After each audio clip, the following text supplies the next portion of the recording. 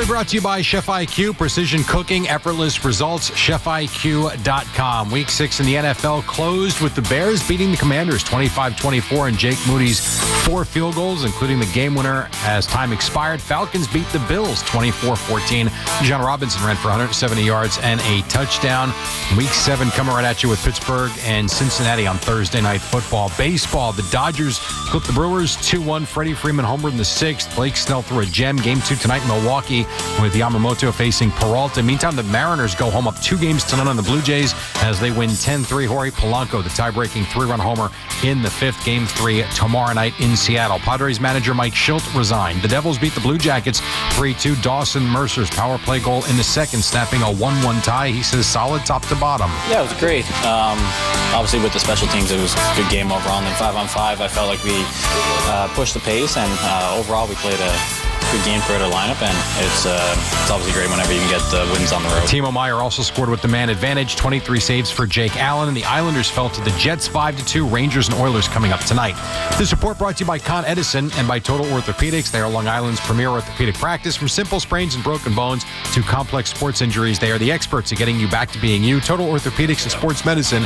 Visit TotalOrthoExpress.com today. 54 in Central Park. That's what's happening. I'm Jerry Recco on WFAN, now streaming on the Odyssey, iHeart, and TuneIn apps.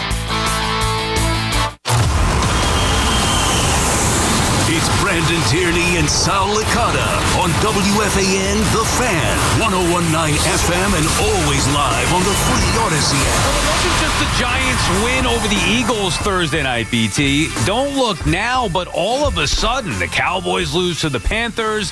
The Commanders lose last night to the Bears. All of a sudden, the NFC East, dare I say, is in play. Now, I'm not going to get carried away, and I think this is a very, very, very difficult matchup for the Giants this weekend going into Denver. But if you believe in this Giants team and believe that they can go in there and believe that Denver isn't as good as maybe I think they are and get a win, you get the Commanders playing the Cowboys this week, so one of those teams is going to have a loss on them.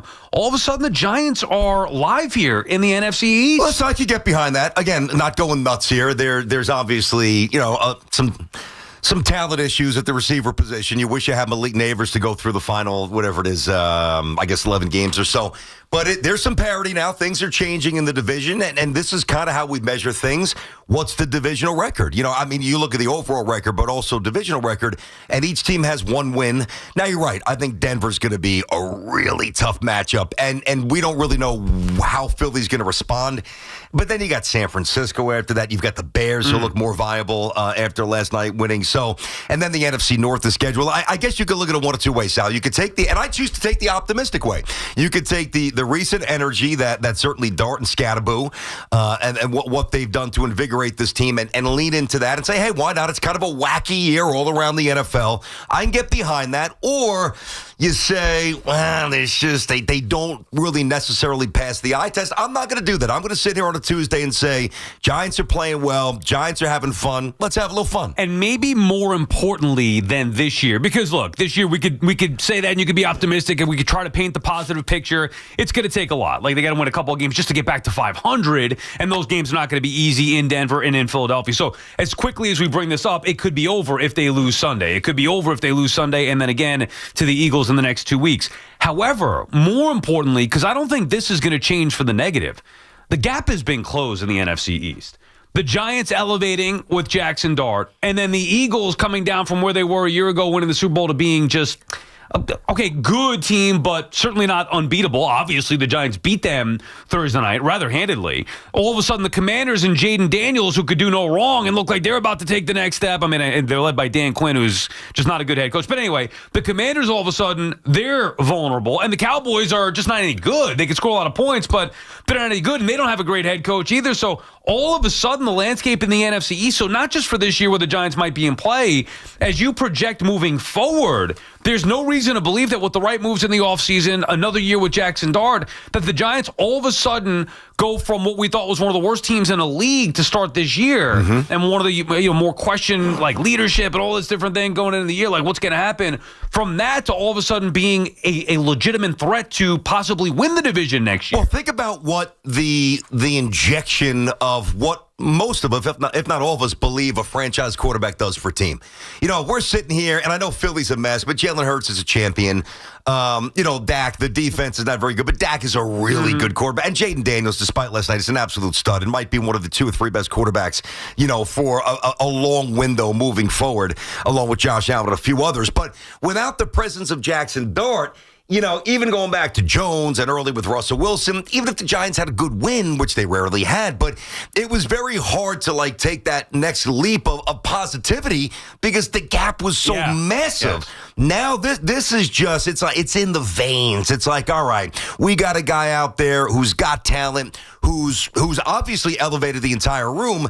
And again, we're not going nuts here, but it's a starting point, and it does seem, to simplify it seems like the Giants are going forward. Yeah. And mostly, maybe the Commanders are fairly neutral, but Philly going backwards, same with Dallas. They've come back down to earth a little bit. And one thing coming into the year, you could have said, well, the Giants are going to win some games. I never truly thought that they would close the gap to be a legitimate threat, to be able to beat the Eagles on a consistent basis or compete with the Commanders. And even the Cowboys, I thought were going to be better than what they are. I think right now the Giants are a better team than the Dallas Cowboys. I'm not ready to say that about the Eagles or Commanders yet, even with the win over the Eagles.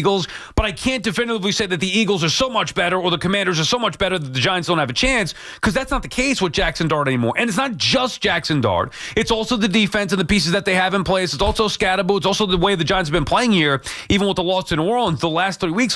When you beat a team like Philadelphia, when you beat a team like the Chargers, that means to me on any given Sunday, you could compete with anybody. That was not the case for the Giants. And they kind of went from 0 to 60 real quick, or 0 to 100, whatever you want to say, real quick here. Once Jackson Dart comes in, now everything is in place. So I don't think the division is likely this year. I don't even think playoffs are still likely this year. It's possible, which is nice, and go beat the Broncos. And now all of a sudden it is season on for real if you could beat the Broncos this Sunday, which makes it great, BT. Such a huge game to sit down and watch on Sunday. I got to be honest. I missed watching the Giants on Sunday. Yeah. I was after the Jet, snooze fest.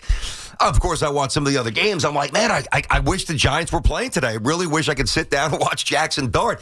I'm sure that some people will hijack and maybe go a little nuts in the positivity department. And I'm not going to slow you down. Go for it. I mean, Giant fans have been in a football coma for a long time. So I'm not saying don't lean into it. But bigger picture, aside from this year, division, all that stuff, It contrasts that to the discussion we had about the Jets yesterday. The trajectory of the Jets, we'll do a little Jets later a little bit, but who knows? Nobody knows if Aaron's the right guy. We know that Fields not going to be the quarterback with the Jets if they ever turn this thing around. But the Giants, you got the quarterback. We didn't think they had the head coach, but now that quarterback-head coach dynamic could certainly change that. You got a defense, and I'm going to throw this at you, and I wouldn't do it. Well, I'm not going to do it this week, but let's say they either win at Denver or at Philly. Right. Just give me one. Yeah. I don't need both. You're not going to win both. Right. Give me one. If they win one of those two, you go out there aggressively, make a trade for a wide receiver before November 2? Why not? Yeah, I mean, again, that to me is pushing it forward. I wouldn't be opposed to getting a wide receiver. I don't know what it's going to take to get one. I don't think it should be all about this year. While we can still have some fun and have a meaningful game on Sunday, and the more that they win, the more they continue to extend those meaningful games. Obviously, we're evaluating still Dable and Dart together. In my mind, I thought that this was going to be a next year thing, meaning, okay, well, now we'll see what Dable and Dart can do for real next year, assuming that Dart was going to get the opportunity later this year. So now we're kind of ahead of schedule, and based on what Dart's done already, to me, that means that next year, especially with the way the rest of the NFC East looks, next year can be a year where we actually get back to saying Giants football is back on, and they can't, it's no more, all right, well, maybe they win 7-8 games, and no, next year should now definitively be the year where they're back to competing for real in what appears to be an open NFC overall, let alone an open NFC East. The rain stopping, the clouds are dissipating, a little ray of sunshine popping out. This is fun. It's been a long time, a lot of time with these teams, a lot of times I should say with these teams, with football, we almost have to latch onto something that we just truly fundamentally know is not real. And again, there's maybe DeVito, something like that, right? Jackson Dart's real. So at the very basis of elevating the positivity and the belief and the conviction in this team, you start there. And, again, at the very least, you wake up, there's a renewed energy, there's a renewed hope, and I can't wait to watch him play this. I'm really excited. And it really is a shame, and not that you want to go back, but, I mean, had they had Jackson Dart starting, or even if they were just able to hold on to that damn Cowboys game, you'd be talking about a 3-3 football team with 2 division wins. And the Commanders game was there for them. I know, Dable, we were kind of mocking him when he was saying, whatever the 14, whatever the score was. I'm just saying, but he wasn't wrong. I'm just saying if you get one of those 2, then it would really be in play here. I don't think the Giants are going to win the division, but because of the way the NFC East is, I don't think there are any great teams all of a sudden in the NFC East, and the Giants with Jackson Dart have closed the gap. BT and Sal on the Fan. Our friends at Town Fair Tire remind you that at Town Fair Tire, you always get the guaranteed lowest price on name brand tires from Connecticut to Maine. Nobody beats Town Fair Tire. Nobody. Steve is calling from Tom's River. What's up, Steve? Hey, Steve. Good morning. How we doing? Good. Pretty good. What's up? Guys, I love the show. We're getting completely out of hand here, right? Like, we're 1 week removed of this same Jackson Dart losing to the Saints, right? We're talking division. We're talking next year. Over the last 10 years, the Giants have had one more win than the Cleveland Browns. And last time I checked, Dable's still the coach. Like, I get Dart's exciting. I get the games are more exciting. I totally understand that. But we are getting way out of hand here. Well, Steve, let me ask you this. Who's the best team in the NFC East? Who is it? Right now, I'd still go with Philly. Okay, I don't disagree. Giants beat them. And they pounded them. Yeah. And they're 11-point underdogs next week against them. They're going to get blown out. Well, you don't know that. We thought they were going to get blown out the other night when they played Philly, and they absolutely laid it on them. Yeah, they laid it on them, Steve. By the way, Steve, they might be huge underdogs, and maybe they do get blown out. All we're saying is they beat them. They beat the snot out of them, and prior to the year, there was such a great disparity between the two teams. That is no longer there. Yeah, that's the point. For one game, but this is a sustained, long Understood, process. Steve. So, understood. You don't think that there's some, I'll use the word acrimony, and thank you for the call, down in Philly? I mean, whether it's A.J. Brown, the receivers, we had a meeting. No, we didn't. I don't know what you're talking about. I don't know where that goes. I mean, listen, they could implode. I don't know that team is very together at the core, at the basis of who they are. I don't think they're a very unified unit. And I'm not saying that the Giants have that talent A to Z like Philly or even like the Commanders. But, guys, this is just reacting to what they've shown us and what they've given us reason to react to. They didn't beat the Jets. They didn't beat the Browns. They didn't beat the Titans. They beat Jim Harbaugh and the Chargers and a Super Bowl champion Philly team, and they dismantled Philly, beat them easy. Yeah. So that's all I'm saying. Yeah, and I want to be clear. I don't think the Giants are beating the Broncos this weekend. I also don't think the Giants are going to be a playoff team and win the division. But I do believe that the gap has been closed, and that is not something I thought I would be saying. Certainly not at this point in the year, but not even at all this year. I thought maybe we'd see that next year, or hope to see it next year. I think you could definitively say it after week 6, the way that they beat the snot out of the Eagles and the way that the Eagles, it's not just a one-game thing. It's not a one-off. Look at the Eagles. Their point differential for the year is they're -1 I know they on are. the year. The Commanders have not been great themselves, so they've been getting beat. They're 3-3, a 500 football team. After last year, it was like, Jaden Daniels, great. And they might be. So maybe they're the best team in the division. Maybe they do go to the Super Bowl. That's still out there. All I'm saying is that I believe the gap has been closed to now where I don't think the Giants are the worst team. We're coming in. I did think they were going to be the worst team in the NFC. So did I. I mean, listen, the choice as a Giants fan is you can look at the possibilities. And again, today's not a bad day to do it. It's Tuesday. We're getting ready to turn the page from week 6 to week 7. Giants have had a mini bye. Obviously, Giant fans are feeling good. Very tough matchup. Denver's going to be pissed. Yeah. Denver is good. Incredibly well coached. The altitude, that is, I actually think the Giants lose. Yeah. I do. That's always going to be a tough matchup. I don't care how good you are. Yeah, even if Denver's not that good, it's still a tough matchup to go out there and play well against Denver. But you can get sucked into the reality of that or the possibilities. And because of the fact they've beaten 2 really good teams, there's a renewed energy, and the Giants just look and feel and smell a little different. That's what we're saying. Lean into it, have a little fun. And I don't think they win the division. I don't think that they even lose out by a game. I think at the end of the natural attrition to me of the NFC East, I would say, if you're asking me right now, I would say Commanders. Remember, Jaden Daniels was hurt a little bit, so he's back. I think Commanders might be the best team. Forget about Dallas. Philly's good, but not as good as we thought. At the very least, it's shifting. Edwin, in favor of the Giants. Edwin calling from Atlanta. What's up, Edwin? Eddie. Hey, I just want to call and tell BT, yes. Hey, man, it'd be a lot easier for you and your stress every weekend. Giants have a lot more space. Just join the bandwagon and just become a Giants fan. Oh, come And on, to that Eddie. corner, that Edwin. cor- Go ahead. and to that caller, Steve, that always want to poo-poo on the Giants' success. Mm-hmm.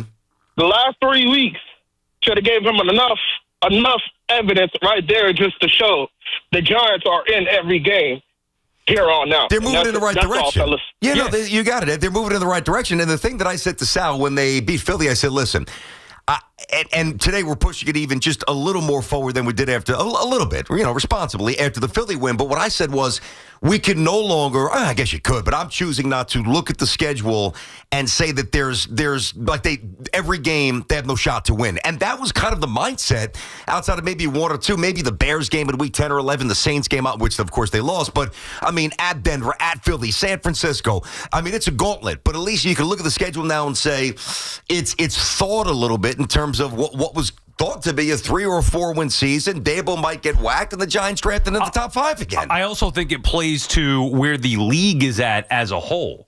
There are no more just clearly, wow, this team is so dominant they cannot be beat. Give me those teams. Where are those teams, period?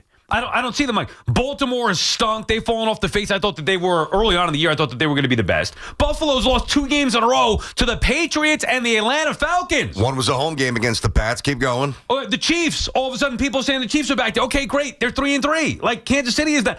Earlier in the year was, the Chiefs are done. The Chiefs are dead. Now all of a sudden, it's the Chiefs are the best team in the league again. They get healthy though. At 3. Okay, fair enough. I think their offense is going to start cooking. Fair enough, but they still have to do it. Well, and also beginning of the year, people were writing them off like they were left for dead.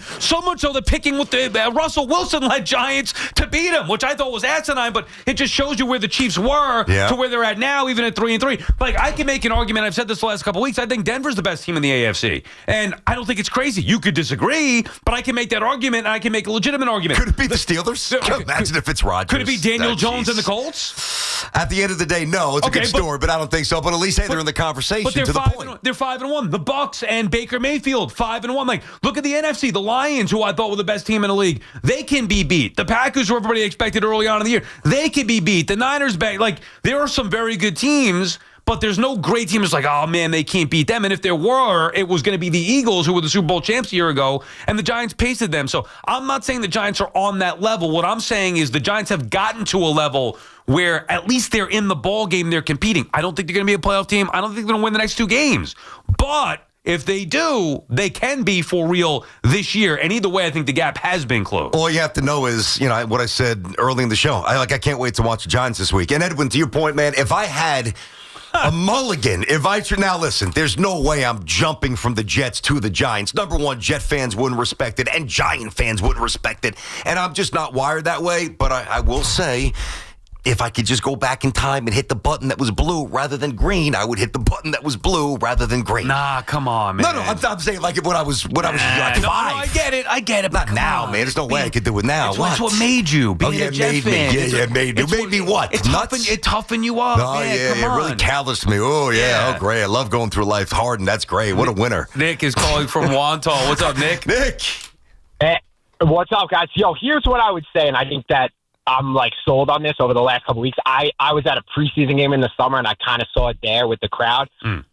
Jackson Dart is going to be the NFL's poster child. He is the next Mahomes. He is going to be every guy is going to love him because he's tough and he's a leader. Every girl is going to want to wear his jersey. They're going to want to date him. Eligible bachelor. My kids already want to get his jersey. He's like the NFL's Twitter picture. They Dart. The Giants are going to have 1 million primetime games. He's going to be the Mahomes. We're going to be getting the calls. It's so written out there. They're going to get flexed in December. Just if this is happening, and well, you get a bad line. Oh, sorry, Nick. You get a bad phone line there, but I'm not going to go that far yet. But I don't think it's crazy what Nick just said. Well, it's not when you look at all the elements here. I mean, 3 of the 4 teams in the division have a negative point differential. You just mentioned, Philly, but two of the other, Giants are one of them as well. But there's no real distinct separation there. I know the schedule's hard, but we thought the Chargers and we thought that Philly would blitz them. And, who really knows where this ride's going to go? But for the first time, it's worth watching. It's a lot of fun. Yeah, and having that energy with Jackson Dart and the right guy he has the right mindset and temperament. Now, again, it's been a few games. So we shouldn't be surprised at what he's done based off what we saw in the preseason, that we saw early on. Even you could see early on when he was just a backup for Russell Wilson coming in the game and changing the offense. These things can change quickly. They could get pasted. He's going to look like a rookie against the Broncos. But just having him there does change everything. And I do think definitively, no matter what happens the next 2 weeks, the gap has been closed from the Giants. And season back on. 888-808-1019. BT and Sal on the Fan. More your calls when we come back. This is science. You can't bet against a coach who wears a fishing vest. Every Saturday at 8 a.m., it's Kickoff with Boomer and Mike Valenti, where the guys break down the biggest headlines and storylines from across the NFL. They are a much better defense than I gave them credit for before the season started. Kickoff with Boomer and Valenti is brought to you by Nationwide. For your insurance and financial needs, Nationwide is on your side. And The Fan, always streaming on Odyssey, TuneIn, and iHeartRadio app. Putting in a fence, repairing your sidewalk, whatever the project, know what's underground before you dig. Call 811. Con Ed will send someone to mark the location of gas, electric, and steam lines for you. It's free, it's safe, and it's the law. Rutgers football is back in Piscataway throughout the rest of the fall. Don't miss a moment. This is Coach Shiano. Keep chopping. And join the fun on the Rutgers Boardwalk. Free rides, games, entertainment, parades, and more, all before every home game. It's all free family fun at the Rutgers Boardwalk. Visit us online at scarletknights.com. Don't miss a moment. See Coach Shiano and the Rutgers football team all fall long at SHI Stadium.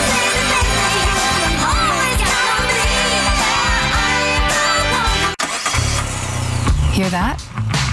That's the beginning of a journey powered by the confidence that comes from driving a vehicle so reliable, it's backed by a 10-year, 100,000-mile limited powertrain warranty.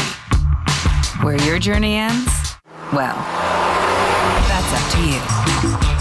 Visit your local Kia dealer today. Kia, movement that inspires. See retailer for warranty details. Always drive safely. Limited inventory available. DreamWorks Water Park is now splashier than ever with Gabby's Dollhouse Kiddie Splash Garden. It's the largest indoor water park and splash pad in North America. Just minutes from Manhattan. Get tickets at AmericanDream.com. Football season is Modelo season. If you're listening to this, it means you live and breathe Giants football. And you know what that makes you? A full-time fan, which means you deserve a Modelo. Reward your fandom with an ice-cold Modelo, an official cerveza of the New York Giants. Please drink responsibly. Sunday no longer a fun day? We've got specialists for that. Walking the dog, unleash, knee pain? We've got specialists for that. With 45 Castle Connolly top doctors, Orland & Cohen specialists are considered among the best in the nation by their peers, which can mean a better outcome for you. From Staten Island to Southampton, our network is open 7 days a week, so you can feel better, faster. Visit OrlandCohen.com. More BT and Sal coming up on the Odyssey, iHeartRadio, and TuneIn apps. This is the story of the one. As a custodial supervisor at a high school, he knows that during cold and flu season, germs spread fast. It's why he partners with Grainger to stay fully stocked on the products and supplies he needs, from tissues to disinfectants to floor scrubbers. Also that he can help students, staff, and teachers stay healthy and focused. Call 1-800-GRAINGER, click Grainger.com, or just stop by. Grainger, for the ones who get it done. In St. Pete, Clearwater, you can chill by the crystal clear Gulf. And stroll downtown St. Pete's galleries and murals. And hang with the locals at a fishing pier. And escape to secluded white sand beaches. Secluded, huh? Yeah, and they're spectacular. And then grab a sandwich at the Grouper Capital of the World. And maybe a nightcap at a rooftop bar with sunset views. Okay, in St. Pete, Clearwater, you'll find just what you're looking for. And then some. Your Florida escape begins at visitspc.com. This is the story of the one. As a maintenance supervisor at a manufacturing facility, he knows keeping the line up and running is a top priority. That's why he chooses Grainger. Because when a drive belt gets damaged, Grainger makes it easy to find the exact specs for the replacement product he needs. And next day delivery helps ensure he'll have everything in place and running like clockwork. Call 1-800-GRAINGER, click Grainger.com, or just stop by. Grainger, for the ones who get it done.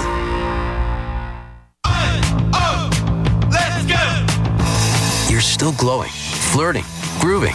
You still got it. But your immune system weakens as you age, making it harder to fight flu, pneumococcal pneumonia, RSV, and COVID-19.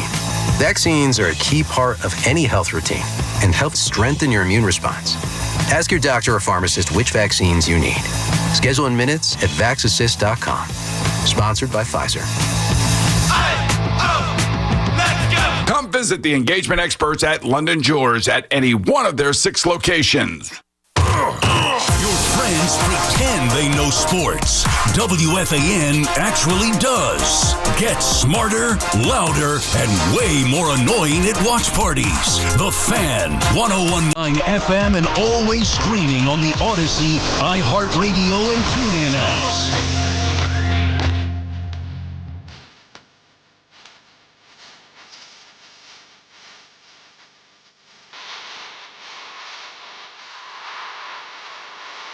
Pete Alonso back on the Fan. Excited about Giants football. I will say that if Washington had won last night, do you think we're opening with the same thing today? That's a good question. I think maybe with a tick less enthusiasm, but I think we probably still would have dipped our toe in this. Maybe. Yeah, I think it still pertains true what we're saying. I don't know if I would have felt compelled to start with it today. Because of the loss last night to Washington, it truly does open up things in the NFC East. It's hard for me to really go there because I don't believe the Giants are going to win this weekend. Doesn't mean first of all, I've got every game so far with the Giants right, just picking the winner this year. So hopefully they could prove me wrong this time. And if they do, then everything changes completely. God, if they win this weekend. Yeah, right now they're on the precipice. What is the line? You said 6.5? We looked 6.5. Okay. Either way, if they win this weekend, everything changes. The way the league looks at them, the way that the reality of the situation changes. I don't expect them to beat Denver, but if they do, then who's to say that they couldn't follow it up with another win against Washington? Who's to say that they couldn't go on a run? Now, I don't foresee that, but it is possible. What I do think definitively, regardless of what happened with Washington last night or what happened with the Cowboys on Sunday, is that the gap has been closed by the Giants, and there is true reason to believe, while still evaluating Dable and Dart this year, to believe that as soon as next year, It's on. It's back on. By the way, it's not just about the rookie quarterback. We mentioned the defense. Like, their defense should be ready to win now. Brian Burns is a win now player. Abdul Carter, even though he's a rookie, he's still an impact now player. Not to mention Dexter Lawrence or Kayvon Thibodeau or everybody else that we've talked about with that Giants defense. And it seems that they've gotten better as the weeks have gone here as well. So I do really believe that next year, and I know you want to get to next year now as we go into week 7, but I do think that as soon as next year, the Giants are back in play for real in the NFC. Well, here's why. And again, I don't think they're going to win the division, and I'm with you. Next year is going to be a little different. Get neighbors back, have a good offseason, et cetera. But think about if the Giants had this porous, soft, I guess like the Jets, defense, right? Even though the Jets defense was better this week. Then you're basically asking Jackson Dart to keep you in games every single week against really good teams in tough venues. That's unfair, and that's unrealistic. But because they have spent so much draft capital and so many resources on that defense, many of whom are either entering their prime or in it, like Lawrence and Burns. You know, Kayvon's entering it. Obviously, Abdul Carter's just getting started, as you said, and some better play in the secondary. You won't need Jackson Dart to carry this team to relevance. Like, say if he has a rough day against Denver, right? Why can't the Giants win 14-10? Right. Like, why not? To get to the postseason or really compete, you're going to have to win games like that. He's not going to be perfect. I mean, you can't have the 5 turnovers that you had against New Orleans, obviously. But yeah, the defense is going to have to carry them at some point. Also, you mentioned this before. I think off the air we're talking about it, where it is a shame that there's no Malik Neighbors there because that could just change. Like, they are going to need another receiver to get to another level. Even with Slayton healthy, it's just not good enough, and he's obviously banged up. So they're lacking in that department. That speaks to how good Scataboo and Dart have been, that they haven't even really missed Malik Neighbors, but to really get to another level, they're going to need their star back. Yeah, there's no question. And there's some receivers out there. Again, this is a little bit before we really need to get into it seriously, but that's why I said if they win either this week or in Philly, and they're both on the road, unfortunately, but if you get one of those 2 wins, hey, now at least there's something to think about before November 2nd, which is trade deadline day. Yeah, unfortunately, I think the next 2 games are probably the toughest on their schedule remaining. You have the thing, you have it all popped up? All right. Yeah. Well, San Francisco's after Philly, right? Let's run through it. Go ahead. San Fran at home after that. Okay. Now, not that these games are easy, but I think that this is the back-to-back, oof. Yeah. At Denver, at Philly, home against the Niners, at Chicago, Bears playing better, okay. Yeah. Tough weather probably, too. Home against the Packers. Yeah, they beat them with DeVito. Yeah, at Lions. That's what I'm saying. Like, these are all difficult games, but in isolation, they're not like back-to-back road games against the Broncos, who have the best defense in the NFL, and the Eagles, who you just already beat. Like, those are tough matchups back-to-back. So individually, okay, Niners at home, it's a winnable game. Tough game, but winnable game. In Chicago, absolutely a winnable game. Home against the Packers, winnable game. In Detroit, all right, tough matchup. I don't think they're going to win that one, but whatever, not impossible. And they're not going to win them all anyway.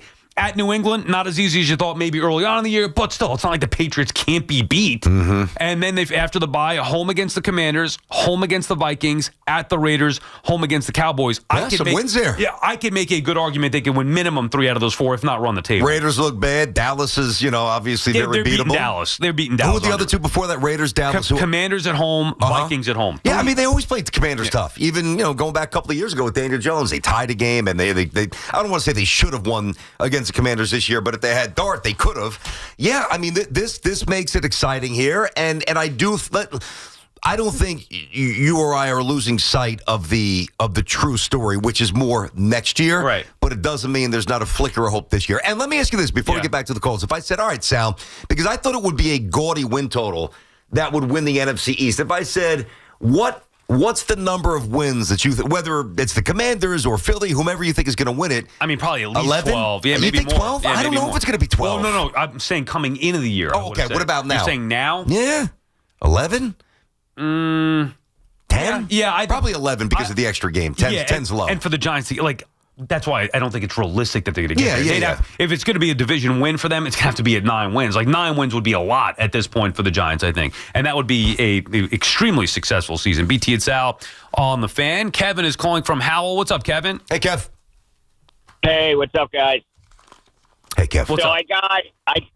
So my take on the Giants is well, here it is. So coming off the heels of the Yankees losing, right, getting eliminated out of the playoffs, we got a Thursday night game playing against the Eagles. I thought they'd get killed, right? I thought they'd lose by 2 or 3 touchdowns.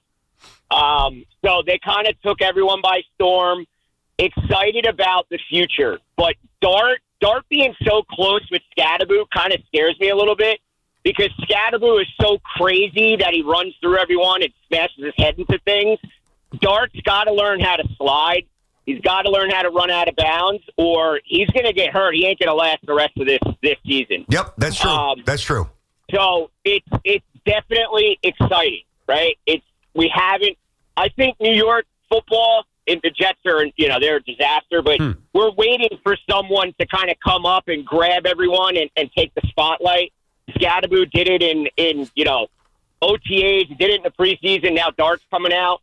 The Eagles are interesting because they played all close games. They lost the last 2 weeks. Hurts has not played really well, particularly. The pick was terrible. The end of the first half was awful. Now, I'll tell you this, Dable taking the timeout at the end of the first half was equally as awful. So he could have given him, they should have gotten 3 points, the Eagles, and then Hurts runs out the clock. Without they also missed a bomb. I forget who he overshot, and that could have been that should have been a quick 6. Too. So that game could have been closer. It could have been. I think it wasn't as close as the score. Well, so when you guys say they blew him out, they didn't really blow him out. No, I disagree, Kev. Yeah. I disagree. Good call. I appreciate the stuff here, but the Giants that night. You tell me if this feels like the Giants asserted themselves and imposed their will. The Giants were 11 for 16 on third down. Phenomenal. They had almost 180-yard rushing yards. Phenomenal. They were 3 for 3 in the red zone. Phenomenal. And they had no turnovers. That's pretty good. I'm not even going based off of the final score, which was 34-17. I'm going based off of watching the game. The Giants dominated that game from start to finish. And as somebody who picked the Giants to win outright, I never once felt like the Eagles were going to win that game from start to finish. Never once felt like the Eagles were a real threat to win that game. That, to me, is domination, where they dominated the interior all the way around. Defensively, offensively, it was a dominant performance. Doesn't mean that they didn't make some mistakes. They're not perfect. Philadelphia made some mistakes that didn't help along the way, but I never once felt like the Eagles were really going to win that football game. To me, that's dominant. Sports Talk on WFAN is presented by Paramount Plus. You can't count on much, but you can always count on Sundays with the NFL on CBS and Paramount Plus. Watch your local NFL game live every Sunday all season long. Visit ParamountPlus.com/NFL to get started today. One thing that he did say that I think should be noted, even though you could say this with any team and pretty much any important player, especially a quarterback. Yeah. Yeah, obviously, if Dart gets hurt, everything that we're talking about is derailed, certainly for this year, and you hope it's not significant to the point where it would impact him next year. And I do understand that he is at times reckless, and he's got to learn that because he's gonna, if something happens to him and he gets hurt and he's out 4 weeks, that's it. That's a wrap. Like, they cannot win games with Russell Wilson, or certainly not the way that they could win games with Jackson Dart. So we know that going in, the priority should be maximizing his ability and excitement and all those things, but also making sure you corral it to a point where he's not reckless to get himself hurt. I don't think that's ever going to really happen enough where Giant fans feel safe when Jackson Dart leaves the pocket. I think that's who he is. Now, Josh Allen even learned a little bit. I mean, you don't have to put the pads down as you're going out of bounds. I mean, it's okay to tiptoe once in a while. But if there's a first down to be had, if there's a goal line to touch, if there's a pylon to reach out and get, he's going for it. He's going face first, and that's why you love him. Which is exactly right. Dino's calling from Bayside, Queens. What's up, Dino? Shall BT, Giant Blue, baby. What's going on? How are you, Dino? All right, bud. Good. No Soto, no Sal. No, just kidding. Yeah. Well, for the Yankees, no Soto, no success. Listen, let's order Roberto's Pizza when the Giants won the Super Bowl. That was the lucky charm. Order the pizzas for the Giant guys. Fan can afford it. We got to order the pizzas from Roberto's. When we won the Super Bowl, that's where the pizzas came from. Yeah, how about they get to 500 first, and then maybe we'll think about ordering Roberto. One other quick question. I'll take baked clams instead. One other quick one, guys. I'm not a Jet fan, but what about Uncle Stevie buying the Jets and bringing them back to Citi Field and getting out of MetLife Stadium? All for it. Now, they're not going to play at Citi Field, but, it's just that wouldn't happen. I would love for Steve Cohen to buy the Jets. Get him I out would of do MetLife. anything. Look at their record at MetLife Stadium. Get him out. Bring him back to Shea. Yeah. Let's go. Look at their record. Look at their record anyway. You have something on the Giants, Dino, or you want to talk about other stuff that's off topic today? No, I'm saying the Giants, Big Blue. That's where they ordered the pizza. They're looking great. I'm really excited. I get you. Thank you for the call, Dino. I didn't know Umberto's made pizza. Hey, I didn't know that. I really didn't. I don't recall. But either way, yes, we'll order the pizza once the Giants get back to relevancy here and make you happy, Dino, if that's your thing. Whatever pizza you order brings you good luck. What I will say about Steve Cohen buying the Jets, let him finish the job with the Mets here first. God, I wish he would buy the Jets. I would be so. Yeah, I got you on get the that, Mets to the postseason back-to-back years and maybe go win a championship there and then worry about getting another franchise out of the abyss. Right next to the casino. Yeah. Little Jets' new home. I mean, it would be Stevie. fitting. We've talked about that forever. This has been going on. Like, the Jets should be playing on Long Island. Brian is calling from, and right now they shouldn't be playing in the NFL. Brian is calling from Northport. What's up, Brian? Hey, guys. Thanks for taking the call. Okay. So, Sal, I love the fact that you opened with this today because I was just waiting for BT for you to eviscerate the Jets, which I'm sure you'll get to. Well, we did it yesterday. But I've been waiting for this to happen. I feel like in 2 weeks from now, there's a distinct possibility. It's a long shot. We could be tied for first. And the other thing is, I love the fact that we are not going to be looking for a quarterback in the next draft. And 2 or 3 years from now, we could be looking back at this draft class as one of the best the Giants have ever had in Scataboo, Carter, and Dart. Yeah, that's true. I mean, potentially. Now, you're right, Brian. It is going to take some work, and thank you for the call. We do appreciate the positive vibes, though. It's possible. That's the thing. Everything you just said, while it may not seem that realistic at the moment, it is very possible. Are we getting a little carried away? I don't think this is overreacting to 1 week or even just one game beating down the Eagles. This is now reacting to what we saw in the preseason, to what we saw in flashes when he came in as a backup in just certain spots for Russell Wilson, and what we've seen in 3 games since, including the loss in New Orleans. You could see it's different with the Giants, the way that they move the football with Jackson Dart under center. So I would be excited about their draft class, no question about it. I'm excited about Jackson Dart and the possibilities.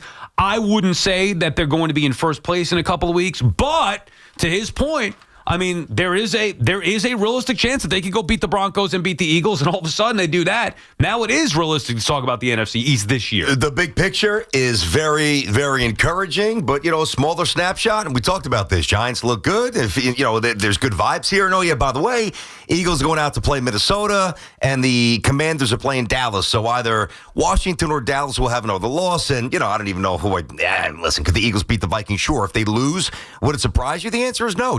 888-808-1019, BT and Sal. Bottom line is there is hope and we will take that. All right, stop dealing with your neck pain, backache, sciatica, and go to Dr. Jay Shah at Sandwell Institute for Pain Management, a migraine and nerve pain specialist who gets you back to feeling yourself again with minimally invasive and non-surgical treatments.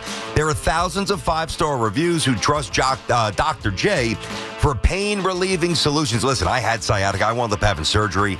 That thing's shooting down your leg into your foot. It is miserable. You can't sleep. You can't drive. If you've got that, there's solutions. Go and see Jay. You can take care of this same day and next day appointments available with offices in Colonia, Livingston, and even Inglewood, New Jersey. Turn to Samwell Pain for effective pain relieving solutions. Visit SamwellPain.com. This is Boomer Esiason with an Odyssey Sports Minute. The bluntly candid Mike Tomlin clearly didn't approve of Cleveland GM Andrew Berry shipping Joe Flacco to Cincinnati. Berry must be a lot smarter than me, Tomlin said, because it doesn't make sense to trade a quarterback that you think enough of to make your opening starter to a divisional opponent that's hurting in that area. I actually agree with Mike Tomlin here. I'm Boomer Esiason. This is the story of the one. As a custodial supervisor at a high school, he knows that during cold and flu season, germs spread fast. It's why he partners with Grainger to stay fully stocked on the products and supplies he needs, from tissues to disinfectants to floor scrubbers. Also that he can help students, staff, and teachers stay healthy and focused. Call 1-800-GRAINGER, click Grainger.com, or just stop by. Grainger, for the ones who get it done. Sports fans, listen up. 1 in 8 men will be diagnosed with prostate cancer, and bladder leaks can be a side effect. That's why Depend is teaming up with the Prostate Cancer Foundation to encourage screening. Because health is a long game, and it's yours to win. Now here's the cool part. Through November, Depend is contributing up to $300,000 to prostate cancer research by donating 25 cents for every purchase of Depend Shields, Guards, and Real Fit products. Void in Mississippi. Learn more at Depend.com. Rock and roll will never die, and neither will the low prices. It's the Rocktober Savings Event at Nielsen Dodge. We've turned up the volume on Rocktober Savings on any new Jeep, Chrysler, Dodge, or Ram. Lease a new 2025 Jeep Grand Cherokee Limited 4x4, just $199 a month. Or lease a new 2025 Jeep Grand Cherokee L Altitude X 4x4, just $224 a month. We're rocking out the deals with zero down payment available. $1,500 overbook value for any trade. If you need credit help, we're here to make it happen. And of course, great deals. On Route 10 in East Hanover, online at NielsenDodge.com, a proud member of the Nielsen Auto Group. So for head-banging deals that are music to your ears, at Nielsen, fun is in the driver's seat. Drive into fall event. With approval term 24 months, due signed Cherokee 5794, Cherokee L 5819, ag tax type 498, Dr. DNV. Oh, dime dropped right down the chimney by Justin Fields to Garrett Wilson, and the Jets have the lead. Be at MetLife Stadium for the Jets and the Panthers on Sunday, October 19th at 1 p.m., presented by JetBlue. Get to the game early and secure the game giveaway, a JetBlue Jets plane magnet while supplies last. Lock in your seats now at nyjets.com/tickets. Once again, that's nyjets.com/tickets. Your gut does more than just digest. It drives your energy, mood, and immunity. At Terra Origin, we blend ancient Ayurvedic wisdom with cutting-edge science to support your gut and whole body wellness. Since 2016, Healthy Gut is crafted with safe, powerful herbs, probiotics, and nutrients, rooted in tradition, proven by science. Feel better from the inside out. Terra Origin, ancient insight, modern wellness. Available at TerraOrigin.com and select retailers. Looking for the lowest price on name brand tires? Get to Town Fair Tire and get the guaranteed lowest price on any name brand tire. Nobody beats a Town Fair Tire deal. Nobody. Name brands at discount prices. Town Fair Tire. More BT and Sal coming up on the Odyssey, iHeartRadio, and TuneIn apps. Regular cancer screenings could save your life. New York Presbyterian offers a full range of cancer screenings, including lung, breast, prostate, and more. Learn more at nyp.org/cancer screening. Stay amazing, New York Presbyterian. Hey, Tiki here. Imagine a world where all your smart devices work together seamlessly in one simple ecosystem. Introducing the Sloman's Shield Link. With Sloman's Shield Link, transform your home into a truly intelligent smart home experience. Control your lights, heating and cooling, door locks, cameras, TVs, just about anything in your home. Life is busy and daily stresses add up. But with Sloman's Shield Link, your home tech works in harmony, making life more convenient, safe, and enjoyable. Now imagine pulling into your driveway, and with one tap, your home welcomes you. Lights on, doors unlocked, only to hear your favorite music. A true smart home isn't just about gadgets. It's about comfort and security. With Sloman's Shield, enjoy a full integration of home security and automation, all at your fingertips. Make your life easier and your home a safer haven. Learn more at slomanshieldlink.com or call 1-800-ALARM-ME. Embrace the future of home living with Sloman's Shield Link. I'm Bob Burke, founder and chairman of Burke America Parts Group, a family of brands that includes RepairClinic.com, an appliance and HVAC parts solution company that's grown into an international brand. Before AmericanEagle.com, we partially launched a new technology platform developed by another firm. American Eagle helped take our technology to a whole new level with digital marketing, software development, and business insights into our key markets, appliances, HVAC, and outdoor power equipment, and did so both on time and on budget. AmericanEagle.com has the resources, experience, and talent needed to produce solutions. Our new technology platform, developed by AmericanEagle.com, has produced tremendous results with higher traffic, conversion, engagement, and online revenue. If you have any home repairs you need to take care of, check us out at RepairClinic.com. If you need a world-class website or technology project, then I would highly recommend AmericanEagle.com. Call AmericanEagle.com at 773-NETWORK. That's AmericanEagle.com, 773-NETWORK. Talk New York sports here. The Fan. BT and Sal back on the Fan on this Tuesday morning. So not only did the Giants get some help in the NFC East last night, yet again, the Jets got exposed. I don't even want to hear this, BT, because it seems like the same old story. Which coaches, which quarterbacks leave and go have success elsewhere. All of a sudden, Jeff Ulbrich has turned the Atlanta Falcons defense into a buzzsaw. I mean, the Atlanta Falcons are playing some excellent defense, shutting down Josh Allen and the Bills last night on Monday Night Football. And not that we thought Ulbrich wasn't a good defensive coordinator, because he was. I would not have elevated him to the head coach when the Jets did whatever they did. But look at what's gone on since Ulbrich has left. So it's not just Saleh, it's also Ulbrich turning that defense into a top defense, and the Jets, obviously, defense nowhere to be found. Yeah, I think they're dead last in the NFL. Yeah. Listen, it all goes back to what we always say, and you're right, it's an old story at this point. It's infuriating. But generally, when you leave the Jets, you have a chance to succeed. I mean, their ineptitude just swallows up and suffocates even, incredibly talented and resilient people. That is one thing the Jets are amazing at.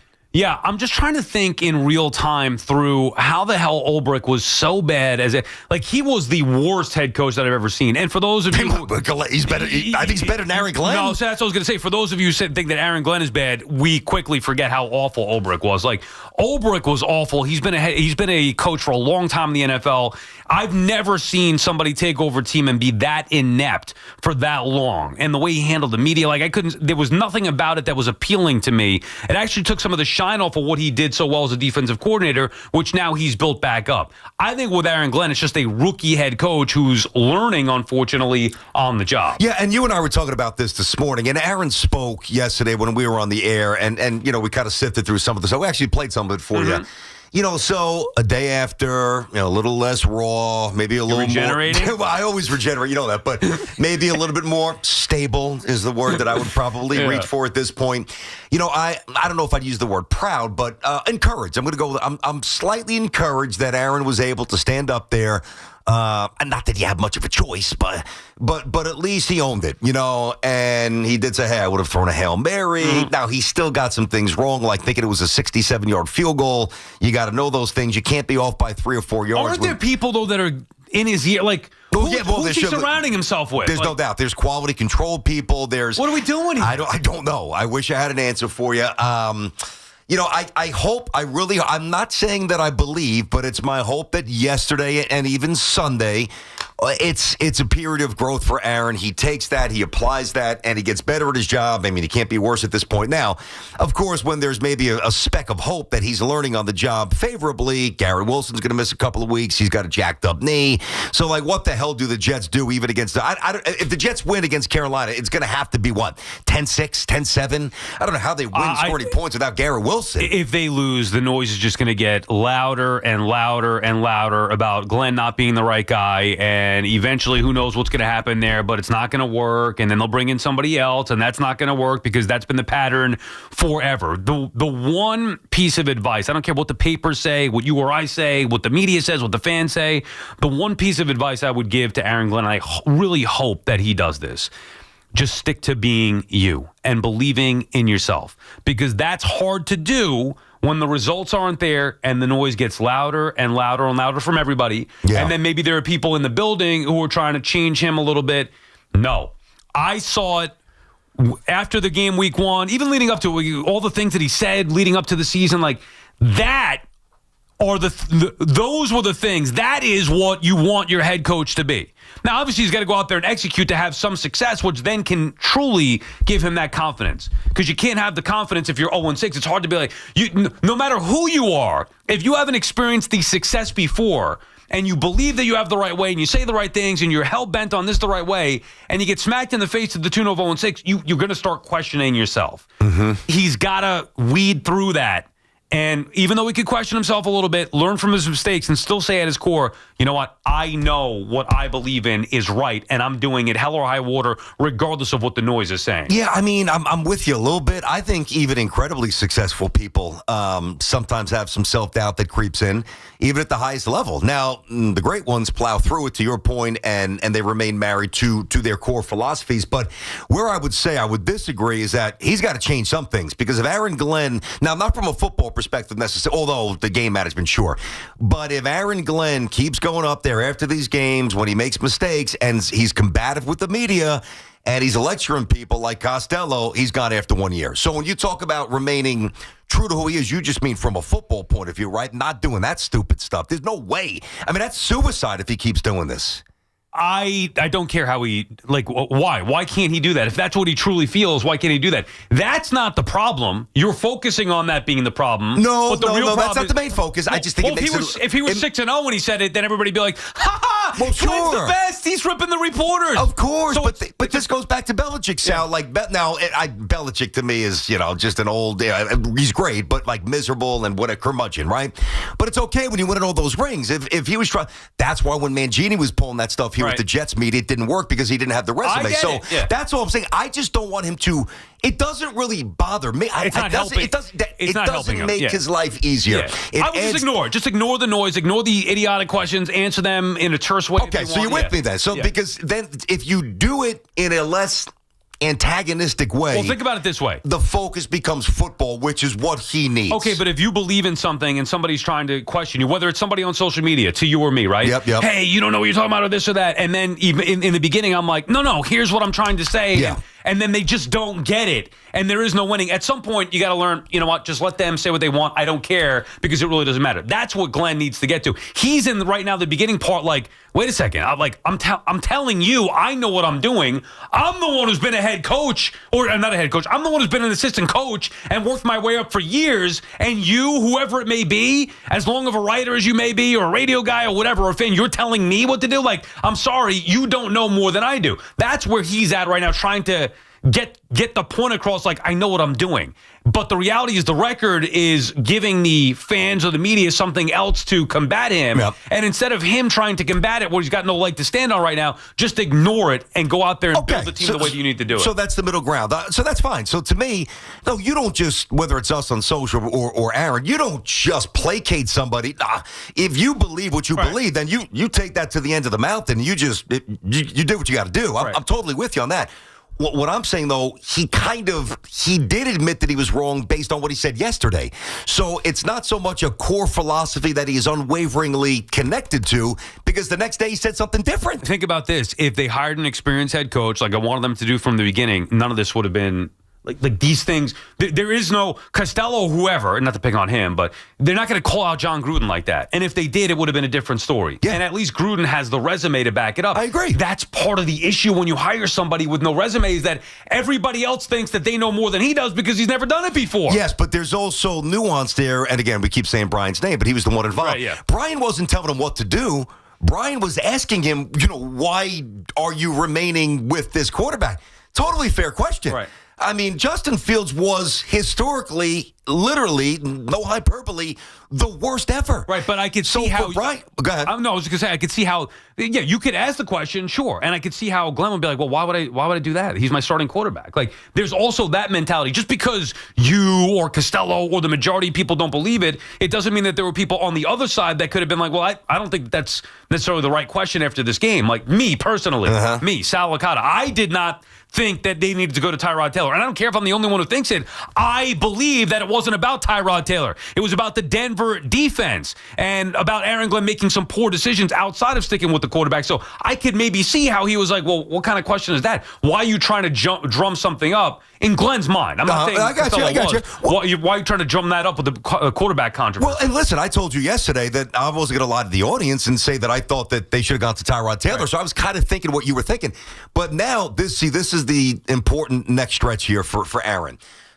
We all make mistakes. You have to learn from them. And he seems aware enough and dialed in enough. I believe in his character, and I believe in his football sensibility and his ability to understand New York to eventually get better. Fair, maybe not reflective in the wins and the losses because they don't have a lot now, but eventually to get better at his job. But I would hope, and I want you to answer this, if Justin Fields is holding on to the ball 3-4 seconds and they're not moving the ball, you put Tyrod in this week? I know that I think that Tyrod's better than you do. Right. But he can't keep making that mistake. He's got 52 guys in that locker room. They have to at least believe that he's giving them a chance to win. I still believe Justin Fields gives them the best chance to win a football game, but we'll see. Maybe they get to a point where they believe that Tyrod Taylor gives them the best chance to win the football game, and that's when they make the change. BT and Sal on the Fan. More of your calls when we come back. Jets and Giants, 888-808-1019. It's Chris McMonagle overnights on the Fan, 101.9 FM. If Jackson Dart plays like this, I don't care how many games they win. I don't. If Jackson Dart plays like this, making sure he continues to play like this is by far the most important thing the franchise has. By far. You are not changing coaches on this kid. You're not doing it. Listen to CMAC on demand on Apple Podcasts, Spotify, or wherever you get your podcasts. New York City is delivering for you every day, everywhere. With a $755 million investment in the expansion of a universal after-school program, allowing over 184,000 New York City students to participate. With better schools building brighter futures, NYC is delivering for families, making this the best place to raise yours. Find out more at deliveringforyou.nyc. Luxury just got tripled with Mercedes-Benz of Edison, Mercedes-Benz of Union, and Ray Cattina of Freehold. 3 powerhouse locations in New Jersey. 1 legendary name, Ray Cattina. More inventory, featuring one of the East Coast's largest selections of new and pre-owned Mercedes-Benz vehicles. More convenience with 3 state-of-the-art service centers to keep your Mercedes-Benz running like new. And of course, legendary Ray Cattina customer service, where you always come first. Experience the power of 3 at benzfam.com. Dunkin's $6 meal deal is kind of wild. You get a bacon, egg, and cheese sandwich, 6-piece hash browns, and a medium iced or hot coffee, all for $6. That's the main character meal energy you need this fall. Get it now in Dunkin' stores or order ahead on the Dunkin' app. No substitutions, participation and times may vary. Offer price varies in California and Hawaii. Limited time offer cannot be combined with other offers. Exclusions and terms apply. Hey, this is Tiki Barber. Those of us living in New Jersey got hit with a 20% electric rate increase. If your current heating system is over 15 years old, it's time for a new high-efficiency Carrier system. And there's only one company to call for a new one. My friends at Edison Heating and Cooling, New Jersey's heating experts for over 38 years. Older heating systems waste gas. So get your system checked now and save money with Edison Heating and Cooling. Contact them now at edisonhvac.com. That's edisonhvac.com. When it it comes down to finding the lowest price on Michelin winter tires, nobody beats Town Fair Tire's guaranteed lowest price. And when it comes to free services, nobody gives you more free services on your Michelin winter tires than Town Fair Tire. So why look for Michelin winter tires anywhere but Town Fair Tire, where you always get the guaranteed best deals. Nobody beats a Town Fair Tire deal. Nobody. Name brands at discount prices. Town Fair Tire. You can't count on much these days, but you can always count on Sundays with the NFL on CBS and Paramount Plus. Watch your local NFL game live every Sunday this season, all the way through the AFC Championship game. Visit ParamountPlus.com/NFL to get started today. More BT and Sal coming up on the Odyssey, iHeartRadio, and TuneIn apps. Still spending on search ads, hoping to capture new customers? The truth is, search reaches people who already know your brand and is rapidly being replaced by AI. If you want real growth, you need to get in front of new customers on streaming TV, where attention is high on their favorite programming. Viant has proven technology to reach the right customers on the best programming, delivering real outcomes. Want better results? Visit ViantCTV.com today. That's the sound of James adding long-lasting Gain scent boosters to his laundry this morning. Several hours later, James sniffs the irresistible scent of Gain on his shirt. Gain. Several hours later, James has even caught the attention of his mother-in-law, and she never gives him attention. Ooh, you smell amazing, James. Oh, thanks, Mom. I love you too. I never said that. Add Gain scent boosters to your laundry. Add joy to your day. At Straight Talk, we get it. You say no a lot. Mom, can I get a tarantula? No. Coffee? No. So we're giving you more reasons to say yes, like a free 5G phone with real unlimited data with select plan activation. Can I use the free phone? Yes. See? Doesn't it feel good to say yes to more? Absolutely. Face tattoo? Absolutely not. Available at straighttalk.com and Walmart. Taxes and fees apply. In-store activation of Gold Unlimited plan or higher required. For network management practices, visit straighttalk.com. Tune in to the BT and Sal Show weekdays from 10 to 2 on The Fan. Presented by your Tri-State Cadillac dealers. Cadillac is the official luxury vehicle of the New York Mets. Get breaking sports news here. WFAN, WFAN FM, WFAN FM HD1 New York, an Odyssey sports station. WFAN Sports Flash. We're brought to you by Chef IQ, precision cooking, effortless results, chefiq.com. Game 2 of the NLCS tonight in Milwaukee. The Dodgers struck first with their 2-1 win over the Brewers. A gem thrown by Blake Snell, Freddie Freeman, a home run in the 6th inning. It'll be Yamamoto and Peralta tonight in Game 2. Meantime, the Mariners and Blue Jays with the day off. Seattle goes home up 2-0 as they pounded Toronto 10-3. Jorge Polanco with the big home run, a tie-breaking 3-run shot in the 5th inning. Monday Night Football wrapped up the week in the league. The Bears beat the Commanders 25-24 in a late field goal. Falcons over the Bills 24-14. The Devils topped the Blue Jackets 3-2. Dawson Mercer and Timo Meyer with power play goals. Mercer snapping a 1-1 tie in the second. Also added an empty net goal. The Devils 2-1 through their first few games. The Islanders fell to the Winnipeg Jets 5-2 yesterday afternoon. The Rangers take on the Oilers tonight. This report brought to you by Con Edison and by Paramus Chevrolet. It's 56 in Central Park, and that's what's happening in Jerry Recco on WFAN. Now streaming our podcasts on Apple Podcasts, Spotify, or wherever you get your podcasts. Talk sports hands-free. 888-808-1019. Powered by Paramount Plus. Count on Sundays all season long with the NFL on CBS and Paramount Plus.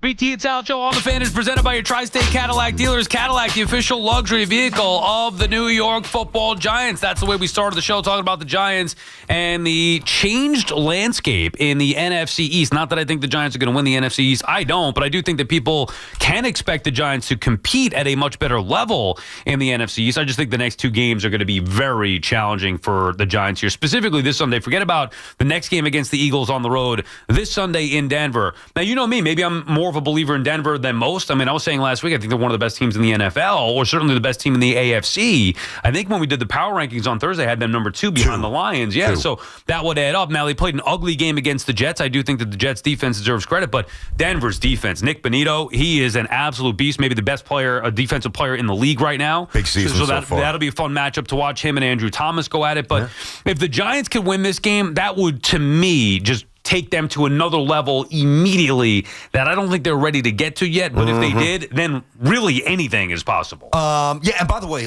so if they win, I mean, it's going to be bonkers. I don't think that they'll win. I hope that I'm wrong. But even a really competitive, and this almost seems like a loser's mentality, but I just want to, at least kind of straddle the fence a little bit of just a little warning flare of caution, because I know that they're not there yet, especially without Malik Neighbors and some other issues on around the team just here and there. They're not a team that's ready to win 10 or 11 games. And that's okay. It doesn't mean you can't get lucky or the other teams can't stumble, or maybe I'm off in my assessment. But if you get a competitive 4-quarter game and Jackson Dart really looks the part again, I mean, even in defeat, Giant fans should be pumped up. Yeah, I mean, look at the landscape of the NFC East. They just beat the Eagles and beat them pretty badly. The Cowboys aren't any good. I think the Giants are better than them already right now, even with the loss in Week 2. Obviously, Jackson Dart changes everything. Cowboys can't stop a nosebleed. And I don't think the Commanders are as good as everybody else is. As a matter of fact, I might think the Commanders are better than the Eagles, or at least on par with them, but I don't think the gap from where they are to where the Giants are is as great as it was coming into the year. Mario is calling from Long Beach. What's up, Mario? Hey, what's going on, guys? Good show. Thanks. Yeah, I think what you said is cool. We have to pump the brakes a little bit. Think positive, but be realistic. I looked up the odds on them to win the division. You know what they are right now? 2001. Betting on 1,700. Not close.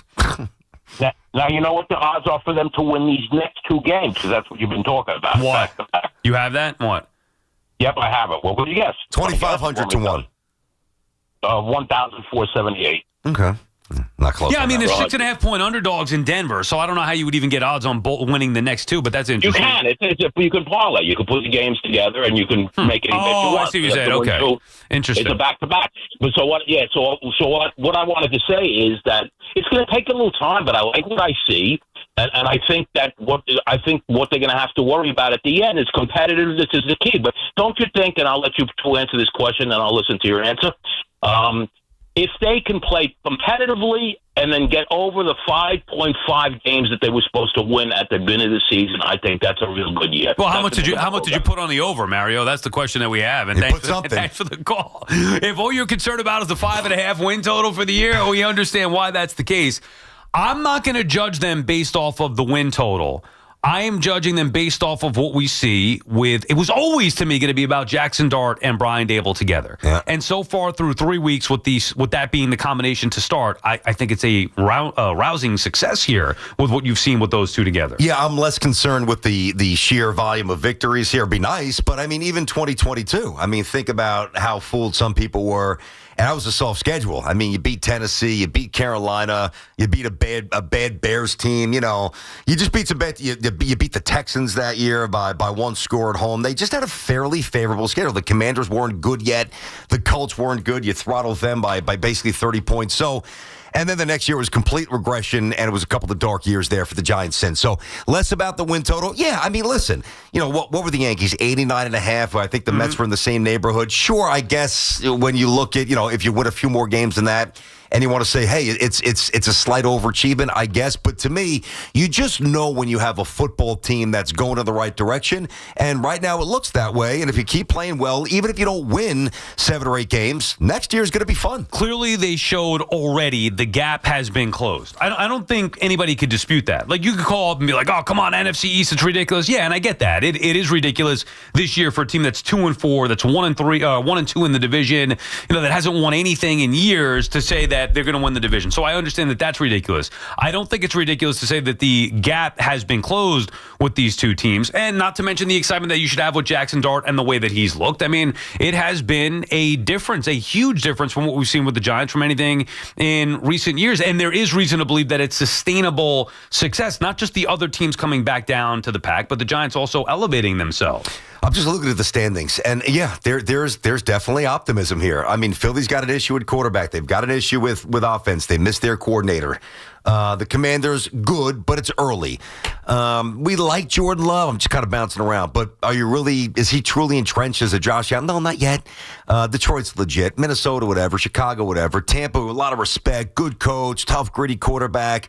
Some injuries that they're plowing through, but certainly not amazing. Atlanta was good last night, and Penix is good, and they got some good players that you and I both like, but, not amazing. The Carolina Panthers are 3-3. Yeah. That tells you a lot right there, and they have a minus 14-point differential. So the game that they're going to probably lament the most here is the Saints game, but when you're in that early... Probably the Cowboys game, even though it's without Jackson Dart. I mean, they should have won that game a million times over the Cowboys game. Another win right now. Think about the way they lost to the Saints. I mean, that 5-3, it was gross. I mean, that's the kind of game you're going to look back and say, all right, that's a game we should have put in our back pocket. But that's also emblematic of a team that's learning how to win and very, very early in the process. It's not like they lost to the Saints at home. The Superdome, even when you have an average to below average Saints team, that's a tough venue to go and play. And the two things that you should be excited about if you're a Giant fan that, no matter what happens as far as the win-losses go, number one, Jackson Dart appears to be the guy. Number two, Dable and the people in charge, and Dable said it was his decision. They made the right decision going to him when they did. I thought it was the wrong one, but clearly he knew. There's a question that comes in: what we would do in that situation with developing a young quarterback? Then do we even trust that they're going to do the right thing with the young quarterback? And what are the motives and all those different things? Well, he made the right decision by going to him when he did, and he is the guy, meaning Dart. So Dable makes the right decision when to go to Dart, and Dart proves to be the guy, at least so far for 3 weeks. And I think that's the most encouraging thing about the entire organization moving forward in the short term and in the long term. Well, think about how it could have gone. I mean, there were probably two scenarios. Let's say they didn't go to Jackson Dart yet, and I agree. I did not think they'd do it this early, and I didn't necessarily think it was the right move. I remember I was saying Chicago, week 10, whatever.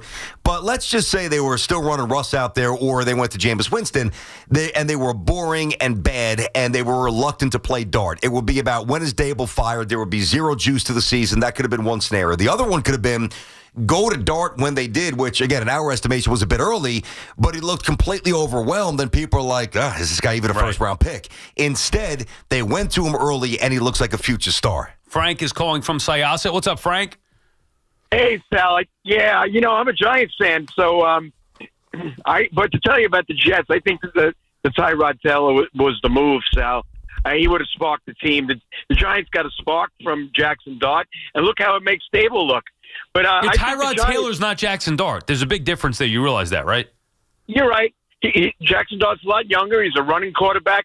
I think a lot of guys, like Brian Burns, has stepped up. I think Robinson's has stepped up to but make up for the loss of Malik Neighbors. But if BT could find his way to put the blessing on Scataboo, I think that would really help the kid. Love the kid. I'm throwing. Let's go. Get the holy water. Bless him. He's good. Blessing on him, BT. Yes. I love him. How do you do? Sure. You want to call?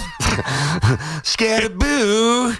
I got to think about that one. I got to come up with something for you. I don't even know if he needs it, man. He doesn't need me. He's balling. I was wondering what the hell he was talking about. I'm like, what blessing here? What did I miss? But now you have it. You start to see a lot of Scataboo jerseys in the suburbs. Yeah, I start to already see him, man. He is a little cult legend so far. You gotta love it. I don't really buy jerseys anymore, but if I did, I'm saying with the kids. I'm saying if I did, he would be a guy that I would get. Like, how could you not love that? He's ferocious. Yeah, exactly. Come on, he's looking for contact. You love that. He's what Jeremy Shockey thought he won. Like, Scataboo is everything Shockey pretended to be. Oh, come on. Shockey was tough. What do you mean pretended to be? Come on. You didn't like Shockey? Nah. No, that's what I'm saying. Everybody thought, Shockey, Jeremy Shockey's a beast. I thought he was a softy pretending to be tough. I loved Shockey. Yeah, you got sucked in too. Shockey, no way. Look at some of the video putting his shoulder. Yeah, think about the first play he made. I think it was against Minnesota, maybe? No. It was the Hall of Fame game, and it was against the Texans. And I just remember one of the Jets' old secondary, old safety was there. It was the first time he played. I got to look it up. And he absolutely trucked him. Come on, you're selling Shockey short. There was a beast, man. Dude, Shockey may be one of the more overrated players in the But that's different than being tough. He was injury prone. He wasn't he wasn't a fake tough guy. Well, I don't disagree with him maybe getting his own way and not having this long 12-year career. But in terms of being a lunatic, Scataboo versus Shockey in his prime, I would take Scataboo. Now, I'm not talking about as far as results on the football field. I'm talking about as far as toughness. Yeah. Scataboo to me is a different animal. He's a a real, like at times, nut job. You don't bang your head against a cement wall if you're all there. And by the way, I don't need him to be all there. Like, I want my running back to be as tough as possible. He doesn't want to shy away from anything. He's looking for contact to run you over. Shockey may have had a moment or two. I don't think it was as reckless or as Who's that against? This is Shockey. Oh. Yeah. Okay. Is this it? Oh no. Yeah. Come on, big deal. Big deal. First of all, Shockey's bigger than Scataboo. He's taking on a D-back that's half his size. Real tough. Shockey was a bully. That's what he was. Scataboo's a guy who's looking for contact because he's tough as nails. Shockey was a bully. I guarantee you, if Shockey saw a guy half his size, taller than him, he wouldn't be looking for the contact. Well, Scataboo's doing that. He's searching anybody. Well, I think first of all, everybody's bigger in terms of height than Scataboo. Well, okay. So any smoke that he's seeking, he's going to be shorter than. But I don't listen. Jeremy Shockey to me was all ball. The thing that is funny, we worry about Jackson Dart getting hurt. Yeah. I mean, Scataboo's got to relax a little bit here, man. I mean, but football players get hurt. I know. You start relaxing, then what's the point of having them go out there? I get it. You don't want to be reckless. You want to be a little smart, but you also want them to be physical and tough. Alfonso calling from Danbury, Connecticut. What's up, Alfonso? What's up, guys? How's it going? Good. Great show. I love listening to you guys every morning. I just want to touch base about the Giants. You know, historically with the Giants, even growing up watching Eli Manning, Michael Strahan, and everything, they tend to have these big wins, and then the following week they lay a goose egg. They show up in the first quarter, and then the rest of the game, they're just not pulling out the right stuff. They look out coach, or the players are just slacking off. And I get what you guys are saying. You're absolutely right. They're probably going to make out with maybe 6-7 wins this year, and they're closing the gap. They look better. They look better coached. You know, Dable and Jackson Dart are playing well together. And as a fan, you just got to take a deep breath and enjoy it. And just be prepared for next year. But you just can't go out to these games like we did with the Saints, show up in the first quarter, and then take the foot off the gas like we've done in the past. Yeah, but Alonzo, hold on a second. That was the Giants. All right, little feedback there. I get it. Like, you want to see the Giants keep stacking. Understood. And I'm with you. But I don't think it's... And I'm not even sure which games you're talking about, but I do know what you mean, because the Giants didn't, even with Eli, they didn't win 13, 14 games with Eli. They lost a lot of games that were infuriating. I get that. But if the Giants lose against Denver, it's not because they let down. It's because Denver's just a lot better. Correct. That's the thing with this particular matchup. Denver's just really freaking good. It's not like, I don't know, we're going to see what the Giants... Now, maybe the Giants do lay an egg or don't play well, but it's in part because Denver is really good. Like, the Giants, to me, aren't on Denver's level, especially going there. With that defense, that is a tough ask. Even if the Giants were a 12, 14 win, whatever you want to say, like, that's a difficult spot on the schedule. Not impossible. Anything's possible in the NFL today. Denver's not that good, where they're that unbeatable. I just think that this is a bad matchup at an unfortunate time. If you had this game later in the year, all right, whatever. It's a loss, but coming off of that Eagles win, winning 2 out of 3, you want to try to build momentum. The next 2 games, that's what I was saying, the next 2 games are going to be as difficult as they're going to face, because at Denver, I think, is almost an impossible spot. And then again, at Philadelphia, a team that's going to be woken up now by the way you beat them on Thursday Night Football at home.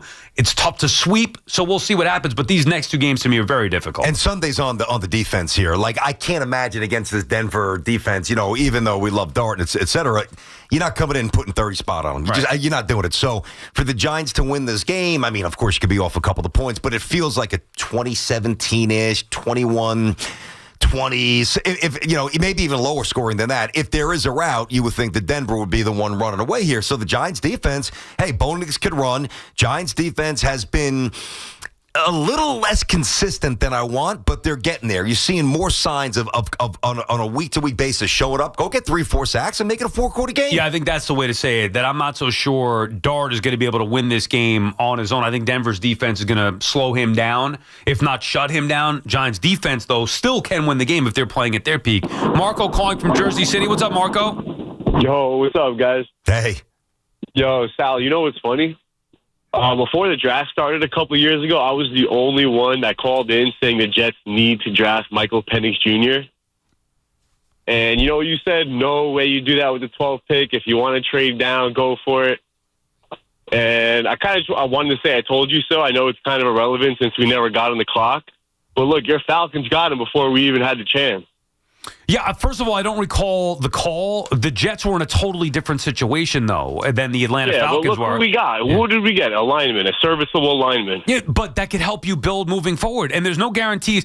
It's not. But you're going back years, first of all, Marco. So I know. Is your point? And by the way, they didn't pass on Penix. I know. We never had the chance to. Correct. So, I'm not sure what your point is. I mean, you want to talk about Drake May too? Did you want Drake May? I mean, no. My point is that as a Jets fan, you learn to lower your expectations. So I kind of just want something to look forward to, and I don't see anything in the next 2 to 3 years to look forward to. I just wanted to say, imagine if we had Michael Penix Jr. Okay, so let's play it out. Let's play out the hypothetical. Yeah. Let's say that the Jets selected Michael Penix Jr. They traded up for him. He fell to them, whatever. What do you think would be happening with Penix Jr. and the Jets over the last couple of seasons? Or whatever, last year and this year? I think we'd be winning games. They'd ruin him. Wouldn't be here. He'd be the starting quarterback. Mario, let me give you the right answer. They'd ruin him. Yeah, Marco, Marco, pardon me. Yeah, it's okay. But look, he's a big dude. He can take hits. He's a composed quarterback. Mm-hmm. I mean, is he better than Sam Darnold? Yeah, way better than Sam Darnold. He is? Is he better than Aaron Rodgers? I think he's going to be better than Sam Darnold. Is he better than Aaron Rodgers? Aaron Rodgers is done. Well, are you look at Russell Wilson last year, and look at him now. Anybody makes the Steelers look good, dude. He's playing pretty well. Marco, come on, you got to give him a little respect there. Aaron Rodgers, the disrespect is ridiculous. Russell Wilson didn't make the Steelers look good. That's why they moved on, and they went and got Aaron Rodgers, and Aaron Rodgers doing things already in 6 weeks that Russell Wilson didn't do at all. So to answer your question, in the hypothetical, and I don't recall the call, I'm sure that maybe you loved Penix, but at the time, the Jets were not looking for a quarterback, and even if they did get him, it would have been a disaster. Mm-hmm. How could you not see that? They ruined Sam Darnold. They've ruined head coaches. Aaron Rodgers couldn't succeed here. You think Michael Penix would have come here and had success? I'm not saying that you wouldn't want a quarterback to have that hope, but you've had plenty of quarterbacks before. You've ruined them all. So there's no way Penix, who, by the way, is not even great with Atlanta yet. He also said that, no hope for the next 2-3 years. And listen, because it's the Jets, that's probably a pretty safe statement to unleash here. Understand, think about where the Giants were before the season. Think about where the Giants were after the Commanders game. Now, there's a lot of hope or possibility for Dart, but it takes one quarterback, the right one, and things change on a dime. Think about also the foundation. Now, Penix hasn't even been good. I mean, he's been okay, and he's shown flashes. Yeah, I got to watch him a little bit more. Yeah. I liked him at Indiana. I know he tore up his knee. I've always liked him. I think he's got potential to be good. Look at these surroundings. First of all, they finally built a defense. With the Jets' former head coach in Ulbrich, they finally built a top defense, which is something they haven't had for years. They also have the best running back in the game in Bijan Robinson. They have Drake London, who's one of the best young receivers. They got some weapons for him. They've got weapons all over the place, and they have had a banged up offensive line, which I think has hurt them at times. But either way, come on, you can't just say, well, the Jets would have taken him and it would have been great. You could have wanted them, but unfortunately with the Jets, even if they had him, he would have been a disaster. BT and Sal on the Fan, because they would have ruined him. 888-808-1019, the number to call. We'll have Brian Baldinger coming up a little bit later on. We have a little Bald Face Live, Bald Face Truth coming up this hour as well. We'll have a Perfect Parlay Picks recap later on in the show as well, so plenty to do. Guys, by now, you've heard me talk about Collars & Co., makers of the dress collar polo. They've already sold over 1 million of these amazing shirts. Well, Collars & Co. just came out with the new Maverick Performance Blazer. This blazer is sharp and wrinkle-resistant, so you can travel anywhere with it. Just throw it in your bag, and it will remain wrinkle-free. It even comes with security zip pockets, a sunglasses loop, and an optional pocket square. So visit collarsandco.com and check them out today. Who will stay? Who will go? Big questions loom for the Yankees and Mets this offseason. Get the latest here. The Fan, 101.9 FM, and always streaming on the Odyssey, TuneIn, and iHeartRadio app.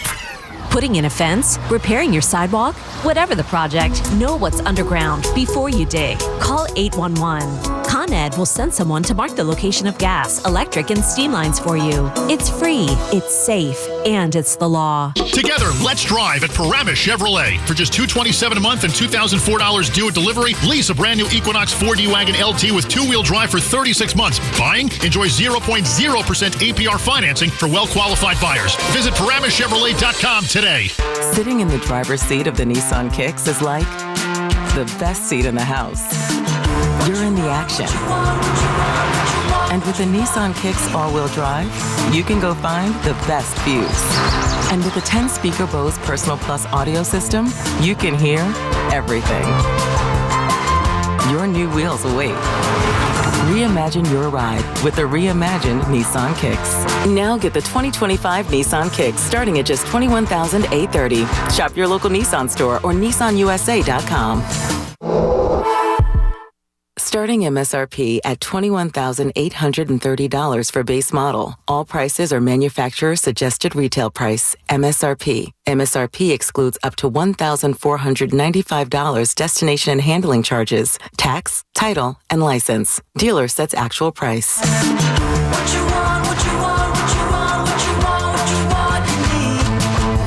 Think Verizon, the best 5G network, is expensive? Think again. Bring in your AT&T or T-Mobile bill to a Verizon store and we'll give you a better deal. Now, what to do with your unwanted bills? Ever seen an origami version of the Statue of Liberty? Jokes aside, Verizon has the most ways to save on phones and plans where you can get a single line with everything you need. So bring in your bill to your local Verizon store and we'll give you a better deal. Rankings based on root metrics, root score report dated 1H2025. Your results may vary. Requires postpaid consumer mobile bill from T-Mobile or AT&T dated within the past 45 days. Bill must be in the same name as the person redeeming the deal. Additional terms apply. All the way over Parcell. Score! New York Islanders hockey is back at UBS Arena, and it's time to bring the family and make some noise. With more afternoon games this season, the Islanders have special kids-themed games and activities for young fans. Play games pregame at the park and head inside for fun on the concourse and on the ice. Tickets for the 2025-26 season are on sale now. Get your tickets at NewYorkIslanders.com. Total Orthopedics is Long Island's premier immediate orthopedic practice. Whether it's a sports-related injury or something far more complex, Total Ortho has locations throughout Long Island with diagnostic equipment on site. Now, Total Ortho Express offers 4 convenient walk-in service with no appointment necessary. From the field or sports court straight to a top-rated walk-in orthopedic doctor. Visit TotalOrthoExpress.com. That's TotalOrthoExpress.com, because time doesn't heal wounds, they do. In life, a curveball can be thrown at any moment, and you need a team that knows how to hit it out of the park. The Rothenberg Law Firm has been crushing curveballs, sliders, and fastballs for more than 50 years. We're a team of personal injury lawyers with billions recovered for our clients, because every setback deserves a major comeback. The Rothenberg Law Firm, 1-800-624-8888, or visit injurylawyer.com. Be a lawyer for injured ones. Injurylawyer.com. More BT and Sal coming up on the Odyssey, iHeartRadio, and TuneIn apps. 1-877 Cards for Kids.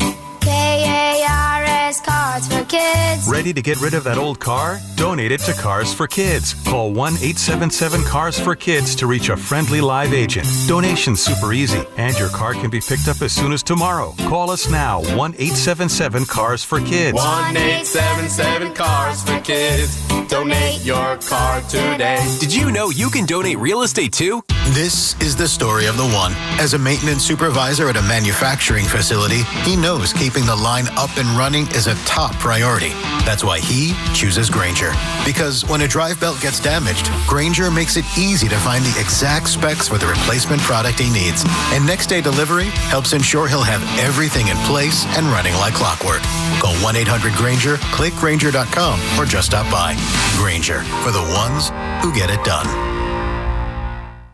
You know that Big Bargain detergent jug is 80% water, right? It doesn't clean as well. 80% water? I thought I was getting a better deal because it's so big.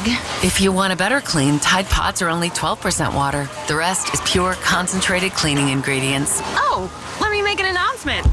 Attention shoppers, if you want a real deal, try Tide Pods. Stop paying for watered-down detergents. Pay for clean. If it's got to be clean, it's got to be Tide Pods. Water content based on the leading bargain liquid detergent. Listen to You Better You Bet with Nick Costa Sunday morning at 8 right here on The Fan. Nick will preview all the football action to get you ready for kickoff, presented by BetMGM. Make it legendary. Please gamble responsibly. Gambling problem? Call 1-800-GAMBLER. Get connected with WFAN to talk about your favorite teams. The Fan on the Odyssey, iHeart, and TuneIn apps.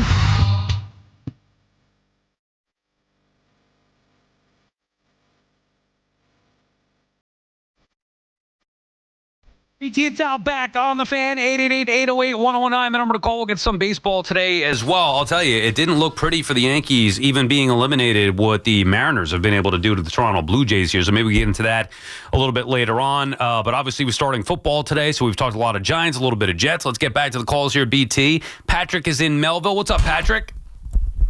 Hey, guys, how you doing? Just want to make 2 points. So the Giants, obviously, I'm very excited about it. They're learning how to win. Let's just see what happens when now they have some tape on Dart. They have some tape on Scataboo. Hopefully we just keep on winning. And real quick on the Jets, the problem with the Jets is they just never have a plan. I mean, to be totally honest, this was perfect. They should have gotten, for example, Shedeur Sanders in the 4th round just to have a young quarterback on the roster. So just in case, these other guys falter, they'll have someone to go to kind of energize the fan base. But they just don't do that stuff. Well, but hold on a second. Pat, hold on. Slow down. You don't just make a move to energize the fan base, because that's kind of contradicting what you said to start. That's not having a plan. Or if it is the plan, it's one that's never going to work. If they didn't think Shedeur Sanders could play, why would you draft him? Well, first of all, let me ask you a question. We've seen Justin Fields. That guy has not been able to pass. He bounces balls all the time. And to actually see that somehow you're going to catch a lightning in a bottle with Justin Fields is like, I got some land in Florida. I got a Virgin. I want to sell you to it. It's not lightning in a bottle. They thought that he would be a quarterback who can run the football, help limit mistakes, and run the football as a team and have some success that way. It was not that maybe there's potential with a young guy. It's not that they were trying to catch lightning in a bottle. I mean, look at the other options that were out there. Let's not make it like the Justin Fields thing was the worst decision in the world all of a sudden. After week one, people were calling up there, anybody who said Justin Fields can't throw doesn't know what they're talking about. No, but I'm just saying that, listen, if you say, for example, they drafted to do a 4th round, with a 4th round quarterback, you really got nothing to lose. I mean, I'm just saying you should have had a young quarterback on the roster. They do, Patrick. Patrick, they do. His name is Brady Cook, who played at Missouri and was really good at Missouri. Now, I don't know if he's going to play ever for the New York Jets, but your premise about having a young quarterback, they do. You might not like who the young quarterback is, but they got one. I can promise you that. Yeah, I just like I said, I just don't think they have a plan. I mean, listen, I'm a Giant fan, but I still do follow. I don't hate the Jets, and I just would love to see them do somewhat good in this century. But it's just that they never seem to have. No, and we appreciate the call, Patrick. Here's the thing: you could not like their plan. You can't say they don't have a plan. And the idea that Shedeur Sanders, and I heard Evan bring this up yesterday. And I understand a fan's mentality of why not Shedeur Sanders? Like, at least he'd give us some kind of hope. Yeah, I'm good. Dude, come on. I'm good. You really want to bring Shedeur Sanders here? Imagine if the Jets drafted Shedeur Sanders. Oh, what do you think the talk the last couple of weeks would have been about? Play Shedeur, all about Shedeur. And Shedeur with his antics and all that he's saying. The miming. Can you imagine? Oh, my God. It would be very Jet-like, though, wouldn't it? It would fit the script. So we want Shedeur. Why? Because you haven't seen what he can do yet. And then the second he sets foot on the football field and is a mess at the NFL level, then what? Come on. That's the point, Sal. There's nothing more appealing than not knowing what somebody is.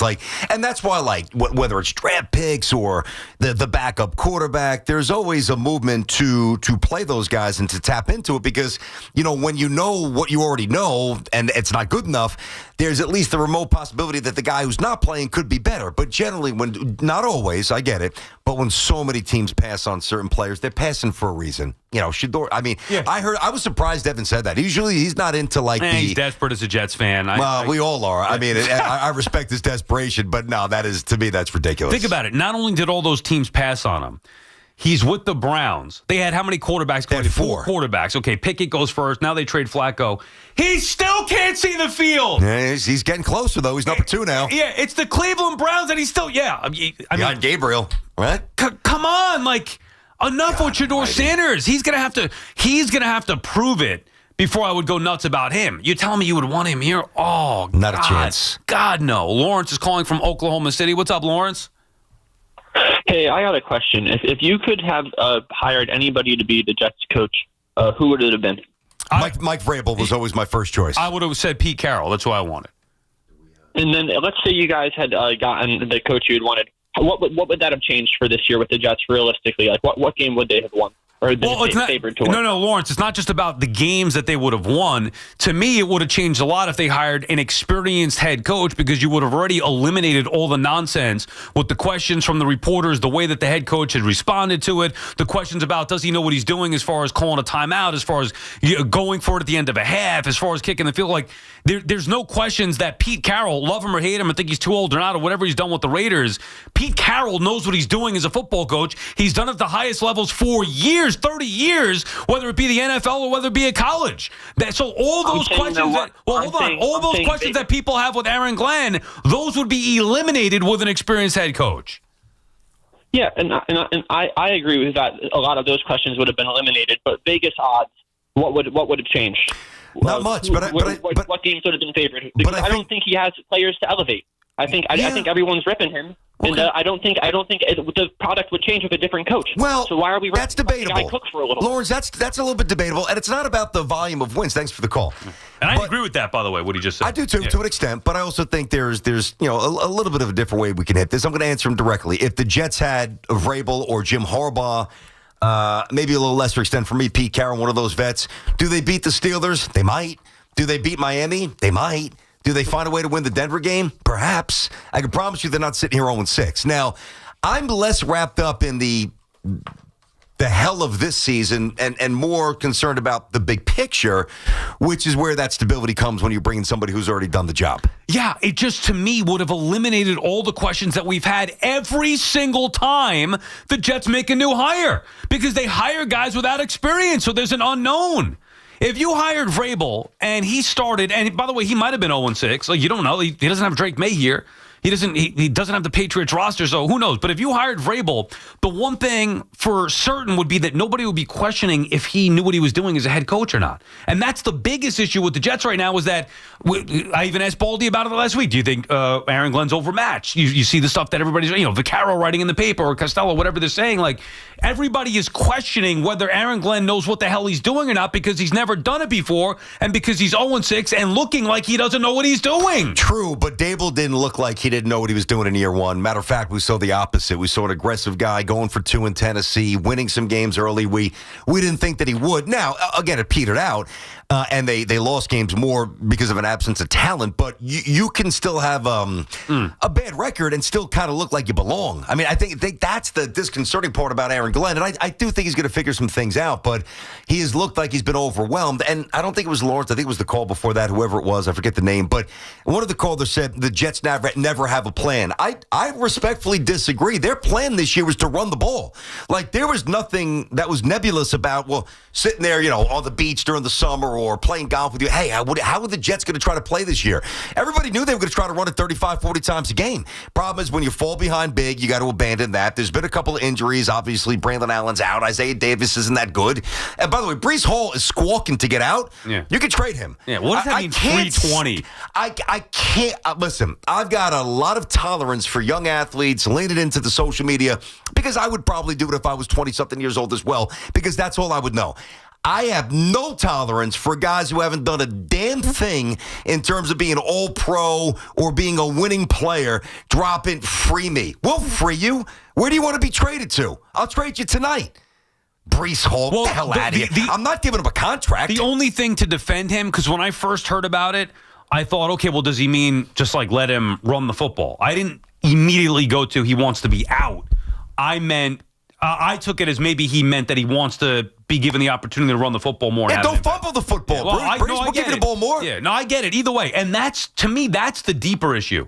Even Garrett Wilson, I'm not going to put him on the same level as Breece. I don't want to hear it from anybody. If I'm Aaron Glenn, I don't want to hear it. I look at all these guys and say, all you've done is lose. You're a part of a losing culture, and all they do is run their mouth. Yap, yap, yap, yap, yap. Garrett Wilson couldn't wait to get rid of Aaron Rodgers. Look at what Aaron Rodgers has done, and look at what the Jets are after Rodgers left. Like, Garrett Wilson should have shut up and learned from what Aaron Rodgers had to say. I don't care what he said, how crazy it sounded, how rough he might have been around the edges with it. He knows what he's talking about. You'd benefit from listening to him. So it's him, Breece Hall, all those same guys that didn't like what Aaron Rodgers had to say. They're still here, and they're still losing, and they're still running their mouths. They're not happy about it. I know you said you don't put Garrett and Breece on the same line. I get that, but I put them on totally opposite lines. Like, to me, Garrett, I know we got a break, so we can pick this up after, but like Garrett Wilson, to me, He will be happy if they're winning, if the offense is playing better. I don't think he's chirping for the ball. He's just chirping for an aggressive mindset. Whereas to me, Brees is saying, give me the ball or get me out of here. Hey, we can make a call. Get lost. You're not getting a contract. Or just cut him. I don't care what are you going to get. What are you going to get? What are you going to get from him? I get a 4th-round pick. Honestly, dude, 4th-round pick. Because I read some of the stuff, because once that went, viral if you want to, a lot of personnel people weighed in, and they're like, well, what would you even get for Brees Hall? And a couple people chimed in, maybe 3rd round. That was shot down. The general consensus would be a 4th-rounder. All right, if they even do that. 888-808-1019. It's BT and Sal on the Fan. We are getting them today, Sally boy. They are dropping off the Cadillacs at our crib. 4 distinct, all electric Cadillacs. Some drive them for performance, others for the range. And let's face it, it's also a pretty good way to make an entrance. 3 different ways to turn every drive into an occasion. So whatever your reason is, never been a better time to say, let's take the Cadillac. Yeah, the all-electric Cadillac family of vehicles. Can't wait to get in it. The Escalade IQ, the Vistic, the Optic, and the Lyric. I drove the Lyric last year. Looking forward to driving the Optic this year. Visit your Tri-State Cadillac dealer today. The BT and Sal Show is presented by your Tri-State Cadillac dealers. Cadillac, the official luxury vehicle of the New York Giants. This is Maggie Gray with an Odyssey Sports Minute. Jorge Polanco continues his red-hot postseason. Last night, blasting a 3-run home run to lead the Mariners past the Blue Jays 10-3 in Game 2 of the ALCS.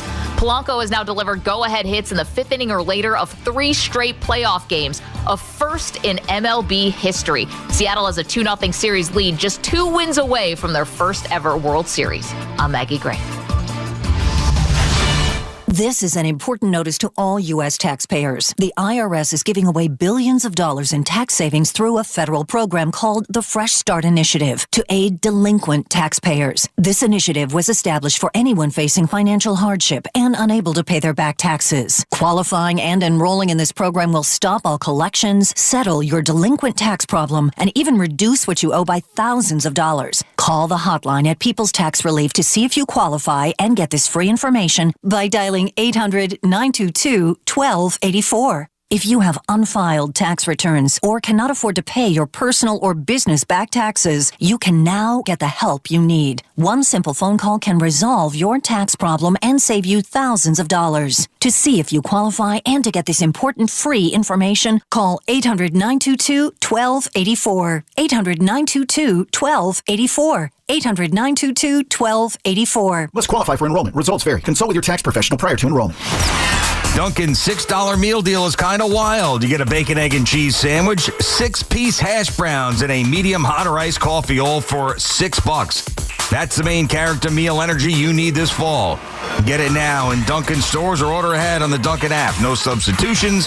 Participation and times may vary. Offer price varies in California and Hawaii. Limited time offer cannot be combined with other offers. Exclusions and terms apply. Rock and roll will never die, and neither will the low prices. It's the Rocktober Savings Event at Nielsen Dodge. We've turned up the volume on Rocktober Savings on any new Jeep, Chrysler, Dodge, or Ram. Lease a new 2025 Jeep Grand Cherokee Limited 4x4, just $199 a month. Or lease a new 2025 Jeep Grand Cherokee L Altitude X 4x4, just $224 a month. We're rocking out the deals with 0 down payment available. $1,500 overbook value for any trade. If you need credit help, we're here to make it happen. And of course, great deals. On Route 10 in East Hanover, online at NielsenDodge.com, a proud member of the Nielsen Auto Group. So for head-banging deals that are music to your ears, at Nielsen, fun is in the driver's seat. Drive into fall event. With approval term 24 months, due sign Cherokee 5794, Cherokee L 5819, ag tax tag 498 DACA DMV. Michelin Winter Tires offer confidence in all types of winter conditions, and Town Fair Tire offers every long-lasting, fuel-efficient Michelin tire at the guaranteed lowest price. Plus, Town Fair gives you the most free services for life with your purchase of Michelin Winter Tires to keep you going for years to come. For the guaranteed best deal on Michelin tires, nobody beats Town Fair Tire. And I mean nobody. Name brands at discount prices. Town Fair Tire. You can't can't count on much these days, but you can always count on Sundays with the NFL on CBS and Paramount Plus. Watch your local NFL game live every Sunday this season, all the way through the AFC Championship game. Visit ParamountPlus.com/NFL to get started today. October baseball is here, which means the MLB stage is bigger, the lights brighter, and your style, it's gotta rise with it. From fresh jerseys and iconic caps to hoodies, jackets, and must-have accessories, every postseason fit tells a story, because October baseball isn't just play, it's what you live, it's what you wear, it's showing off and showing out. So this October, go big, go bold. Rep your squad's postseason moment at MLBShop.com. MLB trademarks used with permission. More BT and Sal coming up on the Odyssey, iHeartRadio, and TuneIn apps. Oh no, stomach issues again? Stomach issues? Who are you? Your pancreas. I could be the real reason for your diarrhea, gas, bloating, stomach pain, or loose oily stools. I thought it was my stomach. People often do, but any of these symptoms could mean having a condition called exocrine pancreatic insufficiency, or EPI. With EPI, the pancreas doesn't release enough enzymes to break down food, but EPI is manageable. Use the symptom checker on identifyepi.com and speak with your doctor. That's identifyepi.com. Sponsored by AbbVie. Cloudy and breezy with a high around 64. Weather brought to you by Robert Half. Our recruiters' expertise and award-winning AI will find you the skilled candidates you want. At Robert Half, we know talent. Visit roberthalf.com/talent today. This city lives and breathes sports. WFAN is where Yankees fans argue with Mets fans, and Giants fans debate Jets fans. Live, loud, and daily. The Fan, 101.9 FM, and always streaming on the Odyssey, iHeartRadio, and TuneIn apps. Now, time for Bald Face Lie, Bald Face Truth with Brenton Tierney and Sal Licata. All right, little bold-faced lie, bold-faced truth. Hoffy, what do you have for us this week? All right, Sal, we'll start with you. Bold-faced lie, bold-faced truth. Jackson Dart will lead the Giants in rushing touchdowns against the Broncos this weekend. That's a good question. I'm going to say that's a bald-faced truth. I don't think the Giants are going to be able to have the amount of successes they've had on the ground in recent weeks against the Broncos. That's why I laugh at the people who are like, oh, yeah, play Tyrod Taylor. Like, that would have made a difference against the best defense in the NFL. Watch and learn this week how it's about Denver and not about the Jets quarterback situation. Justin Fields couldn't throw the football. Yeah, he stinks and he was gun-shy, but it was also in part to the Denver defense. Therefore, if I think Denver's defense is going to be that good and slow down the run, I think the only way they get in the end zone on the ground would probably be Jackson Dart. So even if it's one, I'm going to say it's a bold-faced truth. He will lead them with rushing touchdowns. Okay, I'm going to say a bold-faced lie. I'm not expecting a ton of points here, but I do think that he gets in once, but I also think Cam gets in once. So I think it's a push. So kind of playing the edge there. Bold-faced lie. They each have one. Okay. Bold-faced lie, bold-faced truth. BT. The Rangers will score their first goal of the season at Madison Square Garden. By the way, they getting booed yet at home? You and I have been talking a little hockey today because I don't really know a ton about hockey, as I always come clean with the audience. But they haven't gotten. I don't think they got booed yet. They got shut out twice at the Garden, right? Twice, right? Yeah, which is embarrassing. Yeah. Who are they playing tonight again? They're playing the Oilers. Are they good? Yeah, pretty good. Yeah. I actually do know that. Yeah, I mean, you better score a goal. Come on. So I believe the Rangers will explode and score 2. Yeah, I think they'll score more than that. The Oilers, the one thing, now I haven't watched, obviously, a lot of hockey this year, but the Oilers don't have great defense or goaltending, so I would think that the Rangers will break out and maybe score a few goals, even win this game. Like, they haven't been that bad. I know they've been bad at home. I think they could win this game, so yeah, they're going to score goals. Yeah. At least they'll go. I'm going to say over. Did I have a total on that? Let me pull it up. I didn't look at it yet, but all I know is this. The over for the game is 5.5.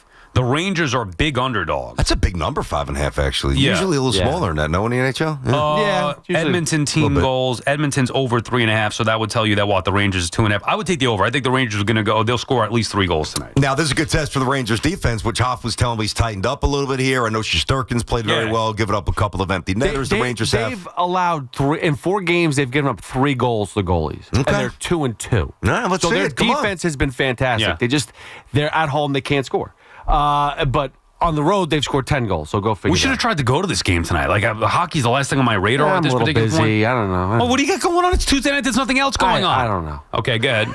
Recovering from his weekends, which is brutal. Working all crazy hours. Sal, bald-faced lie, bald-faced truth. The Jets will trade one of the following before the deadline. Garrett Wilson, Ahmed Gardner, Breece Hall. Yeah, that's a bold-faced truth. I hope it's... me personally, I would trade all three. I would want to clean this thing out as best I can if I'm Aaron Glenn and Muji. Obviously, the one that if you wanted to keep one of those three, it would be Garrett Wilson. But I hope that they trade at least two. Breece Hall's got to be gone. And I would look... Now, I don't know what you're going to get back for Sauce Gardner. I was shocked when they extended him, honestly. I would never have done that. I'm on record saying that. I thought he was overrated last year. They extended him, which I couldn't believe. I hope that there's a way the Jets can get rid of at least two of those three players. Now, I just want to make sure you worded how they will trade at least one of the following three. At least one of the one. Yeah. I'm going to say ball-faced truth. Now, I'm a massive Garrett Wilson fan. I love him. He's going nowhere. I don't think they would even want to trade him. I do wish they didn't pay Gardner, but they did. And because they did, I don't think anybody, when you just look at the tape, is going to take him for that contract. So he's sticking. So the only candidate will be Breece Hall. Now, they're not going to give him a big contract this offseason. Clearly, they could tag him, and that makes it maybe a little less of a given that they trade him. But I would trade him, and I believe people will call, and I believe that they will trade Hall. So I'm going to say ball-faced truth, they will trade Hall. Yeah, to me, it's just not enough. Like, I think that should be the bare minimum. Man, would I like to see them clean house. It's the same thing. We're going to be saying the same thing for years. Next year, what do you think is going to happen if the Jets struggle? Oh, Garrett Wilson seems unhappy. He's always unhappy. It's not just him, a knock on him. Sauce, I mean, forget about Sauce Gardner. And not to mention that you put two of the guys together and it would weigh the normal weight of a football player. Like, they're both rail thin, Garrett Wilson and Sauce Gardner. We talked about this the other day. Can they put some muscle on? Like, it is football. I asked, do they feed him at the facility? Do they have a weight room? So, Hoff, 13-6 would be the tag for Breece Hall? I see two numbers. Either 13-6 or 14-2. Either both. Both are untenable. See you, Breece. How about you trade him the Chargers? They're looking for a running back.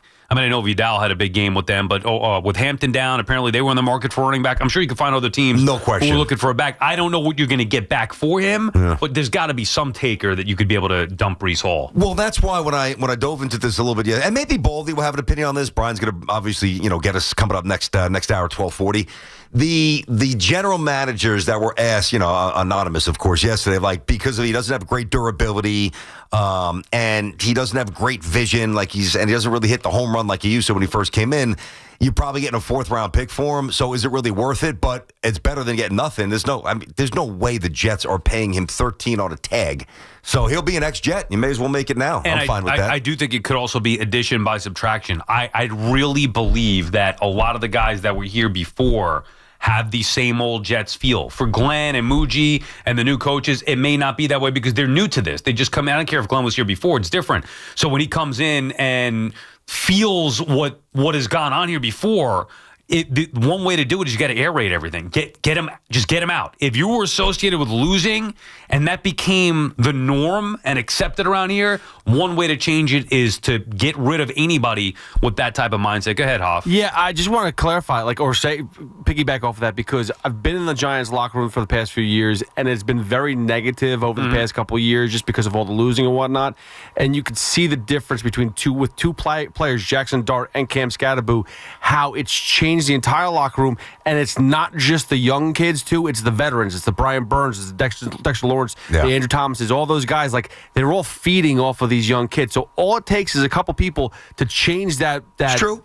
That feel in the locker room. And that was the word on the street during the summer, that the Giants had a different vibe before Dart was even the starter. But I also think Dable has done a better job of controlling the environment from day one, where I don't... To me, it was not where it was with the Jets, where it just seems like a circus with Saleh not being in control and he's all over the place. I never got that with Dable. The question was his football teams were bad. I never felt like there was a losing mentality. We talked to Jermaine Illuminor every week last week for the most part. I never got that it was a player's thing. I mean, again, the years blend together here. Who knows? Maybe I'm missing something. But I never felt like Dable was, part of just a losing culture that you needed to open up the windows and aerate. I thought they needed a real quarterback. They definitely needed that. I mean, that helps. That's going to cover up a lot of warts here and a lot of deficiencies. I'm trying to remember as well, like Wink was a different entity because Big Wink was, as good as he was also a walking, troublemaker who had an ego that was basically bigger than the coach. And you had to get on from. Yeah, but and that's why I want to make sure I'm not conflating years either. I don't think I am that. With Wink, that's when the general manager got on and would listen to the game day communication. So there was, Wink's gone, so that's gone. We didn't like the way he handled, just cherry picking, the Commanders Week 1 analysis. Remember that? He's like, we were right there. It was 14, whatever the score was. Yeah, but that's different than having a lost control. Or just like a losing culture. Like, if the Jets players didn't want to listen to or respect Aaron Rodgers, to me that should. Remember too, this has been reported from Rossini about Woody Johnson and his son being involved and going up of Madden rankings and going up to Mike White in the locker room. Like, why the hell did you do that? Like, that's not happening with the Giants. I would agree with that. That's happening with the Jets. So maybe that's the bigger issue. Yeah. It just seems like there's a losing culture, and the guys who have been here have experienced that and think that that's the norm. And trying to change that in this town, especially when you start 0-6, is near impossible. I think the difference is the Giants have had a lot of bad teams recently, but they haven't necessarily been dysfunctional, whereas the Jets have had a lot of bad teams recently, and they have been highly dysfunctional. BT and Sal on the Fan will come back, reset down with the King topic of the day, get back to your calls as well. Both the Jets and the Giants, 888-808-1019. It's Boomer and Gio, mornings on the Fan, 101.9 FM. All you want to see is some guy who's out there giving every single bit of what he has on every single play. And he's like a regular guy that maybe your son's friends with that you think is nuts. And you're like, you going out with Cam tonight? Listen to Boomer and Gio on demand on Apple Podcasts, Spotify, or wherever you get your podcasts. Hey, football fans, picture this. You bet on your favorite player to score the first touchdown in the game, but his teammate scores instead. If this happens, BetMGM wants to give you another chance at the end zone. With BetMGM's second chance promotion, you'll get your stake back if your first touchdown scorer scores second instead. That's right. Bet on any pro football player to score the first touchdown of the game. If you're right, you win. If your player scores second, you get your stake back in cash. With BetMGM's second chance offer, you have a chance to keep the fun going after the first player crosses the goal line. BetMGM and GameSense remind you to play responsibly. See BetMGM.com for terms. 21 plus years of age or older to wager and physically present in New York and New Jersey only. Existing customer offer. Subject to eligibility requirements. Rewards paid back in unrestricted withdrawable funds. Gambling problem? For New York, call 877-8-HOPE-NY or text HOPE-NY. For New Jersey, call 1-800-GAMBLER. For over 100 years, Sloman's has been your trusted partner in comfort. When it comes to home heating oil, they deliver more than just quality fuel. They deliver peace of mind. With price protection, automatic deliveries, and 24/7 service, their dedicated team is just a call away, ensuring you stay warm and comfortable all winter long. Sloman's, the Tri-State's largest heating oil provider, proudly serving their community for generations. Give them a call today at 866-GET-HEAT or visit oil.slomans.com. Stepping into the Kia K4 or K5 isn't just getting behind the wheel of any average sedan. It's stepping into what's next. With a K4, it's stepping into a world that's exciting. With a K5, it's one that's bold. The Kia K4 and K5, the next movement for sedans. See your local Kia dealer or visit kia.com to learn more. Kia, movement that inspires. Call 800-333-4KIA for details. Always drive safely. Looking for Michelin tires at the guaranteed lowest price? Get to Town Fair Tire for Michelin's Cross Climate tires, offering a design that delivers an exceptional level of long-lasting performance throughout the tire's lifespan. Plus, Town Fair gives you more free services than anywhere else. For the guaranteed lowest price and your best deal on Michelin Cross Climate tires, nobody beats Town Fair Tire. And I mean nobody. Name brands at discount prices. Town Fair Tire. More BT and Sal coming up on the Odyssey, iHeartRadio, and TuneIn apps. Morning, Zoe. Got donuts. Jeff Bridges, why are you still living above our garage? Well, I dig the mattress, and I want to be in a T-Mobile commercial like you. Teach me, Saldana.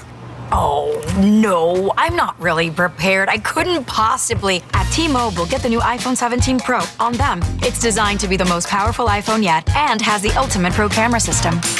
Wow, impressive. Let me try. T-Mobile is the best place to get iPhone 17 Pro because they've got the best network. Nice, Jeffrey. You heard them. T-Mobile is the best place to get the new iPhone 17 Pro on us with eligible trade-in in any condition. So, what are we having for lunch? Dude, my work here is done.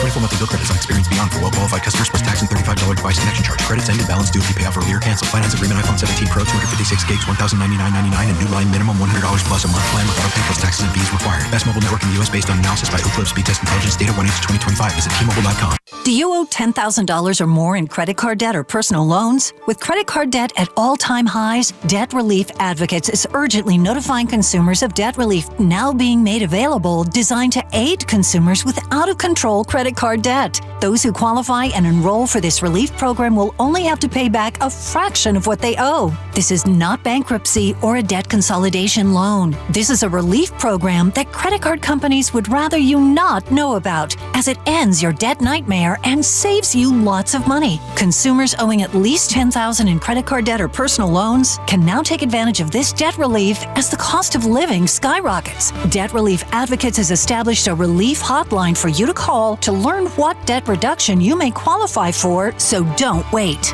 For this free information, call the Relief Hotline at 800-707-6152. 800-707-6152. 800-707-6152. HL Gross Jewelers of Garden City is Long Island's premier engagement and wedding ring destination. Visit HL Gross today or online at hlgross.com.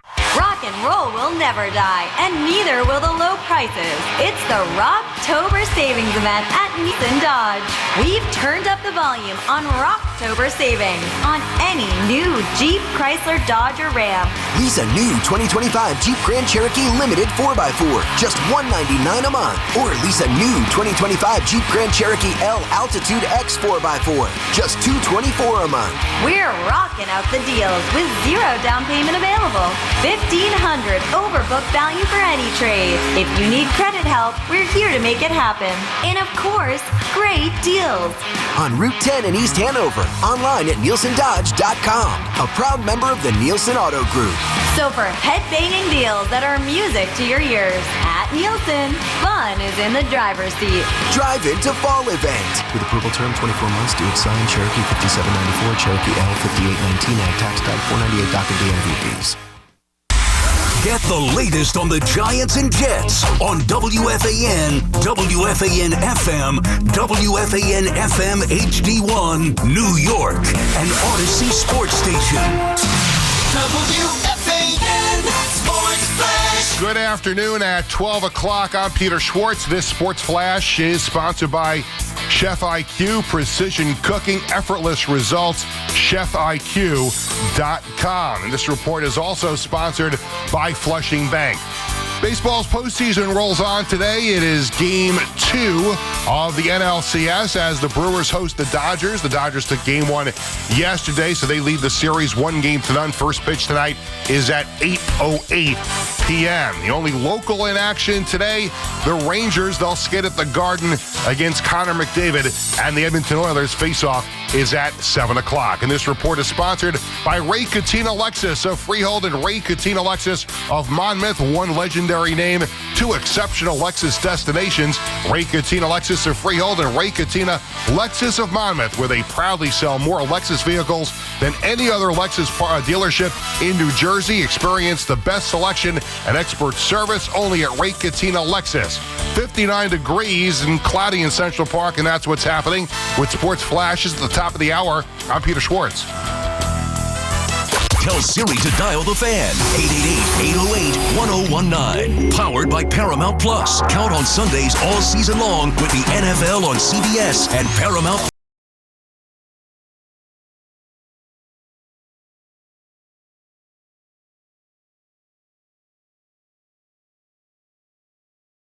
Licata back on the Fan on this Tuesday now afternoon, down with the king topic of the day, and it is the New York Football Giants. We've been talking a little Jets too, but after what happened last night with the Bears coming back and beating the Commanders on a last-second field goal, all of a sudden the NFC East is not what we thought it was coming into the year. The Giants are better than what we thought coming into the year. Jackson Dart effect has been real over the last 3 weeks, even with the loss in New Orleans, and not that I think the Giants are going to win the division, not that I think that playoffs are realistic right now, BT, but the gap has been closed in the NFC East. Things be changing a little bit here, Sal. Listen, it works two ways. So when we were sitting here during the summer looking at this hellaciously daunting Giant schedule on paper, loss. I mean, there just weren't many wins to look at. The converse to that were the other teams, when they were looking at their schedule, they were seeing Giants and they're saying win. And at the very least now, the Giants have, I think, raised some antennas around the NFL. They look more explosive offensively. They definitely have some really good disruptive defensive players, and they're playing with a little swag and a little energy, and Giant fans are revitalized, and they should. And, Dallas's defense is weak. Philly looks... they're just going in the wrong direction. Emotionally, they look fractured. They cannot throw the football. They haven't utilized Saquon the way they missed their coordinator, basically. And the Commanders are good, but who knows really how good they are. So I'm with you. They're a year away, and they could even be 2 years away. But the fact that we can sit here now on a Tuesday and say, why can't the Giants mess around and beat another good team in Denver? I mean, you got a puncher's chance. It's fun. I do think it's different than, let's say, if the Giants would have won one of the first 2 games of the year and then the Saints game, if they were 2-4. That's why it's just not about the record.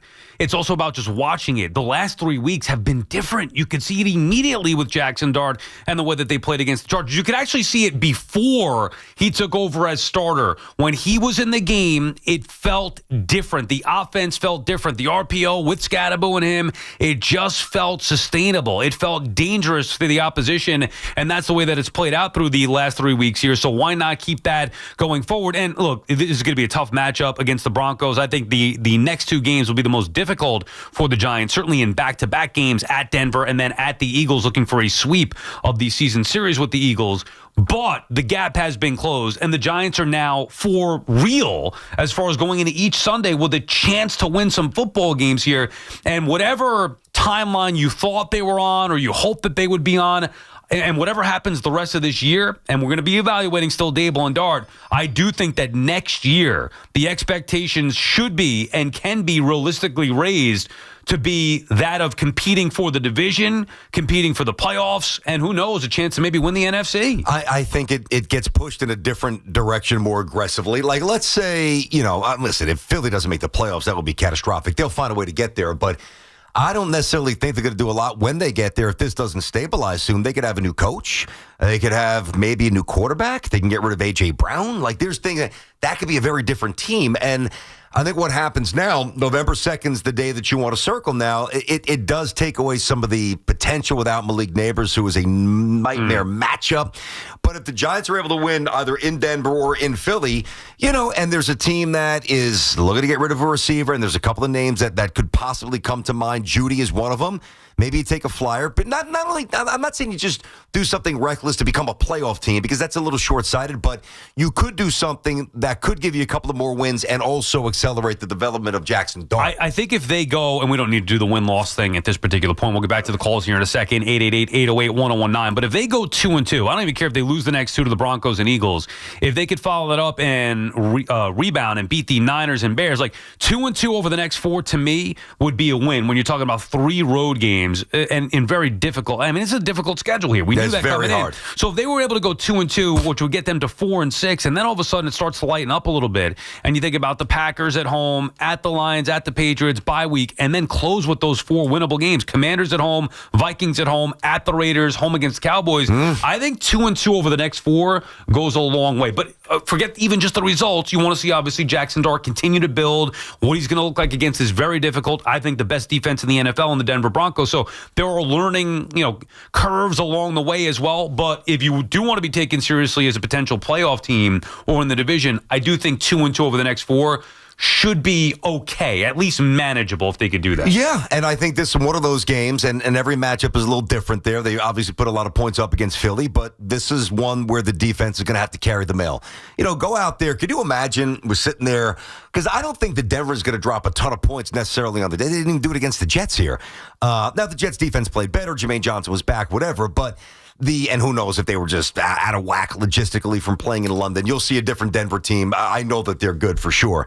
But I think that if the Giants could come out and strike early, whether it's a quick 3-and-out, even if you get a field goal and you jump out 3-zip, I don't think that Denver's unless well, you tell me, because you like them even better than I do.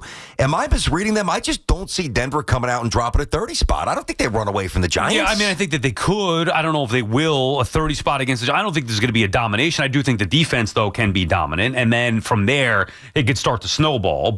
And they do have weapons. I wouldn't expect that because I think the Giants defense is good enough. So I do have reason to believe this will be in the low 20s, maybe even in the teens again. Maybe Denver wins 24-14, something along those lines. But I do think it's going to be a defensive game, even with the emergence of Jackson Dart. Defensive game. Real quick, I was just looking at the Eagles schedule and the Commanders schedule. This is really getting out of control here. Hey, it's a good day to do it. All right, well, either way, somebody from the NFC, you got Washington playing the Cowboys this week. You would think Washington probably going to win that game. Cowboys aren't very good, so the Giants should be able to elevate over the Cowboys. Then they could set their sights on the Eagles, who they've already beaten once, or the Commanders. Commanders got the Chiefs after that in Kansas City, home against the Seahawks, home against the Lions. That's pretty difficult, too. Yeah. All right, Dolphins at home, taking on the Broncos at Minnesota. Then they still have one more head-to-head.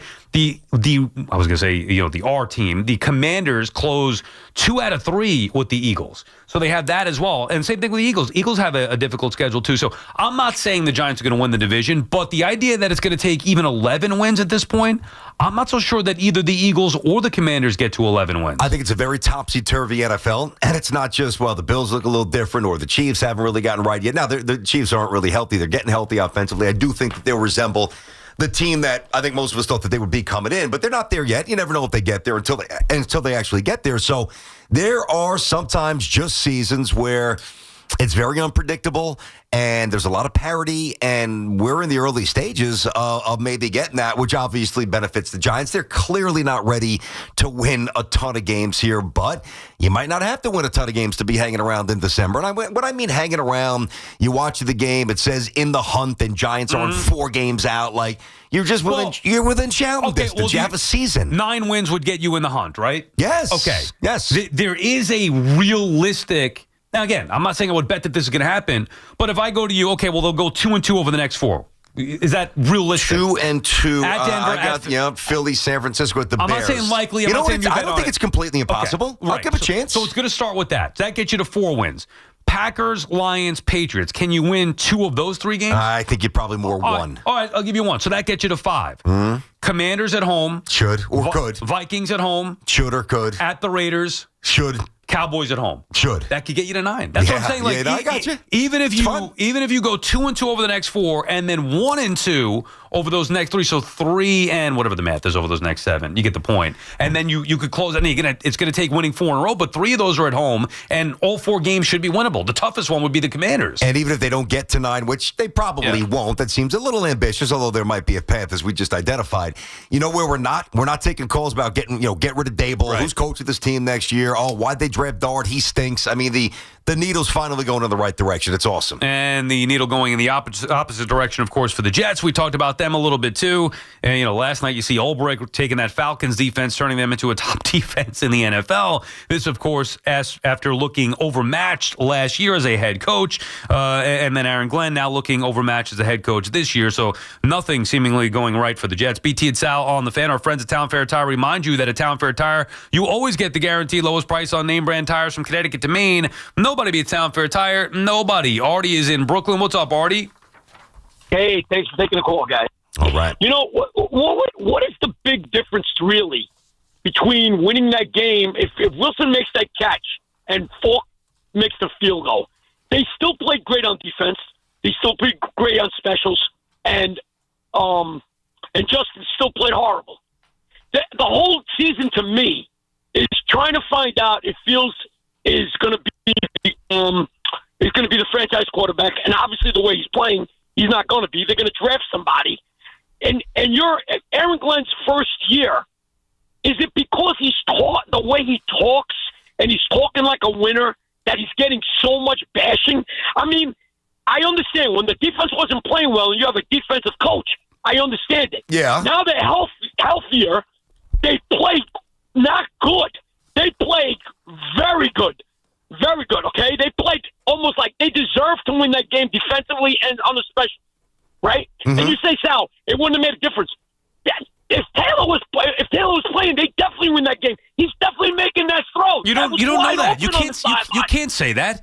You guys are making it like Tyrod Taylor is Josh Allen. He's wide open, Sal. Artie, Tyrod Taylor is not good, okay? That's number one. Number two, Denver's defense is great. So let's not just assume that if they put Tyrod Taylor in, they were winning the game. People could say that. The same way that I heard Jet fans for years say since 1998, if they got to the Super Bowl, they were beating the Falcons. You could have that opinion. You don't know. There is no assumption that you can't just say that was going to happen. We have no idea. We didn't see it.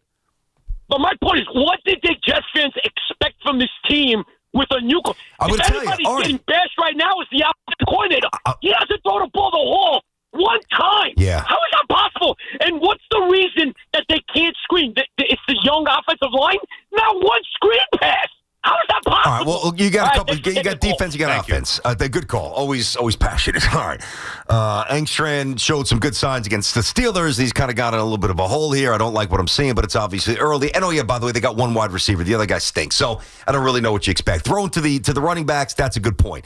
I think why, and if you remember Artie's first point, like, why is Aaron catching so much heat here? Like, well, I'm going to tell you why. Because up until the other day, they were the only NFL team without a takeaway. He's a defensive coach. That's number one. And there was also still a large amount of penalties, which is what drove us nuts. And that's something he told us that he had to, really, that he planned on getting rid of right away. Like, he didn't say the anti-Salah, but we all knew what he meant. It was like that there would be, repercussions, that it will be punitive. There will be penalties. When you don't play buttoned-up football, you're going to be penalized. You're going to be sitting on the bench, and it's going to change fast. And it didn't. So I think that... And then the half, and the final decision with the field goal, like... Correct. Those are also big things that they get knocked on Aaron Glenn for. There's no doubt. When you look at the fact that they're not really sacking the quarterback, you're not getting any turnovers, up until recently, it's still a lot of penalties. And, by the way, you're making some real head-scratching calls. What the hell do you expect?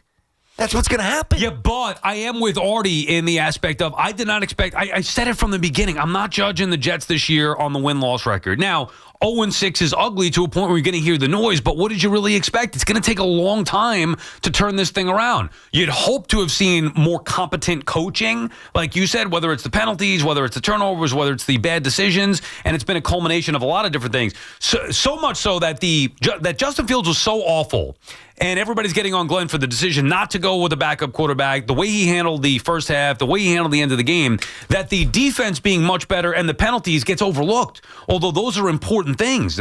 Having the two penalties, that's a huge step. The fact that the Jets could play a clean game like that. And forget about the no turnovers, because part of not having any turnovers that Fields didn't throw the football. Like that's a big issue. That I'd be okay if they had a turnover or two. Yeah. You'd rather see him unleash it, throw the football. I also think that this win was more about Denver being great defensively than people are willing to acknowledge here in this spot. But there have been a lot of things that Aaron Glenn has done that's been questionable, to say the least, over the first 6 weeks. Listen, it's not going to happen overnight. Come on. I know we get, wrapped up in, before the season starts, like the immediacy and the tantalizing potential when you look at the schedule. Miami's going the wrong direction. The Pats aren't going to be that good. I didn't think they'd be this good.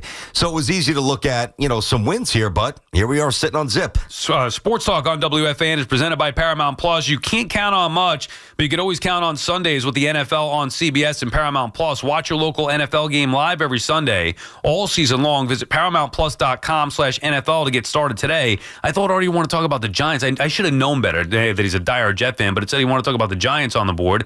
Daniel, calling from Plainfield, New Jersey, does, I believe, want to talk about the Giants. What's up, Daniel?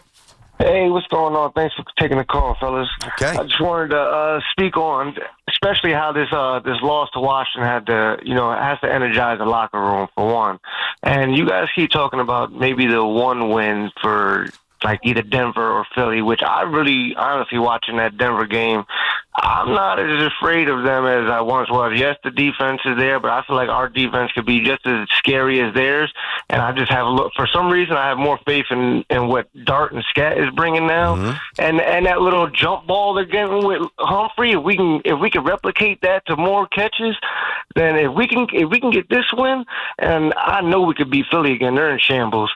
If we get these 2 wins back to back, then who do you think we should get? You said Judy, but I'm hearing. How about Jacoby Myers? You want him or Chris Olave or DJ Moore? I don't even know if the Saints would trade Olave. He's banged up a lot. I would take either any one of those 3 over Judy. I'm not. How about Jalen Waddle from Miami? I'm with it. We need some speed. And Hyatt over here is, he had a couple good catches in that game, but Hyatt's he's a complete bust so far. Yeah, if we can't even figure out how to use him, or he can't figure out how to use himself, I don't know what's going on. The one thing the one thing I would say, though, Daniel, Thanks, is you're saying if you get these next 2 wins, if you get these next 2 wins, maybe you start thinking about a Super Bowl parade. That's a huge if. I'm not trying to mock the Giants or bring them down, but I'm not kidding. If they win these next 2 games, then anything is possible. We're talking about maybe how they could get 9 wins, and I do think it's realistic to think that if they win these next 2 in a row and make it, that would be 4 out of 5 against very good teams. We're talking about the Chargers, Eagles twice, and Broncos, 2 on the road. Yeah, back-to-back roadies. Then, who's to say that they're stopping the Giants? If they don't lose these 2 games, what are they losing? What? All of a sudden, at home against the Niners or at the Bears is going to be tough? Home against the Packers or at the Lions? I'm not saying they would go undefeated, but these 2 games, if you win these 2 in a row, I think the highest of expectations should be on the table for the Giants. I'm going to right now say the Giants will finish. I'm going to go 7. I wish they had neighbors. I'm going to still say 6-10. If I was to go one way or the other, I'd go 7 more than 5. But I feel like 6 because of that Saints game. I'm going to say 6-10. But there's a real chance that if they steal one of these, to the point that you and I have discussed for a while, one of these next 2, that could change pretty fast. I think there's a realistic shot they get 9. And I would say that I would bet right now over 7.5, meaning that they'll finish with 8. Is there updated, Hoff, if you can, there's got to be some updated live win total, future stuff for the G, but I'm curious where they're at now. Dude, curious. They can, look, they could lose the next 4 games and then that would be shot, but they already have 2 wins. I think they're going to win 2 of the next 4 games. I don't think they're getting Denver. I don't think they're getting Philly. I think they could beat the Niners and the Bears. And then if you get 1 out of the next 3, that gets you 3 wins. And then I think they could run the table, at the very least take 3 from those final 4. That would get you 6 on top of your 2. You're already at 8 with the chance to be at 9. Quick math right there, I know. But I do think I think they're winning 8 games minimum. I hope so. Listen, you said a few times you think they could win 3 of the final 4. 5.5 that can't be the live number right now. Interesting. Is it plus? Is it minus 110? Yeah, what are the, just out of curiosity, probably minimal. Plus 100. Okay. I'm going to bet the Waddle for that. I'd go over hard on that too. That's a very low number. Now it could be we're very off. Here's the thing. Jackson Dart gets hurt. Knock on wood. Then that blows that whole thing up. Yep. Yeah. I could also see a path where they lose them. Sure, they could lose 4 in a row. I still think getting over 5.5. I'm thinking 8. There's a lot of wiggle room in there to get to 6. Anthony's calling from Queens. What's up, Ant? Hey, what's going on, guys? Hey, Ant. Love the show. Been 35 years with the Jets, and look, I hope Glenn gets it going and it gets it turned around. My concern is if you look at what his blueprint has been, is I've been here with the Jets, I was with the Saints, I was with the Lions, but if you look at every one of those stops, Vinny Testaverde came in, veteran quarterback. Drew Brees came to the Saints, turned it around, veteran quarterback. Yep. Detroit traded for Goff, veteran quarterback. If we're looking where we're going at this season, it's going to be a top 5 pick. I don't know if he can draft a quarterback. And what does this mean? We might go Tua Tagovailoa as a veteran option? How do I feel confident? What are we going to do? That's my question to you guys. Okay, yeah, that's a legitimate concern that every single Jet fan has. Now, I know you're not saying that Muji can't identify the right one, because actually some of the early signs of Muji's draft are pretty good. Obviously, Memboot is pretty good, and Mason Taylor looks like a tight end of the future. Malachi Moore is fairly interesting. I think, without getting deep in the weeds, because there's no superstars yet, I think that he at least has the makings of a pretty good draft class. Here's the problem, though. There's no surefire number one, and it's going to change a little bit as the year goes on. I told you, I watched the Oregon-Indiana game. I like Mendoza better than Moore. That game, that could change. A few others, I get it. I don't know. There's going to be no consensus, so you're going to probably have a group of about 3 or 4 kids or young players, and the Jets are picking 1, 2, 3, or 4. And based on the percent, not because they're the Jets, Sal, but just based on the percentages of failed first-round picks and the sheer volume of potential first overall picks or whatever, they're probably going to miss. So why would you be forced to take a quarterback? That's what I'm saying. You shouldn't. Yeah, I would not under any unless Muji loves, and I mean loves, Muji and Glenn together. We have to have this guy. I want this kid. We have to have him. If that's the case, so be it. And then you roll with whatever happens from there. I would not feel compelled just because I'm picking atop the draft to select the quarterback. But what's the plan? I agree with you. Well, the plan would be, what do we do for 2026? It's not Fields. No. But you go get a veteran quarterback. You figure it out, whether it's via a trade, whether it's via free agent. Yeah. Hey, there are no great answers. I'm still me. I would be prioritizing building a foundation. Try to build a foundation that when I do bring the next quarterback in, he can be successful in. It takes a while. It's not just one player. It could take a long time to build it out. The Giants, at least, we could talk about was it the right situation to bring in Jackson Dart? They have the defense in place, or at least a good enough defense. Pre-Neighbors injury, at least they had a top weapon. Their offensive line, it's taken years, but it has been better. Yep. So it wasn't just like it was all on the quarterback and nothing else around him. They have Scataboo there. There were some pieces in place to where he was being put in a position to succeed, at the very least to a certain extent. I can't say that about the Jets. They have, to me, they have got nothing 2 tackles. They got 2 tackles. I think that Taylor's going to be a good tight end. Garrett Wilson is very talented, and I think Breece Hall will be gone. But yeah, there's a few components. It's just, and even if it's the right move, is it a championship move? It's obviously not going to be Kirk Cousins, but who would it be? Who? I don't even know who's available. Tua, who the hell knows? I prefer to draft somebody, but to your point, if it's a reach and you're throwing a Hail Mary, don't take them just because you think you need a quarterback. 888-808-1019, BT and Sound on the Fan. A lot of Giants energy today, obviously some Jets negativity. What else is new? We got Brian Baldinger, Baldy coming up in about 20 minutes with us on the show. Hey, let me tell you, Cash App is built for this city. You've got built-in security that's rock solid, Face ID, scam warnings, 24/7 chat support. Basically, it's like having a bodyguard for your money. You work too hard, we all do, to let anything slip through the cracks here. So download the Cash App today. Use code WFAN10. Send $5 to a buddy, and within 14 days, Cash App will drop $10 right back in your account. Simple. Terms apply. That is money. That is Cash App. Cash App's a financial services platform, not a bank. Banking services provided by Cash App's bank partners. Prepaid debit cards issued by Sutton Bank. Member FDIC. Direct deposit, overdraft coverage, and discounts provided by Cash App, which is a Block Inc. brand. Visit cash.app/legal/podcast for full disclosures. Regular season battles in football. Off-season moves in baseball.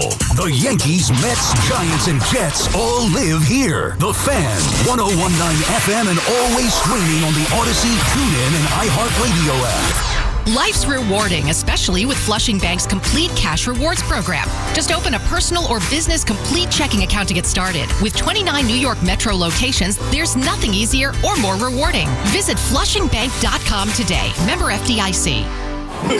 So, there's this guy, Paul Rivera, grew up in the Bronx, made some mistakes, but eventually becomes one of those hard-working citizens who keep our city going. But he gets pulmonary fibrosis, and his only hope is a lung transplant. When one hospital, Montefiore Einstein, get him a new lung, and they give him a new life. Right. Everyone in his neighborhood is like, they give that guy a new lung or a new motor. The story, Mr. Giamatti. Well, you ought to know, Mr. Rivera, you lived it. Everyone loves a comeback. Montefiore Einstein, national leader in transplant. Clogged toilet, leaky faucet on 1. Ready?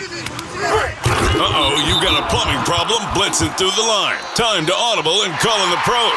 Roto-Rooter is your go-to defense for clogs, leaks, and any plumbing fix. Call the right play and download the Roto-Rooter app and easily book an appointment and receive exclusive service discounts. Touchdown! Don't get sacked by plumbing issues. Call in Roto-Rooter, your MVP for plumbing solutions. Download the app today and score big on savings. And away go troubles down the drain. Roto-Rooter. Hey, New Yorkers. Fast, reliable internet can be yours when you switch to Fios. For a limited time, combine Fios home internet and 1 line of mobile for just $69.99 a month. Get unlimited welcome for $50 a month with AutoPay plus taxes and fees when you bring your phone. And add Fios 300 megabytes per second for $19.99 a month with AutoPay mobile plus discount and bonus discount. Visit your tri-state area Verizon store today to get this limited time offer and switch to our reliable 100% fiber optic 5G network.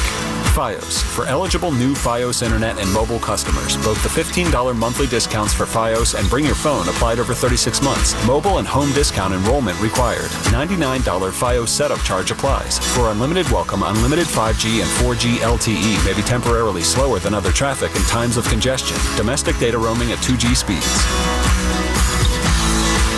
In St. Pete Clearwater, you can chill by the crystal clear Gulf. And stroll downtown St. Pete's galleries and murals. And hang with the locals at a fishing pier. And escape to secluded white sand beaches. Secluded, huh? Yeah, and they're spectacular. And then grab a sandwich at the grouper capital of the world. And maybe a nightcap at a rooftop bar with sunset views. Okay, in St. Pete Clearwater, you'll find just what you're looking for. And then some.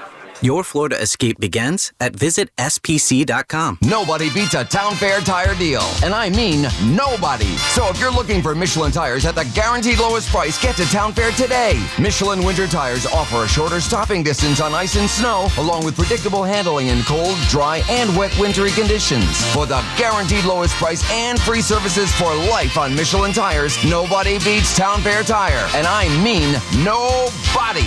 Name brands at discount prices. Town Fair Tire. More BT and Sal coming up on the Odyssey, iHeartRadio, and TuneIn apps.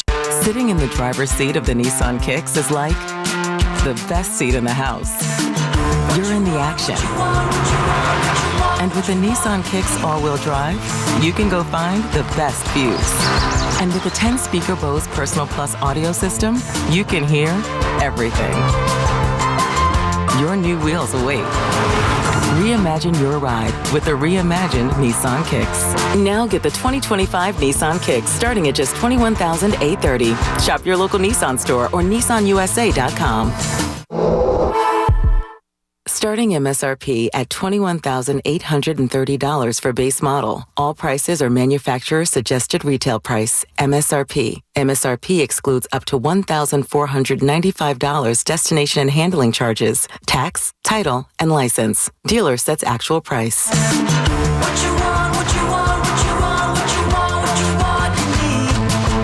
I'm Piera Palazzolo, VP of Digital Marketing for the American Management Association, a company focused on the management training skills needed to enhance the careers of business professionals. We did our research when it came to the best companies for website development and chose AmericanEagle.com. And we couldn't be happier. AmericanEagle.com worked closely with us to understand the front and back end requirements needed to launch an e-commerce website that could handle the complexities of running thousands of seminars nationwide. Our robust new website and improved SEO saw immediate increases in site traffic and web revenue. If you're in need of managerial effectiveness and success, visit our website at amanet.org. If you're in need of a website that provides an unparalleled consumer experience, I highly recommend AmericanEagle.com. Transform your business today. Dial 877-WebNow1 for a free digital consultation with AmericanEagle.com. Listen to You Better You Bet with Nick Costa Sunday morning at 8 right here on The Fan. Nick will preview all the football action to get you ready for kickoff, presented by BetMGM. Make it legendary. Please gamble responsibly. Gambling problem? Call 1-800-GAMBLER. Get the scuttlebutt on your favorite team, The Fan, on the Odyssey, iHeart, and TuneIn apps. It's out back on The Fan. So we were talking about it before we get back to the calls, and we'll have Brian Baldinger coming up in about 10 minutes or so. We talked about the Rangers before, just throwing it out there during the Boldface Truth, Boldface Lie, maybe going to the game tonight. Hoff, you have an update for us on that? All of a sudden, look at what happens here with Hoffy. Yeah, I just randomly got a text from a buddy of ours. And, Mitch? No. Who? Good friend of the show, Gaten Matarazzo. There's two of them, the dad, the older one, the senior. He offered us tickets, three tickets to the game tonight. Yeah, I have no interest. Rangers? Look at you before we even asked. You have no on interest the in blue going. line. No. On the blue line. Connor McDavid in the house. Rangers at the Garden. Connor McDavid. Shesterkin in net. That's a guarantee. He's locked in. Is he playing? He's he is? the goalie, yeah. They already announced that? Are you going? Okay, so I have. By the way, very generous with the offer. He's a great guy, great family. Yeah, and one way or another, we're figuring out how to use them. Like, I think I'm going to go. As long as Hoff is in, I think I'm going to go, but I might have to leave early. I have tonight. Remember I was telling you a while ago about that Gravesend show? Yeah. So our pal Will DeMayo. Are you filming a scene? Yes. You are? Yes. Nice. I was up studying lines last night. Really? Now I can't. I don't think I could go over the lines. Mm-hmm. I asked him. We could talk. He's like, I could talk. You talk about it, but don't talk about the details of the scene. Okay. I have 3 lines, but still, like, I don't know what I'm doing. I've never done this before. Like, you're shooting it tonight? Yeah. How the hell are you going to go to the Rangers game? 10 p.m. Get out of here, 10 p.m. in Brooklyn. No, what do you mean? Well, you got to go to Brooklyn? I'm going to be at SNY. I finish baseball night in New York at 6:30. I could go take the 1 train up to the Garden. I go to the game for 2 hours and then leave at 9 and take the subway right down to wherever I got to go in Brooklyn. Do you know where you have to go? I do. I have the address somewhere. So it's in Gravesend? Tell me. I'm very curious where they're shooting. Tell me off the air. I don't know if you want people coming to bother you when you're shooting. Yeah, I'm not sure how they want. I don't want to put that out there. No, that's true, too. What about like a costume, wardrobe? I mean, I don't know. are you Sal Licata? Who are you showing up as? I'm not. I'm playing a character. I forget his Mafia name. man or what? Yeah, no, he told me a little bit about the scene. He said there is a love interest. No, really? You getting some action? No. He asked. He actually said before. He's like, I'm a little nervous. I would like to practice beforehand. And he was asked, does he do this on air? So I don't know if you guys want to practice the love scene. Yeah, exactly. Right. Okay. You can tell the producer, love scene. I'm a little rusty. Got to get some work in here. Yeah, this is where I go in for a kiss. BT, pucker up. What do we got? You've done this before you did a movie, right? Once before. I did. Yeah, I did a movie and then the Discovery, which is a totally different shoot. But yeah, I've done a movie. Okay, but did you have to remember the lines? Was it because I'm like looking down? I'm like, do I do the exact words? Do I put my spin on it? I think you got to put your spin. Now, it depends. Every director's a little different. Right.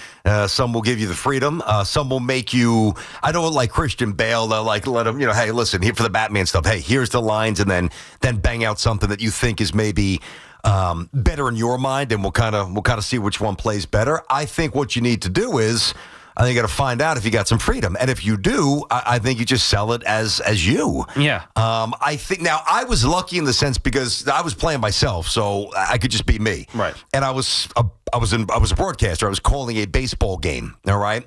And I was up in this old wooden press box, and the director, the producer, they were just like, hey, listen, here's what's in front. Now, nothing was actually in front of me, but they're saying, hey, man on first, base hit to left center, he's trying to score, or a bunt down. They're feeding me the situation, and then I'm just kind of ad-libbing, which I love. Yeah. Lines terrify me. So I don't know what to expect, but I was studying with my wife last night, and I wanted to memorize it. And I did. I think I memorized my 3 lines. But still, you go there. I have no idea what I'm walking into. I got a text from somebody, one of the associate producers, whatever, and was like, hey, we're filming in the Brooklyn area, whatever. I'll tell you off the air.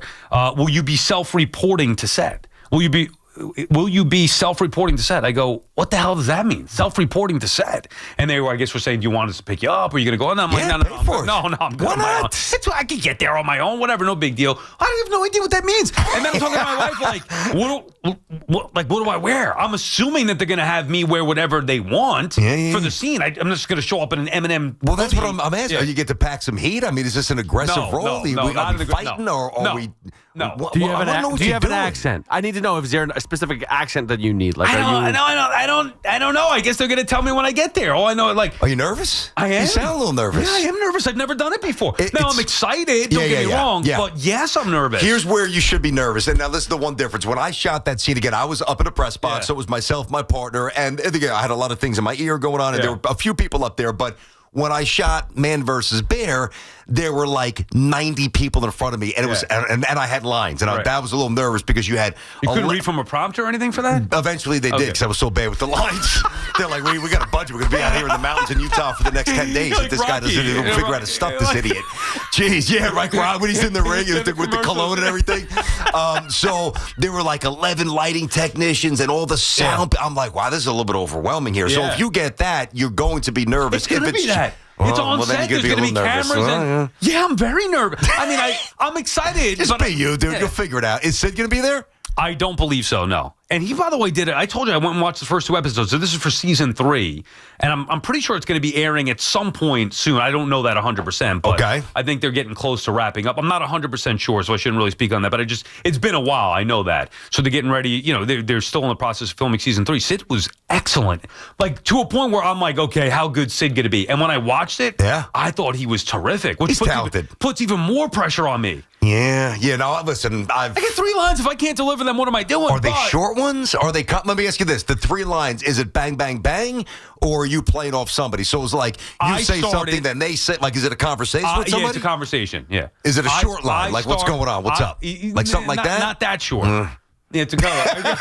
I memorize. I wish we could rehearse them, but I can't give it away. We can't do the. I got to hear. I got to know the role. I got to know. God, leather jacket. Give this guy a piece. Let's go. BT and Sal on the Fan. We'll come back. We'll have Brian Baldinger. He'll get you set for Week 7. Of course, recap everything that happened in Week 6 in the NFL on the other side. This is Maggie Gray with an Odyssey Sports Minute. Matt Rule may have deep ties to Penn State, but is he the right hire to replace James Franklin? Despite success rebuilding programs, he's 0-18 against ranked teams since 2016. Penn State may need more than familiarity. It needs a coach who could win big games and compete for a national title. Is Rule really that coach? I'm Maggie Gray. Must qualify for enrollment. Results may vary. We all hear the radio ads about the IRS. They tell you to be afraid, to be scared, and they try to frighten you into calling. I'm not here to do that. Tax Relief Advocates is different. TRA is here to tell you that if you owe money to the IRS, whether it's $5,000, $50,000, or $500,000, we have a solution. It doesn't matter if you're sitting in your car, at work, or with your kids. No matter where you are, call now. 800-583-5795. Don't lose hope. TRA can eliminate or reduce what you owe to the IRS. Generous programs are now available that can give you a fresh start. Our passion is taxes and helping individuals fix their IRS problems. We have over 1,000 5-star reviews on Google and an A+ with the Better Business Bureau. You don't need to be afraid of the IRS any longer. End your tax nightmare today by visiting us online at TRA.com or call 800-583-5795. That's 800-583-5795. Tax Relief Advocates. Real solutions for real people. 1-877 Cars for Kids. KARS Cars for Kids. 1-877 Cars for Kids. Donate your car today. Call 1-877-CARS for Kids to reach a friendly live agent. Donation's super easy, and your car can be picked up as soon as tomorrow. Call us now, 1-877-CARS for Kids. Donate your car today.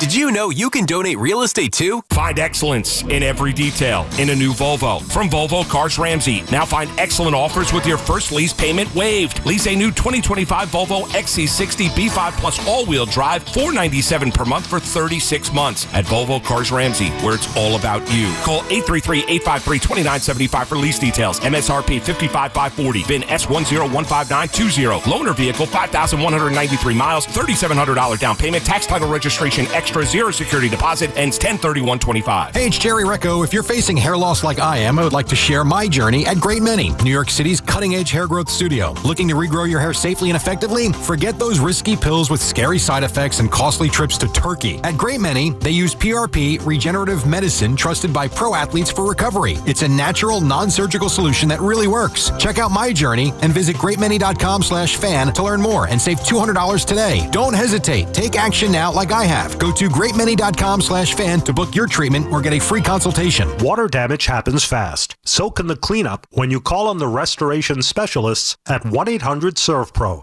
to help make it like it never even happened. That's 1-800-SERVPRO. Franchises are independently owned and operated. More BT and Sal coming up on the Odyssey, iHeartRadio, and TuneIn apps. For over 100 years, Sloman's has been your trusted partner in comfort. When it comes to home heating oil, they deliver more than just quality fuel. They deliver peace of mind. With price protection, automatic deliveries, and 24/7 service, their dedicated team is just a call away, ensuring you stay warm and comfortable all winter long. Sloman's, the Tri-State's largest heating oil provider, proudly serving their community for generations. Give them a call today at 866-GET-HEAT or visit oil.slomans.com. Looking for the lowest price on name brand tires? Get to Town Fair Tire and get the guaranteed lowest price on any name brand tire. Nobody beats a Town Fair Tire deal. Nobody. Town Fair Tire. Makita knows that pros never settle, and neither do we. With Makita, you get tools that perform at the highest level on every job without compromise. Makita is for the most detailed pros, expertly engineered to deliver precision, job after job. When your work calls for the best, call on Makita. Makita, built to be the best. Available at the Home Depot. Are you tired of online threats? Then get an antivirus. It's the only online protection you will ever need.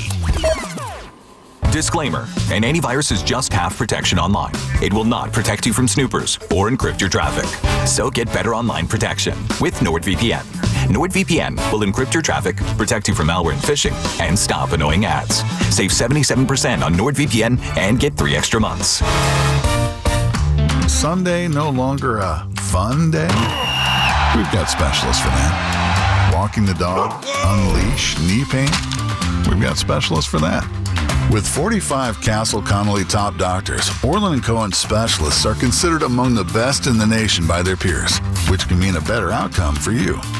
From Staten Island to Southampton, our network is open 7 days a week, so you can feel better, faster. Visit OrlandCohen.com. Dunkin's $6 meal deal is kind of wild. You get a bacon, egg, and cheese sandwich, 6-piece hash browns, and a medium iced or hot coffee, all for $6. That's the main character meal energy you need this fall. Get it now in Dunkin' stores or order ahead on the Dunkin' app. No substitutions, participation and times may vary. Offer price varies in California and Hawaii. Limited time offer cannot be combined with other offers. Exclusions and terms apply. Athletes know performance starts in the gut. At Terra Origin, we fuse ancient Ayurvedic wisdom with modern science to fuel recovery, resilience, and real results. Our most popular gut health formulas are packed with probiotics, prebiotics, and time-tested herbs, supporting digestion, immunity, and endurance from the inside out. Because your gut powers more than your workout. It powers you. Terra Origin. Ancient roots, athletic results. Shop now at TerraOrigin.com. Health plans with $0 deductible options, virtual care with $0 copays. You'll get that and more. For 41 years, United Healthcare and their Oxford products have been providing solutions and savings for businesses like yours. Visit uhc.com/Oxford to learn more. Hey everyone, this is Chris Hodge from TakingVegas.com, and each and every day you can text the word WIN to the number 545454. Again, text the word WIN to the number 545454 and get our best bet of the night every single night for free. You can also visit TakingVegas.com. 10 great handicappers there, but tonight we have a free best bet. It's yours. Text the word WIN to the number 545454. Hey, football fans, tune in this week to kick off with Boomer and Valenti, where the guys break down the biggest headlines and storylines from across the NFL. Kickoff with Boomer and Valenti is brought to you by the Home Depot. When the job calls for the best, call on Makita. Available at the Home Depot. How pros get more done. More BT and Sal coming up on the Odyssey, iHeartRadio, and TuneIn apps. Injured in an accident? Your case in the hands of one lawyer may settle for $100,000, but in the hands of the right law firm could be worth millions. The Rothenberg Law Firm has been representing injury victims for over 50 years, winning and collecting billions for our clients. And we're not stopping now. The Rothenberg Law Firm, 1-800-624-8888, or visit us at injurylawyer.com. Be lawyer for injured ones, injurylawyer.com. If you're 55 or older and into that whole saving money thing, T-Mobile has an exclusive phone and internet bundle just for you. Right now, get 2 unlimited phone lines plus 5G home internet for just $30 each per month with autopay, plus taxes and fees. And with 5G home internet, setup is easy with just 1 cord and no technician needed, which is great if you're also into that whole keeping it simple thing. Switch now and experience the best mobile network in the U.S. Visit your local store to start saving. T-Mobile, it's better over here. Based on analysis by Ookla of speed test intelligence data Q4 2024 to Q1 2025. Ookla trademarks used under license. Unlimited on our network. Customers on voice plan may notice speeds lower than other customers and further reduction if using more than 50 gigs a month due to data prioritization. Video streams and SD on this plan. Home internet pricing after $20 a monthly bill credit plus $5 per line without autopay. Debit or bank account required. See 5G device coverage and access details at T-Mobile.com. Our friends at Town Fair Tire remind you that at Town Fair Tire, you always get the guaranteed lowest price on name brand tires from Connecticut to Maine. Nobody beats Town Fair Tire. Nobody. Hey, New Yorkers. Fast, reliable internet can be yours when you switch to Fios. For a limited time, combine Fios home internet and one line of mobile for just $69.99 a month. Get unlimited welcome for $50 a month with autopay plus taxes and fees when you bring your phone. And add Fios 300 megabytes per second for $19.99 a month with autopay, mobile plus discount, and bonus discount. Visit your tri-state area Verizon store today to get this limited time offer and switch to our reliable 100% fiber optic 5G network. Fios, for eligible new Fios internet and mobile customers. Both the $15 monthly discounts for Fios and Bring Your Phone applied over 36 months. Mobile and home discount enrollment required. $99 Fios setup charge applies. For unlimited welcome, unlimited 5G and 4G LTE may be temporarily slower than other traffic in times of congestion. Domestic data roaming at 2G speeds. I'm Piera Palazzolo, VP of Digital Marketing for the American Management Association, a company focused on the management training skills needed to enhance the careers of business professionals. We did our research when it came to the best companies for website development and chose AmericanEagle.com. And we couldn't be happier. AmericanEagle.com worked closely with us to understand the front and back end requirements needed to launch an e-commerce website that could handle the complexities of running thousands of seminars nationwide. Our robust new website and improved SEO saw immediate increases in site traffic and web revenue. If you're in need of managerial effectiveness and success, visit our website at amanet.org. If you're in need of a website that provides an unparalleled consumer experience, I highly recommend AmericanEagle.com. Transform your business today. Dial 877-WebNow1 for a free digital consultation with AmericanEagle.com. New York sports is more than a game. It's a lifestyle. WFAN is the only place where Yankees, Mets, Giants, and Jets fans come together and sound off. The Fan, 101.9 FM, and always streaming on the Odyssey, iHeartRadio, and TuneIn apps.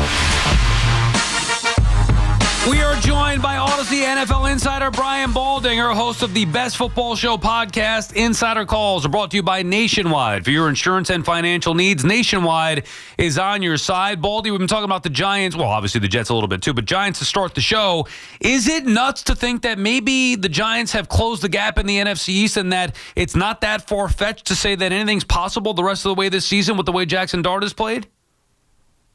Well, I mean, they just took down the Super Bowl champs, and they put up 5 touchdowns against them, something that Eagles defense hasn't done in a long, long time. So when you have a game like that, it gives you kind of a blueprint to what you possibly can do. They overcame the loss of Malik Neighbors last Thursday night, and that was going to be a big question mark whether they could do it. But we saw Jalen Hyatt step up. We saw a number of guys. Wandale had a great game, and the offensive line played very well. And obviously the rookie back looks like a special kid. So, and then defense, really came to play. So can they close the gap? They've closed the gap. Now, by how much, it remains to be seen. They're going to have a big test in Denver this weekend. But, the talent level has certainly gotten a lot better at the quarterback, running back, the pass rush, area. I mean, they're a lot better than they have been in the past. Yeah. Baldy, one of the things they say about young hitters in baseball who get off to a good start, well, he's got to get a book on them, and once they figure them out a little bit, it might be a little tougher. Then the onus is on the young hitter to make the changes, blah, blah, blah.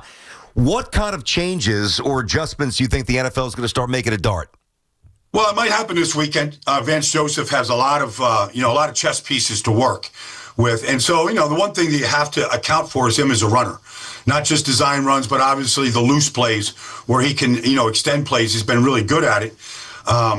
you might think that he's running too much. I think he's running too much, but I mean, I think they'll have some level of spy on him and maybe cage rush him where they're not really trying to sack him. They're just trying to, now this defense that is, it's shark infested waters against this front right now. And, they did it a year ago. They're doing it now. And so I don't think they're going to cage rush him, but I think they're cognizant of him being able to take off and run and, extend drives because of that ability. You think Denver's got the best defense in the NFL? Well, I don't know. Statistically, I got all the stats here this week. Right now, they're number 2 in points given up. But when you can sack the quarterback the way they are at the rate that they are right now, I mean, obviously the Jets are the Jets, but I mean, they did it the week before against Philadelphia. So, and they did it last year. And they have all the guys back from a year ago, and they've added some pieces.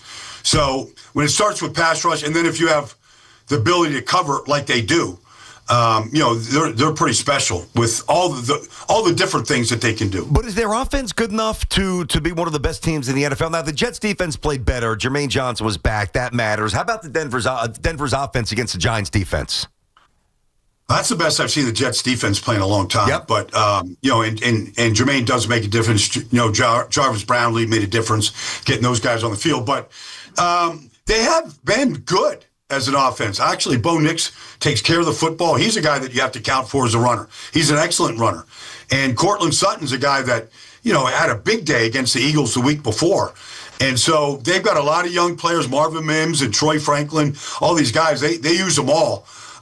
They were minus a couple pieces on the offensive line. It looked like it affected them a little bit last week. But typically, J.K. Dobbins has had a great season so far. And last week, he got shut down for the first time all year. But, Sean Payton's calling plays. That playbook is as big as any playbook in the NFL. There's a lot I want to get to with the Jets, but before we do, continue on the Giants here. We're talking with Brian Baldinger.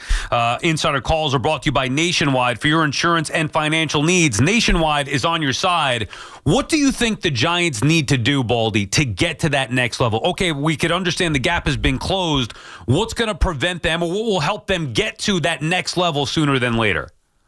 Well, I mean, we saw a one-night performance. And then we saw a performance against the Chargers, 3 weeks ago, I guess.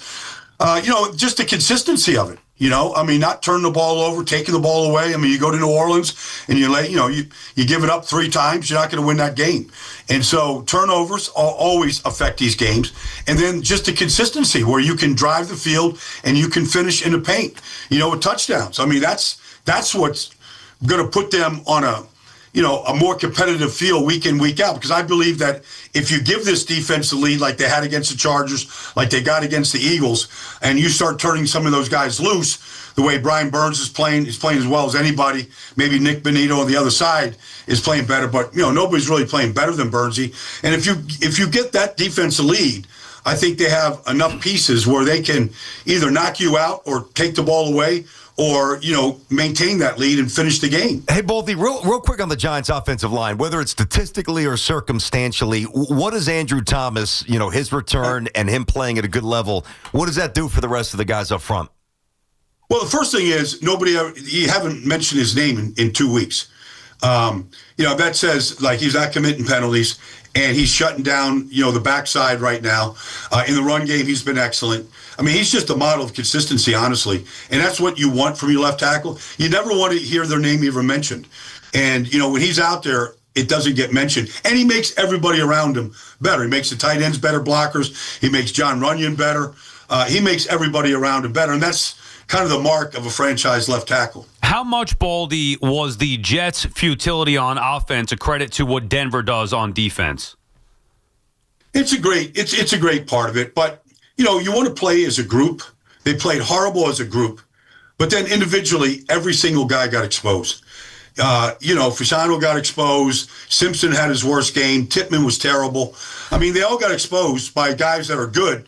One-on-one. Zach Allen led the league in quarterback hits last year. Not many guys can block that guy one-on-one, but they've got 5 guys up there. And then their takeoffs, if you just go deep into next level stats, the takeoff of Cooper on the right and Bonito on the left is the fastest in the NFL. Wow. And so if you're laid off the ball like they were a couple of times, you're the quarterback's not going to have any chance at all. Now, I'm not absolving the quarterback because he was terrible too. But that was, to see that many offensive linemen on the ground was a bad day for them. But it is a testament to, what Denver's that front is and who they are. All right, so when you slap on the film, like I could sit here and, as I did yesterday, say Justin Fields taking all day to throw the ball. We all know that, but who's open? Just what do you see conceptually and just athletically from this Jets offense? Well, I mean, look, the biggest play they had all day was a bad snap recovered by Breece Hall and went 12 yards up the middle. It was the biggest play they had, 12 yards off a broken and a bad snap. I mean, I'm not trying to get overly cynical here, but that's where they were. But at the end of the game, they need a field goal to win the game, right? And they throw that out route to Garrett Wilson. It's a perfect stack route combination against man coverage. Fofanga blows the coverage. He's wide open. But, right now Justin is hesitant. If you're hesitant at that position, you might as well be lost. And so he's hesitant, and then he's not accurate with the ball. So that's two misgivings on that one play.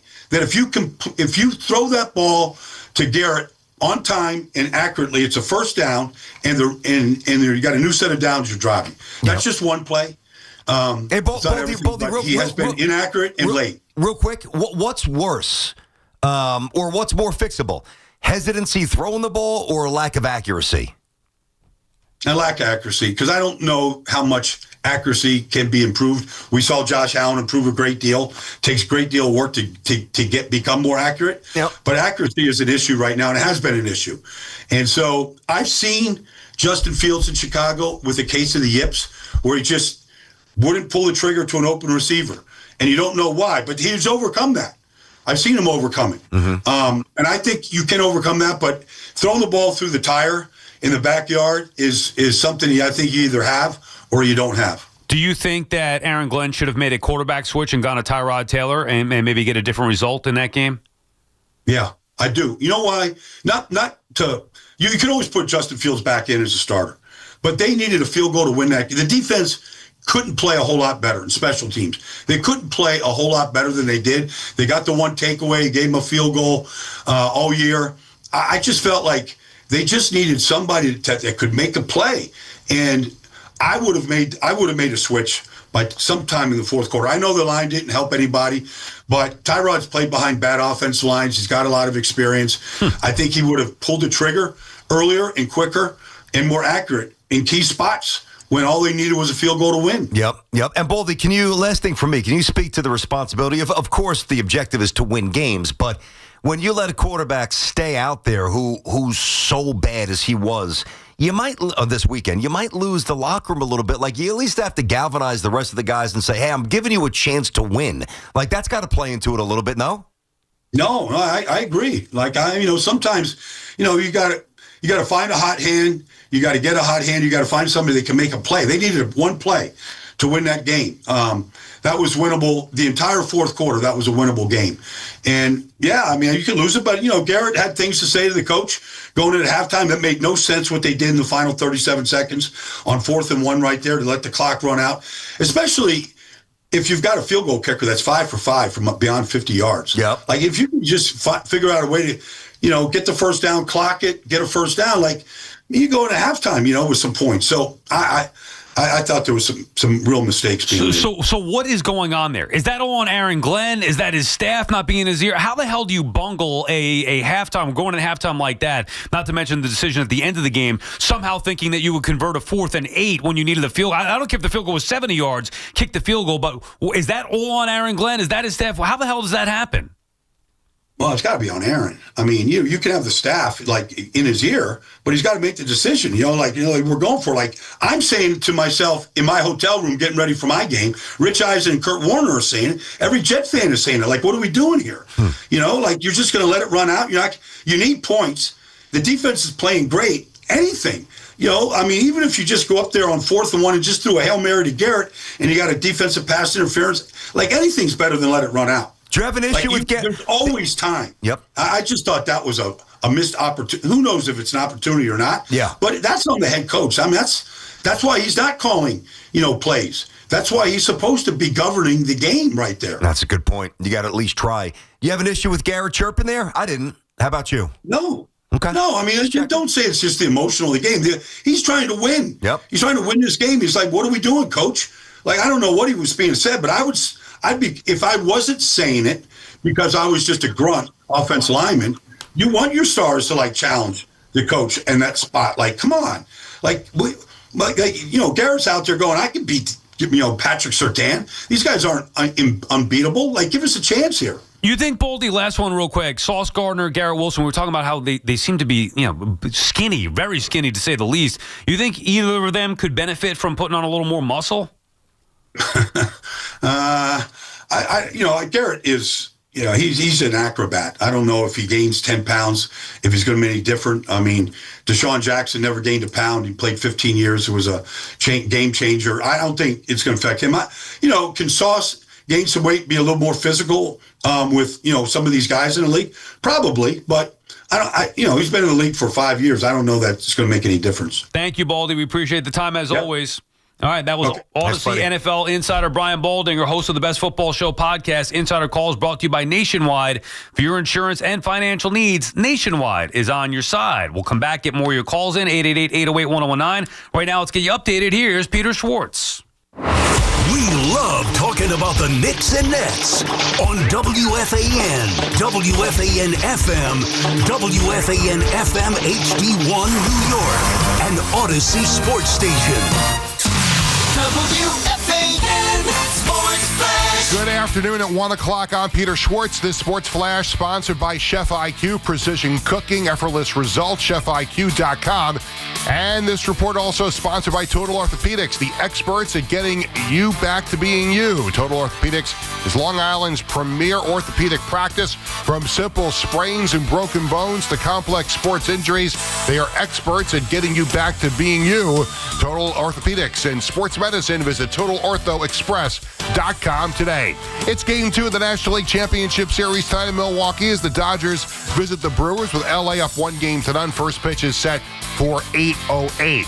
And the Rangers, the only local team in action tonight on the ice at the Garden against Connor McDavid and the Edmonton Oilers. Face off at the Garden set for 7 o'clock. And this report sponsored by Volkswagen Manhattan, where sophistication meets performance. At Volkswagen Manhattan, experience premium service in the heart of New York. Visit their flagship showroom at 56th and 11th. 60 degrees, cloudy skies in Central Park. That's what's happening with Sports Flashes. At the top of the hour, I'm Peter Schwartz. Hey, football fans, tune in this week to kick off with Boomer and Valenti, where the guys break down the biggest headlines and storylines from across the NFL. Kickoff with Boomer and Valenti is brought to you by the Home Depot. When the job calls for the best, call on Makita. Available at the Home Depot. How pros get more done. Put WFAN in your contact list. 888-808-1019. Powered by Paramount Plus. Count on Sundays all season long with the NFL on CBS and Paramount Plus.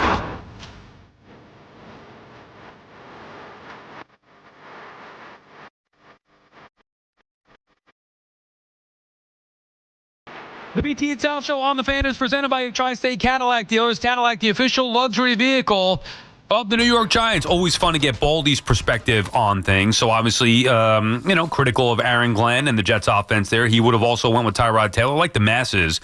Doesn't mean that it would have worked either, because he did talk about Denver's defense and how good that is, and didn't come out and flat out say it, but alluded to how difficult a matchup this is going to be for the Giants here. I do think this is going to be I don't want to say welcome to the NFL moment, but this is going to be by far the toughest challenge that Jackson Dart is going to have seen as a starting quarterback in the NFL taking on this Denver team Sunday. Yeah, quite possibly. I mean, listen, we keep saying Denver's good, but Denver's also balanced, and Denver also has a great coach. So now I think their defense is in front of their offense, and I don't think that I'm alone in thinking that, but the defense might be the best in the league. It could be. It's up there. And I would wonder, and I'm going to do a little digging later, maybe come up with an absolute answer tomorrow, like how many teams in the NFL have a better defensive rating a better a competent offense and a Hall of Fame coach. Yeah, well, that's not many. I mean, there's reasons why I ranked them where I did. I love that defense. Watching the defense, that to me is what a great defense should look like. Now, you could come up with the stats and all that stuff. I don't look into that. I watch them.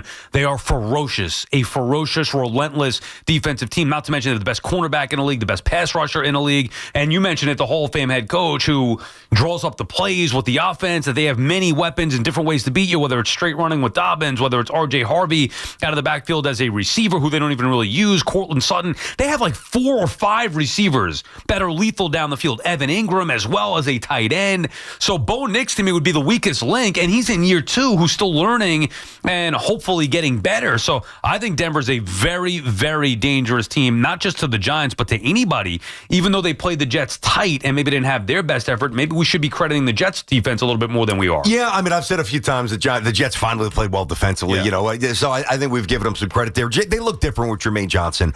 Is this this not going to be, there's no way this is going to be 425 game. Is it 405? You know what? Or 425? I have it, 405. Do you know who the announcers are yet or no? We looked that up yesterday. Hoff, who were the announcers for the Giants Sunday? Do we have that? I forget because we looked it up. So the Jets is Chris Myers and Schlereth. Who's doing the Giants call? Oh, that's who who has the yesterday? Jets. Oh, God. Is it Kevin Harlan, Trent Green? Are they doing the Giants? Yeah. Thanks, Melody Hoff, for Collins. nothing. We appreciate it. Let me see here. Hold on. Busted his chops. The Jets have Schlereth and Myers. Oh, God. Well, would you... I know. What do I expect? It's Jets-Panthers. It's the D You team. look, they actually have team. somebody calling the game. Well, I told you they shouldn't relegate him. Yeah. No more TV when you're that bad. Don't even put him on TV. Listen to Bob with Shoes and let him call it on the radio for everybody. He's better than those TV guys. All Schlereth does is talk about the offensive line and use offensive line grunt terminology that I just don't care about. And Myers is just not a good play-by-play guy. He's not. BT and Sal on the Fed, 888-808. Discussing with everything all the Jets. I don't disagree. Yeah. BT and Sal on the Fed, 888-808-1019 is the number to call. Clem is calling from Clemville. Is this your Clem? No. What up, Clem? Okay, I don't know. Clem is there. Something might have been up with that anyway. Damien calling from St. James. What's up, Damien? We get the phone pod up there? Yeah, we'll get it potted up now there. Go ahead. There you go. You sabotaged Clem in Clemville, wherever he was from, but go ahead. Damien, you up? Okay, yeah, no, my 2 giant points. I didn't know, I didn't hear anyone talk about it yet, but on the wire a couple hours ago, the Giants signed Juice, the guy that was Dak's. Ole Miss teammate is a wideout to the practice squad. He had some good connections in preseason with Jackson Dart, so I'm assuming it's going to amp Jackson up even more having him back. Okay. I mean, that's not going to make or break, I wouldn't think, the game or make or break whether it's going to be impactful for the Giants the rest of the way. They need a legitimate option. Unfortunately, Malik Neighbors goes down. There's no way to replace Malik Neighbors in season. And whatever trade target they get out there, it could be significantly better than what they have, but it's still not going to be Neighbors. Yeah, no, I understand. And my other point was just a thing about Cam Scataboo and just the rise of Scataboo in this area. There's already a sandwich named after him in Jersey. Some deli made some crazy big stout sandwich. What's in it? And he had in college. I'll read it to you. Hold on. 1 second. Scataboo. Here we go. The Scataboo sandwich. It's called the Scataboo Thang. Okay. It's sliced ribeye cheesesteak, bacon cheddar tater tots, bacon, pepper jack, Cooper cheese, caramelized onions, pepper relish, and garlic aioli. Oh, man, that sounds pretty damn good, man. I know. I'm out on that one. He had something in college, too. He had something in college, too, called a burrito. I get heartburn thinking about that, and thanks for the call, Damien. I don't love the onions. Everything else is pretty good. Caramelized stuff, the cheeses. I mean, maybe if I were 20, I could eat that. I can't eat that now. I'd be on the couch for a week and a half. Scataboo can have. It's gonna be like the DeVito thing, where DeVito took over. Although this is more legit than DeVito. DeVito was just, he's an Italian. Oh, he does the hand gestures. His agent still dresses like, There was nothing else to root for with the Giants. Yeah. His agent. Well, I mean, I saw him on the sideline the other day. So is he a Marist He went to Marist. Saw him on the sideline. I forget what game he was at. Maybe he was at New England, as a matter of fact. But he looks like I saw that when he signed his. He's still wearing the outfits. Hey, he looks like he should be in a Dick Tracy movie. Maybe that's the best way to put it. Or maybe in Gravesend. Yeah, there you go. There you go. That's exactly right. But with Scataboo, it's legit. But there's going to be sandwiches named after him and whatever. He's going to become a fan favorite. He already is a fan favorite. No doubt about it. And he's earned that because of how physical a player he is. That's what fans want. Not to mention the energy that forget even the physicality, BT, the attitude, the energy, the accountability after he fumbled, Giants Nation, or whatever he said when he tweeted it's not going to happen again, all those different things.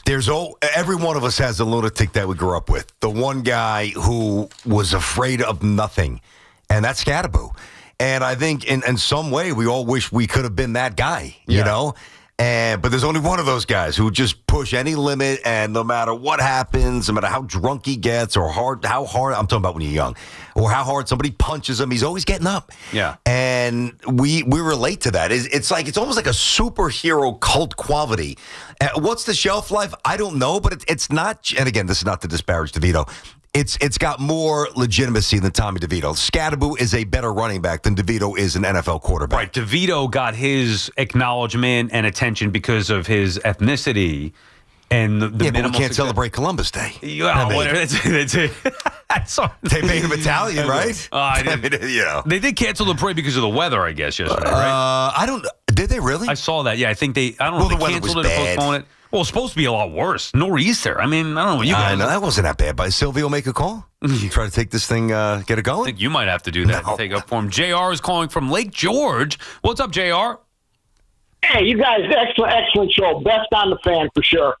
But let me just say something about my Jets. I've been watching these guys for 50 years, and we don't need more time. We need a quarterback and a competent coach. They went toe-to-toe with Denver the other day. Okay, everybody's saying, well, Denver's offense had an off day and blah, blah. No, the Jets' defense with a couple extra players that we had stood up to them, and they're going to do the same this week. It's the offense. We need a couple little players, a coach that's competent, and that's what we need. I'm sorry. That's the way it's going to work. Yep. What do you say? I say that you're probably right, unfortunately. They need a lot more. Listen, I was saying this before. That I look at the Jets here, and I look at two really good offensive tackles that will be here when they become really good. Obviously, I love Wilson. I really like McDonald. I'm bouncing around. I really like Jermaine Johnson. Q's obvious. I wish Q did a little bit more, but I know he's good. Sauce is here. Don't love him, but he's here. And, and maybe one or two other pieces that you're going to have to, kind of mix in. Like they have some talent, but they don't have enough. They need to bring in some winning players. I'm not just talking about talented players, winning players. That is something that I would hope in year two, you would have liked to have seen it in year one. Bring in some winning players that Aaron Glenn knows that he can trust to do the job his way, and then have those messages get from Glenn to the players that he brings in to the players that were here or the younger players to try to. That's how you establish and change the culture. You do. Yeah, that's certainly one way to do it. And I saw this the other day. It was about Lane Kiffin, and when Lane got fired from the Raiders, Saban called him. Remember that? And he said, hey, why don't you come? He became his offensive coordinator, and then he wound up leaving there, going to, I think, Florida Atlantic, and then obviously what he's doing down at Ole Miss, which is a lot of good things. It's a tough place to win regularly, and he's doing it.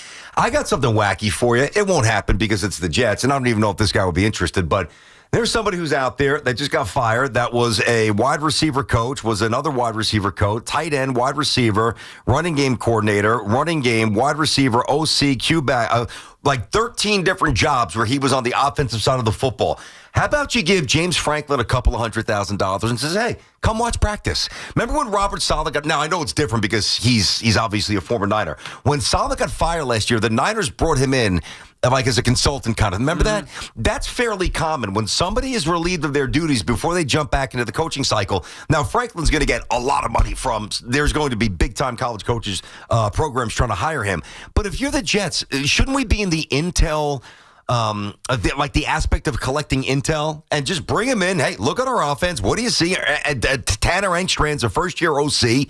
Bring him in, let him walk the practice field for a week and tell us what you got. Yeah, I mean, I don't think he would hurt. I think he could be an asset for the Jets. He'll never do it. Yeah, well, I mean, also, you don't want him to undermine Aaron Glenn. You hired a head coach. I was thinking about that, but I know what you mean. But if it's that fragile, then you're probably not the right guy anyway. Well, I don't know. Saban could call whoever he wants. Nobody's going to undermine him. Nobody's stepping on his toes. Aaron Glenn's a first-time head coach that people already want out of town after 6 weeks. You bring in James Franklin. Okay, people can say, why not just hire him to be the head coach? That's true. Listen, again, fair, and I thought about that. Well, then why don't you bring him into the building and not on the practice field? Why don't you sit down, Aaron and Engstrand and the rest of the offensive staff, and even if it's 2 or 3 days, get a meal, order some food to Florham Park, sit down, look at some film, share some concepts, and let Franklin go on his merry way. Sonny is in Malvern. What's up, Sonny? Hey. Sonny. Good. Couple things. Sal, I'm glad you were wrong about Dart. I know you wanted him to start later in the season, not start at all. I'm on record of calling you guys, I think, Game 2 was saying Dart's going to be in by Game 5. He was in by. I wanted Scataboo to be the starting running back. That's the wish true, and here we are today. Going forward, Sunday's game. Listen, I don't want the Giant fans to be disappointed if they don't win the game. It's going to be a really tough environment. Like you guys said, it's a Hall of Fame coach. You know he's going to load up the box and not let it run. He's going to let Dart throw the ball. And the Jets, are still missing their top receiver. The offensive line is still gelling together, and the defense is still not at, I don't think, what they're capable of being. So it's going to be a tough game. Can they win the game? Yes. The Giants kept it close. Jets kept it close, and there's no reason the Giants can't win. But the game's in a different location, Sonny. Yeah, I know that. I think you get a bad line there. You got to give us a call back from a better line that was breaking out. But you can't just say, well, the Jets kept it close. Like the NFL, everything changes week to week. So the Jets played the Broncos in London. That's a neutral site, totally different than the Broncos being at home. You could also counter with saying, well, they didn't have a bye. They're traveling back from London. Maybe the Giants have an advantage there where the Broncos are a little more worn down.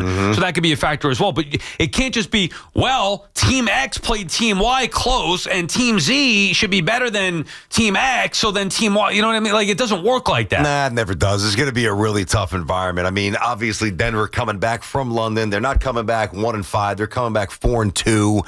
That program's gaining steam. That's a great fan base to begin with. The defense is going to be licking its chops to get, in Dart's grill and make life tough for a rookie.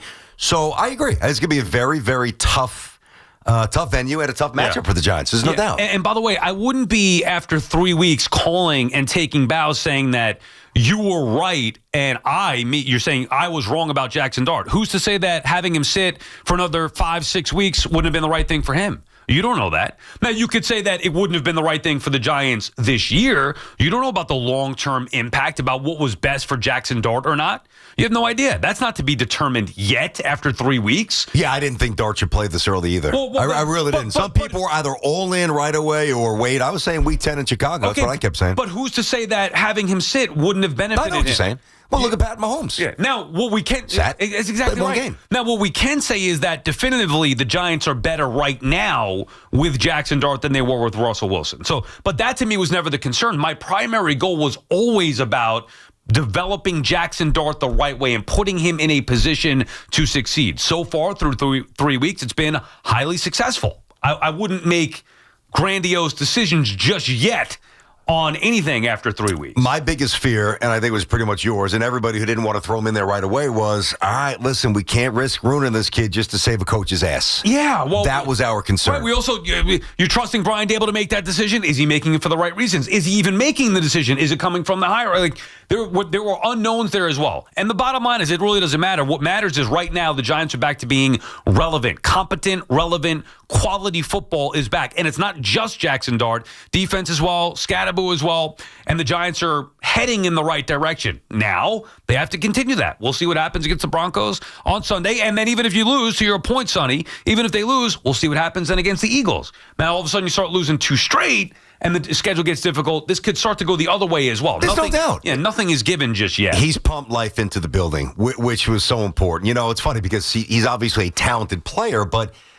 veterans who are used to losing, they eat it up when they see a young kid out there. He's got the big chain, and he's got the moxie, and he's got the eye black, and he's got the swag, and his team scoring points. Like, you're a 7, 8, 9-year veteran. I know the Giants are a younger team, but you're a 7 or an 8-year veteran. You're in there. You've been getting your head handed to you for years. You're like, I love this guy. Like, he's energized the entire team. It's awesome. BT and Sal on the Fan. Let's go to Clem in Rockland. Clem? Yeah, hey, what's up, guys? I got to tell you, Hop's a great guy, man. I know you guys take care of him, man, but he's definitely a great guy. Was that you that called before that we hung up on, Clem? Yeah. No worries, man. Bad reception. But anyway, it's all good. So I'm a huge Cowboy fan. Let me preface the call with that. For years I've been picking on the Giants, calling them G-strings, getting a good laugh with all my Giant fans, this and that. But I got to tell you, man, this last few weeks, man, obviously everybody has seen the turnaround between Dart and Scataboo. And I got to tell you, and this is like blasphemy if I even say this, man. It's like I love contact. You got to give respect to Scataboo. I mean, Dart's a great player. He's going to be a great quarterback. But Scataboo, different level, man. The guy's got like mental. He's like something wrong with him, but he brings that to the football field, that aggressiveness, that craziness. And as a Cowboys fan, I got to tell, like, I hope my 4 kids, I hope one of them buys me like a Scataboo jersey for Christmas, man, because I love the guy. It's so much respect for him. And as a Cowboys fan, is that even normal to say? No, it's not normal. You want a Giants jersey. What are you, out of your mind? Yeah, but you love the player so much. I get it, Clem. Find your own. Maybe a little too many surf sides for Clem. There's never enough surf sides, man. Never enough surf sides. I've curtailed them a little bit during football season opposed to 90-degree summer days by the poolside. But nonetheless, there's always time for Surfside. But I love the show, guys. I just want to call in. Today's show is actually making me sick. You know, the truth hurts, man. And listening to all this giant turnaround stuff, it's like painful to hear. But and also, this is the craziest thing of them all. I never watch Giants games ever unless they're playing the Cowboys, and I watch the Cowboys beat them down for the last 10 years. Now it's like must-watch TV between Scataboo laying Scataboo-boos to everybody and Jackson Dart's mother. I mean, I'm tuned in, man, where my Surfside's just chilling watching every Giants game now. Thank you for the call, Clem. Yeah, Surfsides could turn you into a Giant fan. How about that from the Cowboys? Look, the Giants are better than the Cowboys. I believe that. I firmly believe that they're better than the Cowboys. Should have beat them even with Russell Wilson. They didn't. That could be on the defense, whatever you want to say there. And no need to look back in week 2. I think the Giants will handle the Cowboys. Cowboys are a mess. Good offensively, bad defensively. And there is reason to be excited about watching Scataboo. And forget about Jackson Dart's mom. Jackson Dart himself. Like, there are reasons to be excited about watching Giants football. You could see it Thursday night when they handled the Eagles, manhandled them in the trenches as well. That was fun, competent, competitive football, BT, at the highest of levels. Listen, they tied the Packers. They gave up. Now, they're good. 40 points. They just gave up 30 and had a Carolina running back go for 2 bills on them. I mean, even the Jets did some things against them a little bit. So I think Dallas, like if I was picking Dallas versus the Giants and it was neutral, I'd still probably pick Dallas now just because Dak is just more established and a little more week-to-week statistically reliable. But what you heard right there is music to the Giants fan ear. A Cowboys fan calling in saying the Giants are rising. The Giants are coming. I feel it. And he wants a part of it. Now, he's not going to get a part of it because he's a Cowboys fan. But that is evidence that the slumber is coming to an end. Yeah. Thank God. What NFL fan, though, wouldn't want Cam Scataboo on their team? Oh, man. And really, back in the day, everybody was like a Cam Scataboo. In the 60s and 70s, that's how everybody played. BT and Sal on the Fan. More your calls when we come back. 888-808-1019.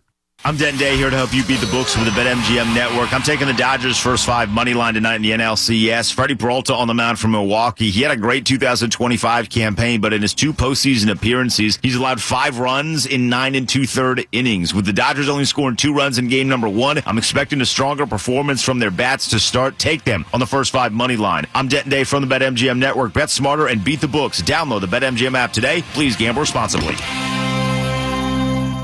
Sitting in the driver's seat of the Nissan Kicks is like the best seat in the house. You're in the action. And with the Nissan Kicks all-wheel drive, you can go find the best views. And with the 10-speaker Bose Personal Plus audio system, you can hear everything. Your new wheels await. Reimagine your ride with the reimagined Nissan Kicks. Now get the 2025 Nissan Kicks starting at just $21,830. Shop your local Nissan store or nissanusa.com. Starting MSRP at $21,830 for base model. All prices are manufacturer suggested retail price. MSRP. MSRP excludes up to $1,495 destination and handling charges, tax, title, and license. Dealer sets actual price.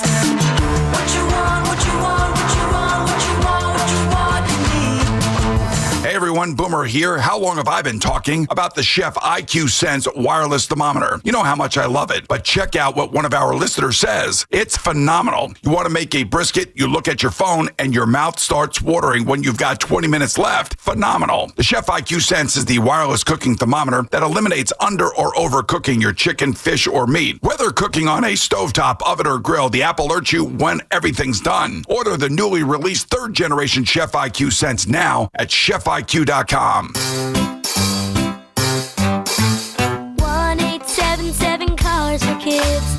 KARS Cars for Kids. 1-877 Cars for Kids. Donate your 1-877-CARS-FOR-KIDS to reach a friendly live agent. Donation's super easy, and your car can be picked up as soon as tomorrow. Call us now. 1-877-CARS-FOR-KIDS. Donate your car today. Did you know you can donate real estate too? Life insurance. Why are you putting it off? Can't afford it? Too much hassle? Think you don't need it? There's lots of excuses for putting off life insurance. But if you weren't there, who would pay the mortgage and other bills? With Ethos, you could be covered in 10 minutes and boom, family protected. Ethos, fast and easy online term life insurance. Up to $2 million in coverage with no medical exam. Some policies as low as $1 a day. Answer a few health questions and get your free quote at ethos.com/play. That's ethos.com/play. Looking for Michelin tires at the guaranteed lowest price? Get to Town Fair Tire for Michelin's Cross Climate tires, offering a design that delivers an exceptional level of long-lasting performance throughout the tire's lifespan. Plus, Town Fair gives you more free services than anywhere else. For the guaranteed lowest price and your best deal on Michelin Cross Climate tires, nobody beats Town Fair Tire. And I mean nobody. Name brands at discount prices. Town Fair Tire. You can't count on much these days, but you can always count on Sundays with the NFL on CBS and Paramount Plus. Watch your local NFL game live every Sunday this season, all the way through the AFC Championship game. Visit ParamountPlus.com/NFL to get started today. More BT and Sal coming up on the Odyssey, iHeartRadio, and TuneIn apps. Hey, it's Tiki. Are you looking to enhance your home experience? Discover the new Sloman's Shield Link, the ultimate all-in-one ecosystem for integrating your smart devices with the Sloman's Shield. Sloman's Shield Link takes everyday routines and actions based on your preferences and connects other devices to react based on your actions. Imagine arriving at home at night and your lights, favorite music, and TV turn on as you enter your home. Whether you want your thermostats to turn down when you turn on your alarm or automatically lock your doors and ensure your security lighting is on. These scenarios are a reality with the Sloman's Shield Link integration platform. The Sloman's Shield Link is compatible with devices you already have in your home. Sloman's includes installation for all devices. Plus, they offer 24/7 support. Whether you need to troubleshoot a problem or want to add programming, you can call at any time. Embrace the future of home living by calling 1-800-ALARM me today or visit SlomanShieldLink.com to get the Sloman's Shield Link.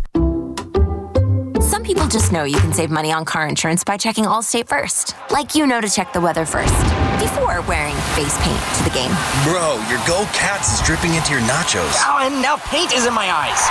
Interception! Did you see that? No! Yeah, checking first is smart. So check Allstate first and see what you could save. You're in good hands with Allstate. Potential savings vary, including based on how you buy, subject to terms, conditions, and availability. Allstate North American Insurance Company and affiliates, Northbrook, Illinois. As a mom, comforting my family is what I do best. Vicks Vapor Stick provides soothing, non-medicated Vicks vapors in an easy-to-apply stick, and it dries fast, so there's no mess. I use it to comfort myself and my family. Thanks, Mom. Vicks Vapo Stick, soothing comfort for the whole family. And try Vicks Vapo Shower Max for steamy Vicks Vapors when you need more comfort for yourself.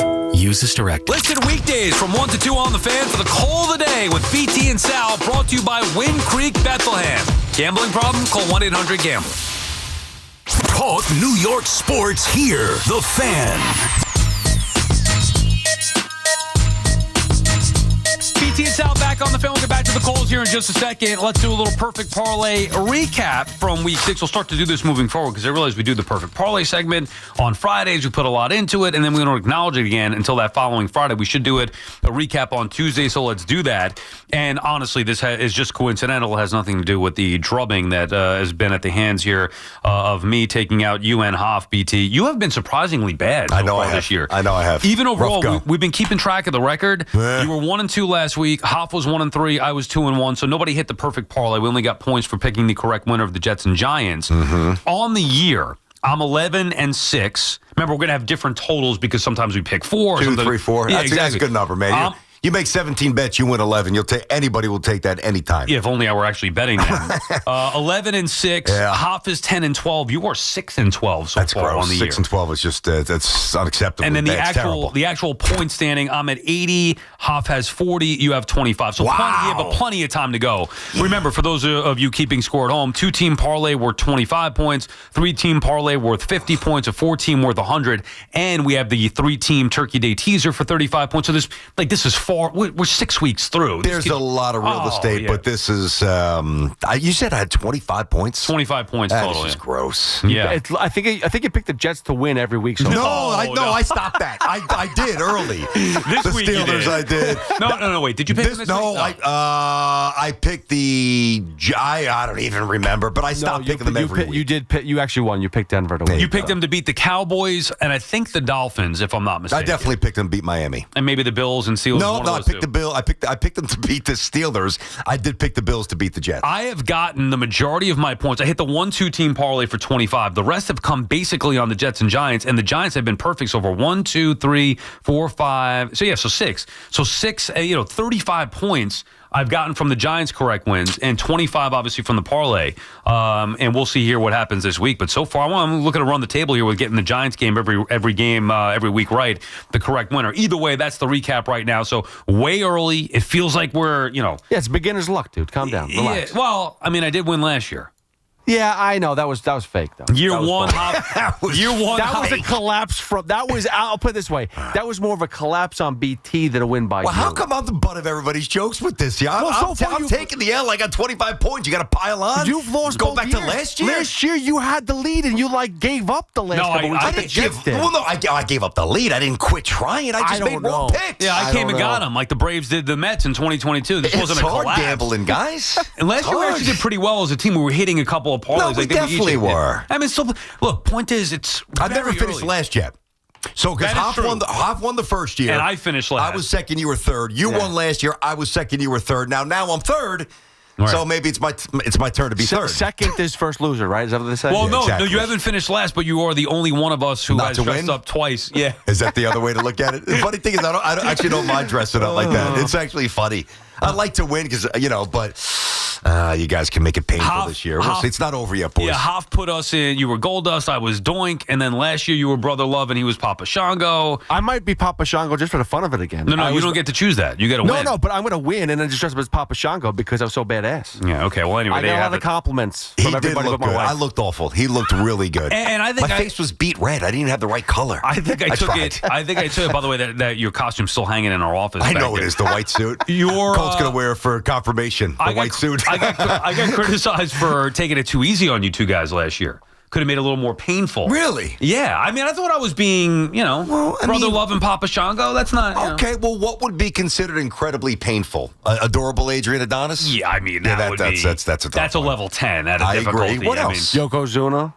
Well, we don't want to wears like a diaper, right? Hofkozuna. Yeah, I could see that. No, you got one of those. What do you call it? Not the diaper. What do you call it? The geese. Is that what it is? It's like for the sumos? They got a sumo gi. Yeah, right. We don't want to show flesh. Like we don't, Put you in a singlet. Like the Andre the Giant, the black singlet. Good God, oh, man! I got to really think about this. Although we did lose Hulk, so maybe this is the year for somebody to be Hulk.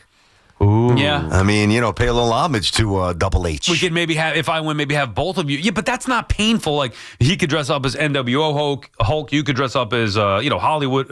Yellow and red. Normal Hulk. Right. Normal Hulk Hogan. Yeah. Maybe Hoff could be Miss Elizabeth. Nah, I don't think I'd ever fit in a dress. You're not dainty enough. It doesn't make a difference what size you get. I'm not going to fit in a dress. I think Hoff's cups are too big to. They were about Fabulous Moolah. Better fit? Maybe. What were the old ladies that they used to like pile drive through the tables? The old ladies. You think about the gorgeous ladies of wrestling? No, not Gore. Was it Gore? Whatever they call Gore. No, but remember there was a time when the Dudley Boys would like just start taking. Oh yeah, Mae Young. You're talking about Mae Young. Yeah, Mae Young. And then she'd flash the puppies. Was she pretty? Mae Young, she was 90. What? And they were putting her through tables and then flash the puppies, as Lola would say. Yeah. 90. I mean, listen. All right, you give me some ideas. Because you're 90 doesn't mean you can't get any. I will say, the more I get out to this big lead, the worse of a collapse.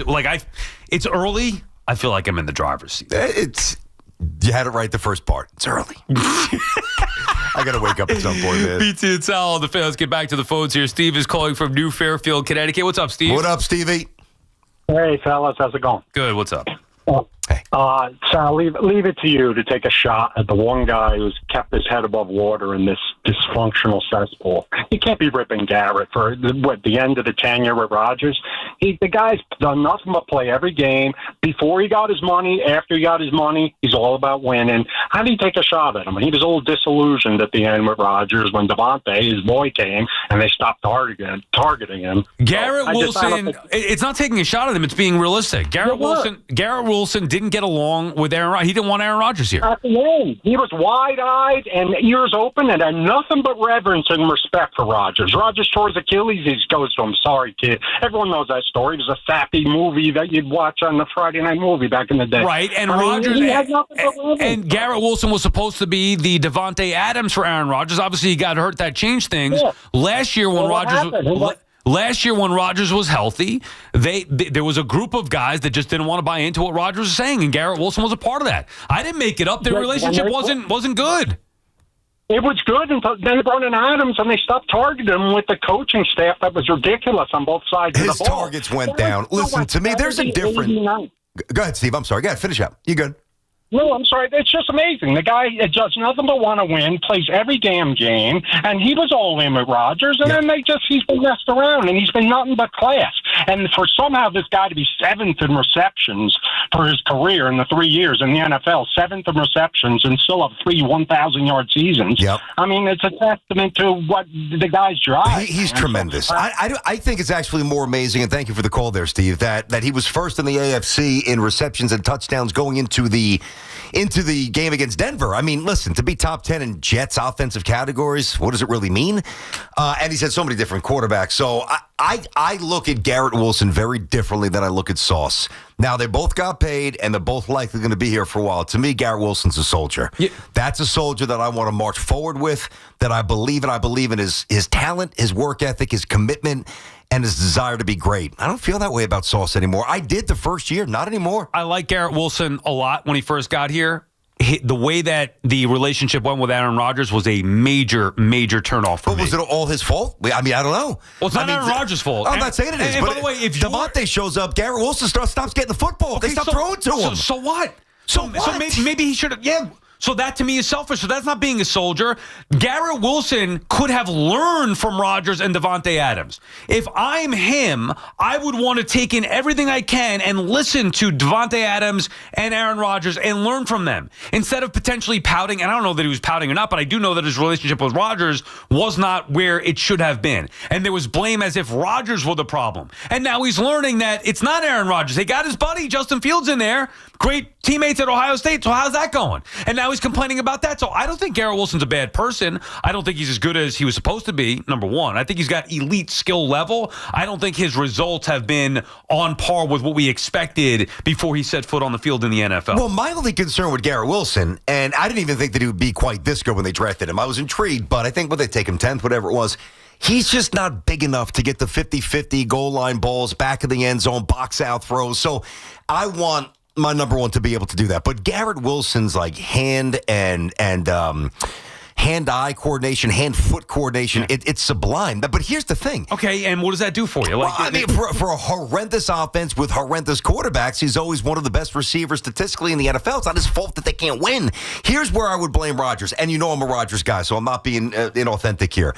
I think, just pertaining to this discussion with Devontae Adams, with Garrett Wilson, and with Aaron Rodgers, watching you always talk about, forget about stats, just watching the game. Watching the game, and this would bother me too if I'm Garrett Wilson, he just locked in on Devontae. He was trying to get 500 to Devontae, and he just double-team, whatever, I'm going to Devontae. And if I'm running routes with integrity, which I know that Garrett Wilson was, and I'm not open, that's one thing. If I'm running routes with integrity and the other guy's just better and he's open, great.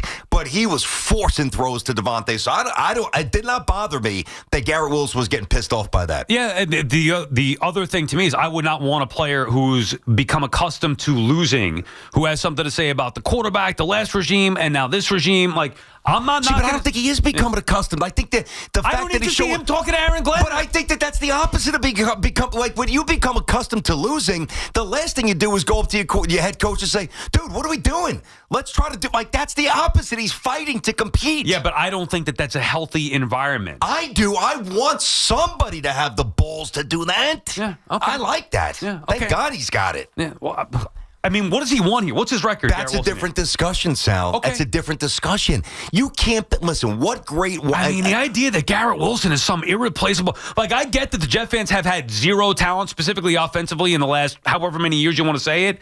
I mean, Garrett Wilson, I'm sorry, he's not the second coming here. But I'm not measuring him against Keyshawn or Corbett or Altoon or Don Maynard. I'm measuring him against his contemporaries now. Yeah, how about Drake London? How about measuring against Drake London? He's who was selected ahead of him? I get Nobody's doing it. Garrett Wilson's very all I'm saying is this.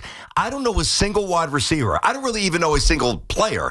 You get it in basketball. I don't know a single wide receiver who has taken a moribund team and made them good. You can't do it in the NFL. Yeah, well, that's why I don't care about what his skill set is. I don't think you build a team outside it. It's why I wouldn't have taken Neighbors a couple of years ago with the Giants. I made that same argument. I'd say the same thing about Garrett Wilson. By the time the Jets start to turn things around, Garrett Wilson's going to be past his prime anyway. So why would they even think about signing him up? Him and Sauce Gardner, they made a mistake as far as I'm concerned in that regard. I could understand why they thought about signing Garrett Wilson, but now, after the way that things are looking here at 0-6, I don't need to hear any chirping. I don't want any part of that. If I'm Aaron Glenn and trying to build a culture, I don't need that stuff. I need him to be a good teammate, be a guy that's going to get my message across to the players, not questioning what I'm doing, whether it be right or wrong. I think his teammates think he's an awesome teammate, I would imagine. And here's the other thing, too. You need a couple of guys, like if you just keep having turnover. One of the problems with the Jets for so many years, this is why they've been terrible, how many guys get a second contract? How many guys get drafted in round one and stick around for contract number two? So you need, even though he's a receiver and there's more important positions, I get it, left tackle, corner, quarterback, clearly understood, no doubt. But you've got to have at least a couple of guys in the building so that the other guys can see, hey, if I'm drafted and I'm developed and I'm produced, I'm going to get paid and I'm going to get rewarded. I'm going to get invested in, because without that, you got no basis of a franchise. You think Garrett Wilson made the right decision wanting Justin Fields to throw him the ball instead of Aaron Rodgers? I don't know that was his decision. He had a part in that. I'm not saying he did it, but I don't know to what degree. Yeah. Now, did they say, I would imagine, hey, what is he like? What's his character like? You like him? I don't know if he had the juice where he's like, get rid of Rodgers, bring in Justin Fields. That was an Aaron Glenn thing. And by the way, I'm with you. I wish Rodgers was still here. He's not. Justin Fields will not be starting next year, I don't think. Garrett Wilson, least of the Jets' issues. BT and Sal on the Fan Warrior calls. We come back, 888-808-1019. This is Andrew Perloff with an Odyssey Sports Minute. Ben Johnson was a prize hire this offseason in the NFL coaching cycle. The former Lions OC chose the Bears. And while it hasn't exactly been fireworks, Johnson is doing one thing well that we're not used to in Chicago. Last night, the Bears won a game because of situational football. They were better at game management than the Commanders. That's something we're not used to with this team, and it's a reason to feel optimistic about where the Bears are going. I'm Andrew Perloff.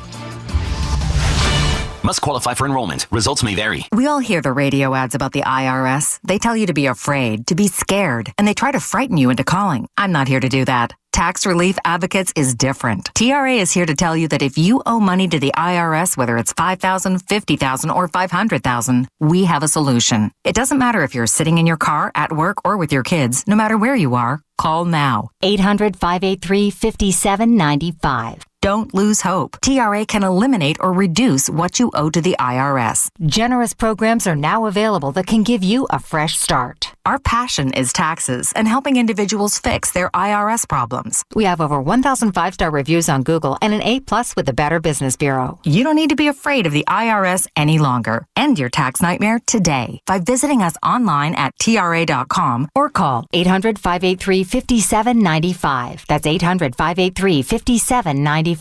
Tax Relief Advocates. Real solutions for real people. Dunkin's $6 meal deal is kind of wild. You get a bacon, egg, and cheese sandwich, 6-piece hash browns, and a medium iced or hot coffee, all for $6. That's the main character meal energy you need this fall.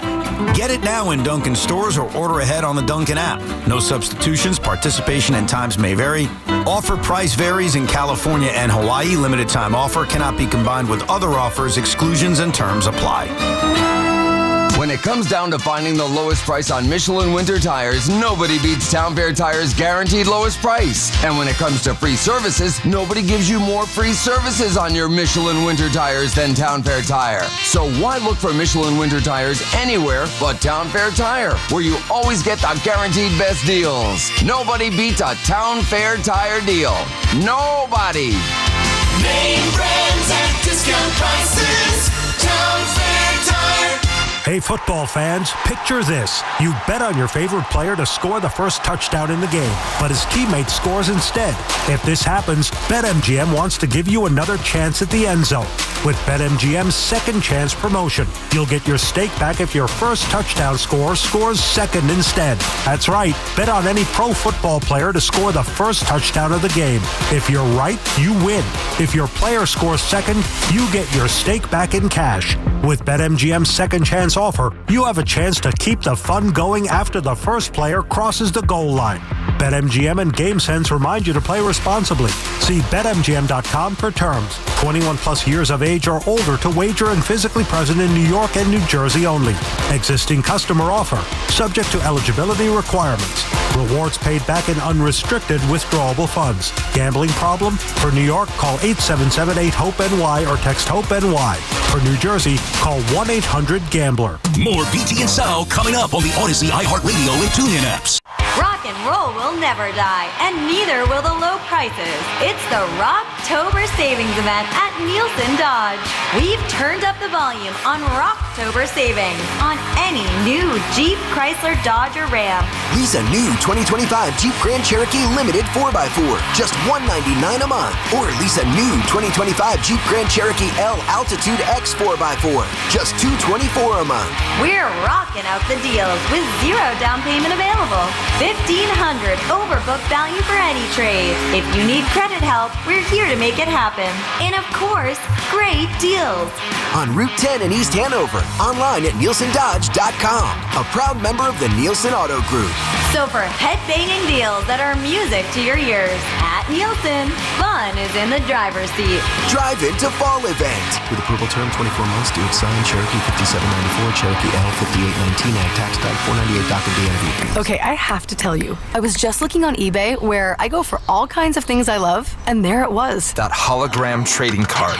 One of the rarest. The last one I needed for my set. Shiny like the designer handbag of my dreams. One of a kind. eBay had it, and now everyone's asking, ooh, where'd you get your windshield wipers? eBay has all the parts that fit my car. No more annoying, just beautiful. Millions of finds, each with a story. eBay. Things people love. Let's go! You're still glowing, flirting, grooving. You've still got it. But your immune system weakens as you age, making it harder to fight flu, pneumococcal pneumonia, RSV, and COVID-19. Vaccines are a key part of any health routine and help strengthen your immune response. Ask your doctor or pharmacist which vaccines you need. Schedule in minutes at vaxassist.com. Sponsored by Pfizer.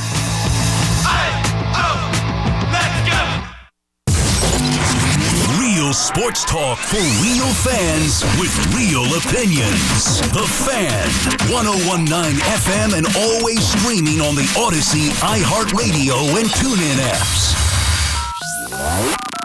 Call of the Day with Brandon Tierney and Sal Licata on The Fan. Today's Call of the Day brought to you by Edison Heating and Cooling, New Jersey's heating experts. Dino's calling from Bayside, Queens. What's up, Dino? Sal BT, Giant Blue, baby. What's going on? How are you, Dino? All right, bud. Good. No Soto, no Sal. No, just kidding. Yeah. Well, for the Yankees, no Soto, no success. Listen, let's order Roberto's Pizza when the Giants won the Super Bowl. That was the lucky charm. Order the pizzas for the Giant guys. Fan can afford it. We got to order the pizzas from Roberto's. When we won the Super Bowl, that's where the pizzas came from. Yeah, how about they get to 500 first, and then maybe we'll think about ordering Roberto. One other quick question. I'll take baked clams instead. One other quick one, guys. I'm not a Jet fan, but what about Uncle Stevie buying the Jets and bringing them back to Citi Field and getting out of MetLife Stadium? All for it. Now, they're not going to play at Citi Field, but, it's just that wouldn't happen. I would love for Steve Cohen to buy the Jets. Get him out of MetLife. Look at their record at MetLife Stadium. Get him out. Bring him back to Shea. Yeah. Let's go. Look at their record. Look at their record anyway. You have something on the Giants, Dino, or you want to talk about other stuff that's off topic today? No, I'm saying the Giants, Big Blue. That's where they ordered the pizza. They're looking great. Right. I'm really excited. I get you. Thank you for the call, Tino. I didn't know Umberto's made pizza. Hey, I didn't know that. I really didn't. I don't recall. But either way, yes, we'll order the pizza once the Giants get back to relevancy here and make you happy. You know, if that's your thing, whatever pizza you order brings you good luck. What I will say about Steve Cohen buying the Jets, let him finish the job with the Mets here first. And plenty to get to with the Mets and their offseason and the Yankees. You know, we mentioned it before. I'll just say it here before we say goodbye, and we can get more into it throughout the course of the week or the offseason.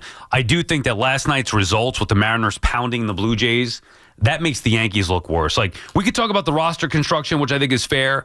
We could talk about, well, you'd rather a little more balance, which I also think is fair. How about the fact that the Yankees are built to hit home runs, and they just hit him? Trey Savage all of a sudden looked hittable. They didn't get a hit. They didn't sniff the guy when they faced him, and yet the Mariners are tattooing him. So I think that makes the Yankees look worse the way that the M's have handled the Blue Jays so far. Dude, I can't get into this baseball. Like, I'm totally honest. I even asked you, I said, you've been watching this, and you said last night you watched, like, the last inning, right? I did. I watched the Snell, Dave Roberts taking Snell. Yes! I mean, another moronic decision, and they almost got beat because of it. But anyway, yes, I watched a little bit of that. I just can't. I'll watch the World Series, and I'll jump in maybe at some point a little bit here. But just the way it's just such a thud. I mean, I'm of the mindset, once my team or a team gets bounced, I almost don't care what happens. Like, to me, it's because every series is so different. But no, I mean, listen, the big picture for me is we'll have this talk about both teams.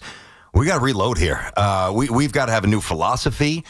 And it's been the same conversation. It's been the same template. Let's hit a lot of home runs. Generally doesn't work out. And they got to change a lot. I mean, I think that Bellinger's going to be in demand. I think he stays, but I think he's going to be in demand a little bit. Yanks have some questions. Judge's prime's running out. Think about it this. I'm not saying you got to care about the results, although I do think a lot of Yankee fans, and understandably so, are rooting against the Blue Jays in this particular case, want them out, all the trash talking afterward and celebrating. It is, to me, telling that Trey Savage, a young kid who nobody ever heard of prior to the postseason, mowed down the Yankees to an absurd level, literally didn't allow a hit. They couldn't sniff him, striking out left and right. His next start after that, 4 innings, 5 earned runs. They got on him right out of the gate, the Mariners did. And then the rest of the bullpen, 1, 2, 3, 4, 5, 6 different guys, they allowed in total 5 runs after the initial 5 runs, 10 runs total. The Yankees couldn't hit against Toronto. So we could question how they're built. The Yankees, they needed to score more runs against Toronto, and they did not. And the Mariners right out of the gate in the first 2 games in Toronto. Remember the talk about, Toronto's cheating, blah, blah, blah, blah, blah. That's how they beat the Yankees, because they're cheating in Toronto. They've lost 2 straight games to the Mariners. The bullpen game is something I'll never forget. The Trey Savage coming out, slit their head. Had his moment. Obviously, Crochet's a little bit more established. He had a great game against the Yankees in Game 1. You're going to see some pitching gems. You see it every October. You got a bullpen. This is the one thing I won't get over. It's going to be very tough to reconcile when I think about the Yankees 2025 season.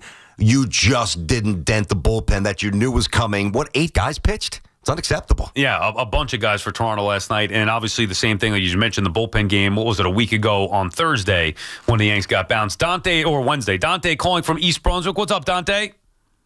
What's up, guys? And you guys were talking about it earlier, so it's kind of like perfect segue into what I was thinking. Might be far-fetched, but if you're the Giants, would you trade a first-rounder, maybe a first and a fourth for Garrett Wilson? No way. It's way too much. No. What do you think he would get? Because I don't think that's nuts. A first and a fourth? Well, I mean, that might be. I'm talking about like the higher pick. Well, what did the Jets give up for Devontae? A second or a third? Right, but Garrett Wilson's young. No, I know. So as I said, maybe I said no a little bit too fast. They wouldn't do a deal of that magnitude. Maybe Garrett could fetch a 1 if he does certain things with the new team. Maybe a 2 becomes a 1. Maybe. Thanks for the call, Dante. Yeah, I don't think it's realistic. First of all, I don't think the Jets are going to trade Garrett Wilson. So I could have my opinion. I don't think that they're going to trade Garrett Wilson. But the idea of potentially maximizing a return and having a new GM and head coach have more of a imprint on things with their guys bringing them in, I would be looking to do that. So if you could get a first plus for Garrett Wilson, I would strongly consider that. And I don't think it's far off on the return because there's great appeal for. I mean, he's as skilled as there is a receiver in the league. Young with potential. You put him in the right situation, he could be a difference maker. Yeah, you might get somebody that goes for it and gives up the 1, but that's also the guy that I want in training camp or OTAs next year when the Jets draft whomever they're going to draft at 1, 2, or 3 to make his life easier in the NFL. Imagine the Jets roster without Garrett Wilson and a poor kid getting drafted second overall. Who the hell are you throwing to? I mean, oh my God, they couldn't. Josh Reynolds, but they couldn't lose more games. I know, but there's still something to be said for having a safety blanket, having somebody who knows how to run routes. It's you can't do that. Justin is calling from Mayapack. What's up, Justin? Hey, Justin. Hey, what's up, boys? How we doing? Good. What's cooking, man? Hey, I don't know if you remember, I called in like 3 weeks ago, and I was saying about yanking Wilson and starting the kid, and you guys kind of, you didn't laugh at me, but you said you didn't think that would happen, you know? Mm-hmm. I gotta say, not to say I told you so, but I'm glad that it did happen. Boy, a lot of bow takers today. A lot of victory laps so far today, I'm noticing here, Sal. A lot of people taking those laps. I know. I gotta just say that it's nice to be excited to watch a Giant game. Amen. It hasn't happened in 3 years. You know what I mean? Yeah, I know. And I got to say, the other thing is old Clem, when he called in and said how scared he was of us Giants, got me even more psyched. Yeah. You know what's funny? I even said early in the show, Justin, and thank you if you guys missed the first hour, free Odyssey app, whatever you missed, go check it out. I said I really missed watching the Giants this past weekend. I'm not even a Giants fan. Like, really, the Giants, the NFL was doing us a favor all these years when it's like Jets and Giants at one. All right. If you're a Jets fan, watch the Jets. If you're a Giants fan, watch the Giants. But for me, I got to watch both. So it's, just to be able to do the job here, saying what everybody else on the air. But I wanted to sit down more and watch the Giants, not because I'm a Giants fan, but just to watch something interesting that's developing, than watch the Jets in London, throw for negative 10 net yards. Oh, my God. Yeah, I do think that I do think that we're starting to get a little bit ahead of ourselves here. In what regard, though? How many wins or just the excitement? No. You could be excited. Giants have some energy now. Let's go, Sal. Already understood 100%. I'm right there with you. This is a different animal taking on Denver in Denver.